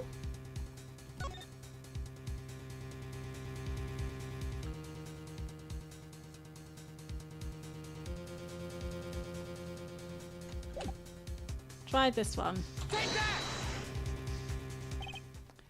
Nope! Oh, fuck off.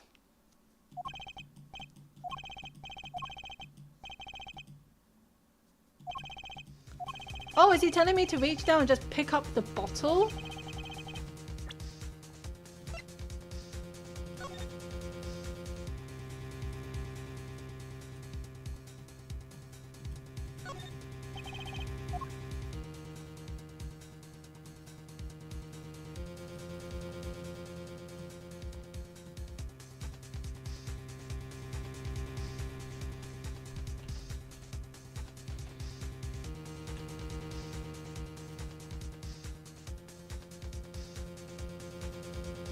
Oh, hi.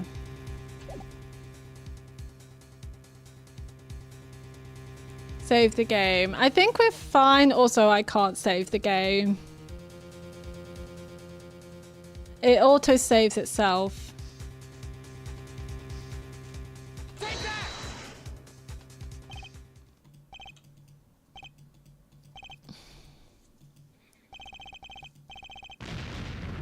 Yeah, we'll save the game just to be absolutely sure.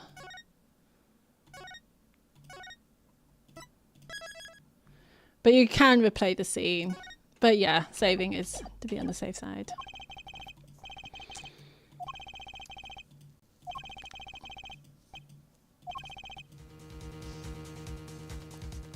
Try picturing situations in which one might grab a bottle upside down. I did! You were stuffing a card inside a bottle!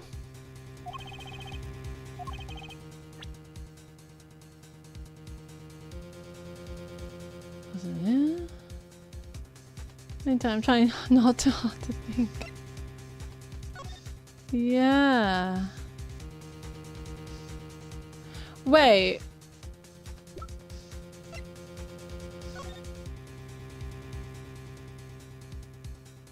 No. Where's the 5 of hearts when you fucking need it?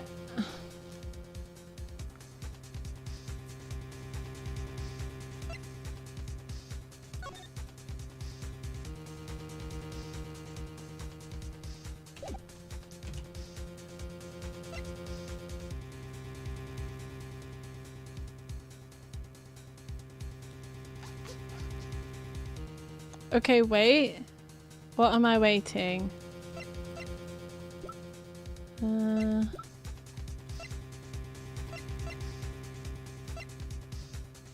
So that picture didn't work, that picture didn't work. We haven't tried this picture.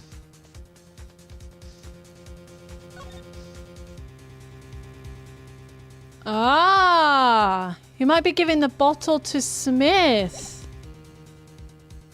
Yeah, let's try that. It's actually easier to show you than explain, Your Honor. Place that bottle on the floor next to your chair. Excuse me? On the floor? Yes, how? Now, reach down and pick it up. Without getting out of your chair. Ah! See? You naturally go to pick up the bottle by its neck. With your fingers. Upside down. Look at this photograph taken on the night of the murder. The defendant, Mr. Wright, sat here, playing piano, bottles of grape juice on the floor to the side of his piano bench. He would have naturally picked up the bottles upside down several times. Wow, I can't believe it was that simple. It's always such simple things. Recall our dinner that evening, Christoph.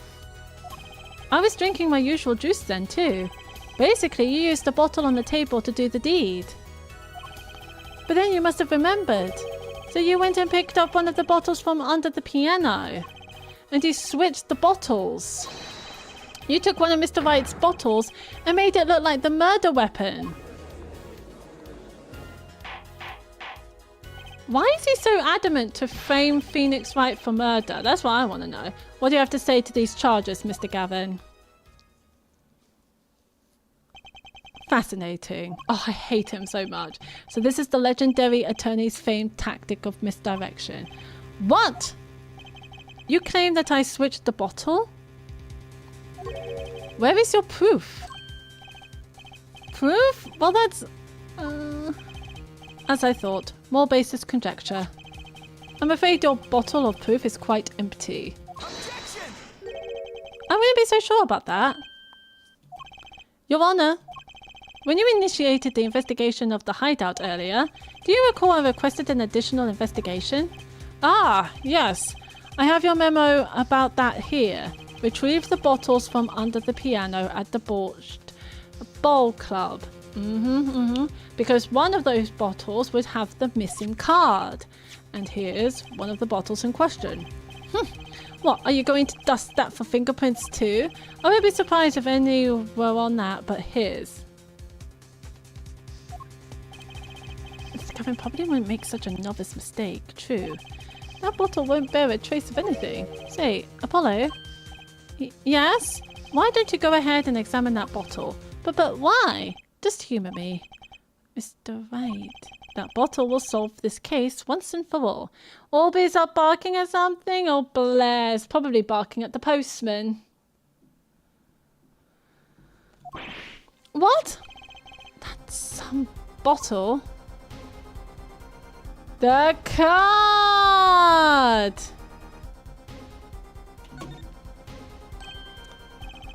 There's something inside the bottle. Oh, we're uncapping.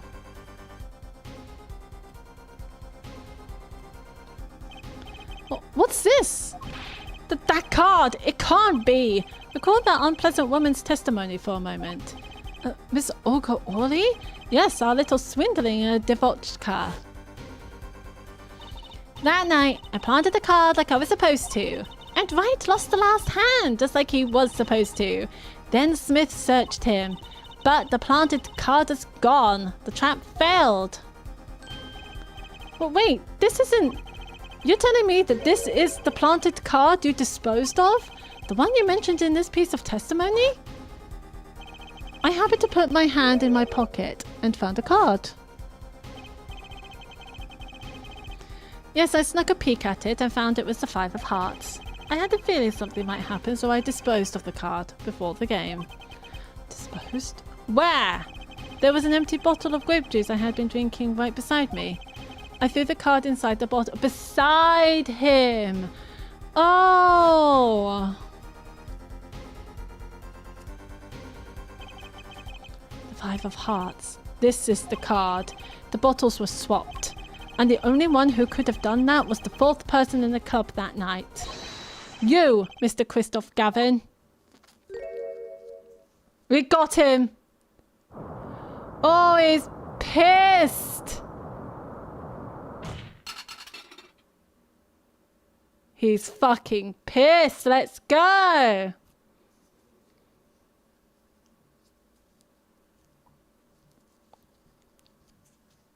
Well, Mr. Phoenix Wright is pleased. That is all.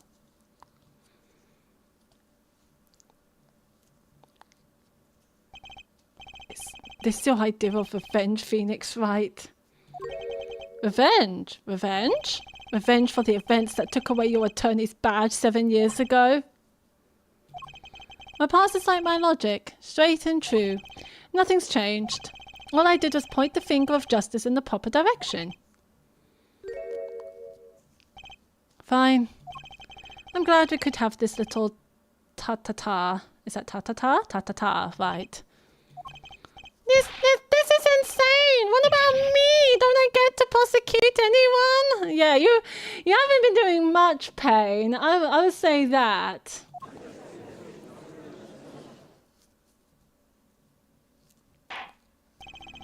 I believe this time we finally come to the end of our trial. Mr. Payne, do you have a report for us on Christoph Gavin? He's admitted everything. We're processing his arrest now. I see. Still, one has to wonder why he would do such a thing. He didn't even have a connection to the victim, did he? None that we know of. Mr. Wright, have you anything to add? I'm afraid I can't shed any more light on the matter. About this victim, Mr. Shadi Smith. His occupation was listed as traveller. An odd profession to be sure, and that's all we know about him. I'll arrange a follow-up investigation, Your Honor. Good. Mr. Wright? Yes? 7 years, and you still haven't lost your touch. Christoph Gavin was a man with much significance for me, both as a friend and a lawyer. He was extremely talented, to be sure. I needed 2 things before I could confront him. The first was a place where no injustice would be tolerated, this courtroom. The second was a man who would tolerate no injustice. In other words, a defense attorney. You, Apollo. Me? This is a dark time for our legal system. A twisting of justice brought on by our very own initial trial system. We have to set it right. Mr. Wright. Our work lies ahead of us. And I, for one, am looking forward to it. Is he going to be back as a defense attorney? Well, this seems like a good time to announce the verdict. This court finds the defendant, Mr. Phoenix Wright, not guilty! Yay!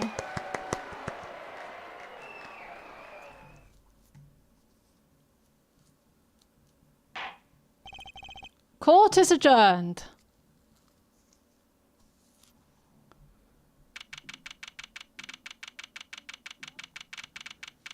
April 20th, 4:28 p.m. District Court, Defendant Lobby Number 3.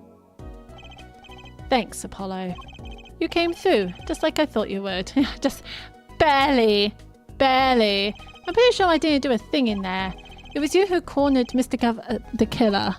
I couldn't have done it by myself. You sensed it too today, didn't you? Your ability. Ability? Yes, a sensitivity I lack. You'll come to understand it soon enough. Wait, I wonder if he means... I have one question for the witness then. You say you saw the moment the defendant hit the victim. Is this true? Of course it's true. What's this weird vibe I'm getting? The vibe! It's all about the vibe! What was that, Mr. Wright? You'll have to find the answer to that question yourself. So vague! The answer. Right. Today was full of questions without answers, most of them about Mr. Gavin. What possible reason could he have had to commit murder? Perhaps you'll learn that in the days to come. Huh? Wait, you don't know, do you? This locket is the key. Huh? Oh, that reminds me. I met the girl whose picture is in your locket. The girl. Oh, she's sweet. Your daughter, right? That's right. She's my daughter. You know, you were right about this locket. I took this off his neck the night he died. It looks like our dear Russian scam artist saw me. So the truth is, this locket really did belong to him. Wait, but that's perjury!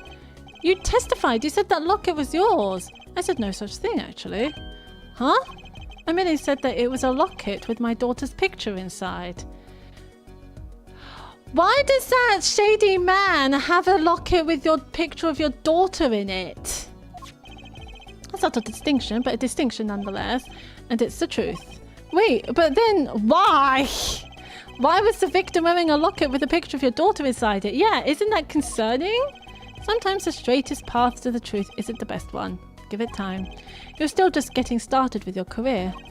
Speaking of which, I may be out of a job. I work for Gavin Law Offices after all. I still can't believe I just saw Mr. Gavin get led away in handcuffs. Apollo? Yes? How about coming to work for me? Eh? You mean at the Wright & Co. Law Offices? I mean, there's not a single attorney in my generation that doesn't know it. I can't imagine that to be true, but... Wait, but didn't you... You're not a... Oh, I turned in my badge, yes. I'm not an attorney anymore. Then... That incident 7 years ago. That legendary trial. And at the middle of it all was one man. Phoenix Wright. The case reached its sad conclusion, and he left law for good. Wait, did this happen in Phoenix Wright Ace Attorney? The end of it? Have you ever thought about coming back to the courts? I'm not qualified to stand in a court of law, I'm afraid. Didn't you notice in today's trial? There was a single piece of forged evidence. Forged evidence? What are you talking about? I'm talking about evidence that shouldn't have existed. A naughty magician's trick. One piece of evidence struck me as odd. It's true. It just seemed, well, too perfect. I bet this was the forged evidence.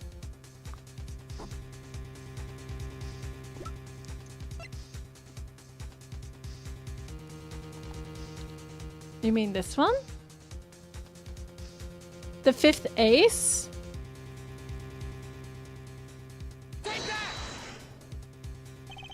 You mean this, don't you? I got this from your daughter, Mr. Wright. Yes, that card couldn't have been found at the crime scene. Why? Because the killer took it with him when he left. Leaving the wrong card in its place, luckily for us. The court can't accept this evidence. It's a fraud. A fraud? How can you be so sure? I would think the only person who could claim it was a fraud would be the one who took the real card from the crime scene. The real killer. My verdict was already handed down 7 years ago. Then you really... Yes, I forged this card. One look at the crime scene should have told you it wasn't real. But you can't do something like that and call yourself an attorney. I mean, he didn't call himself an attorney. Who's calling themselves an attorney, Apollo? So it's true. The rumor is true. 7 years ago. None of that matters much now, does it?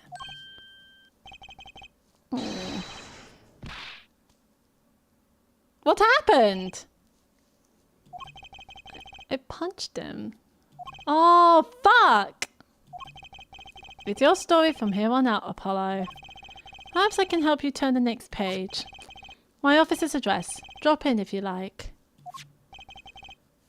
Oh, about your uppercut.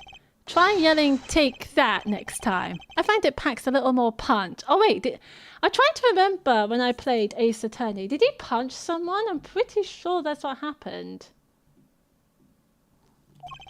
And Apollo, thanks for today. I had a good time.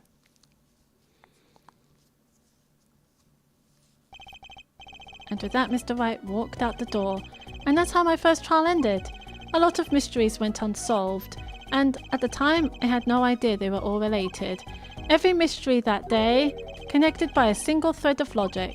I'd find that out soon enough. My name is Apollo Justice, attorney at law, and this is how my story begins. Right, there is a lot to unpack here, and this is a trilogy. Yes, I'm saving this.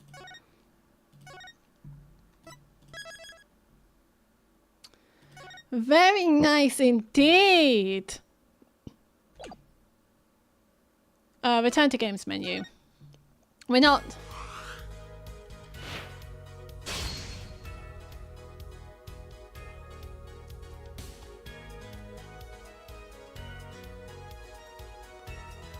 Wait, that was Gavin, wasn't he?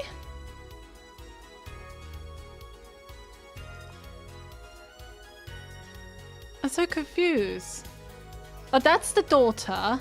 Is she helping us? Okay, so this is very interesting. I love the whole looking into body language. That was really good. That was good. There was a lot to unpack here. I was terrible. What episodes were there? So this is the first game. Oh, and...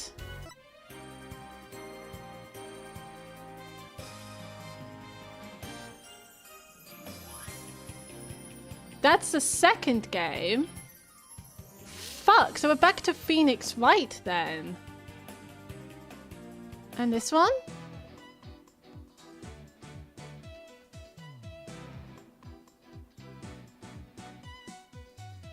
And this one. Fuck, this contains spoilers. We shouldn't see this. Okay. No, that's fine. Okay, so the first game, we're just Apollo Justice. So why is this entire trilogy called Apollo Justice where there's 2 games where you're Phoenix Wright? I suppose it alternates. But that's so good. That is so good. Okay. Okay. We will continue this next Saturday. Just to let you know, I know there is a poll for tomorrow's stream, but I'm not going to be streaming tomorrow, I'm afraid. I'll be very busy tomorrow, but I will postpone that chill stream on next Sunday. So what's the poll happening? Let me have a look.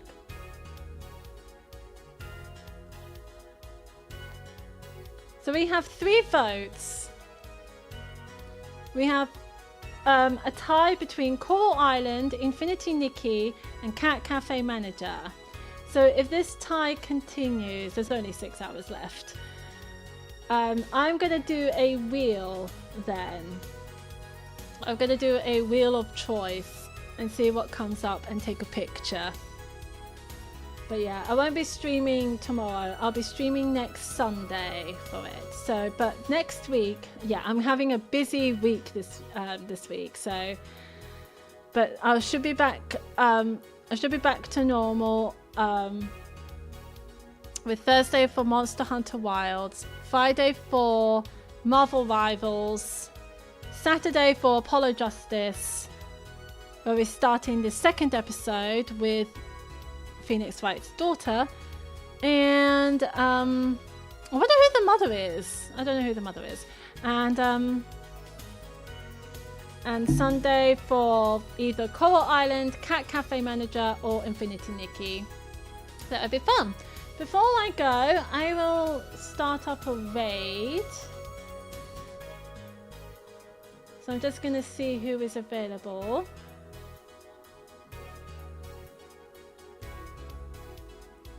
Daydreamer is here. Daydreamer is here. She is playing Coral Island, so we're going to give her a raid.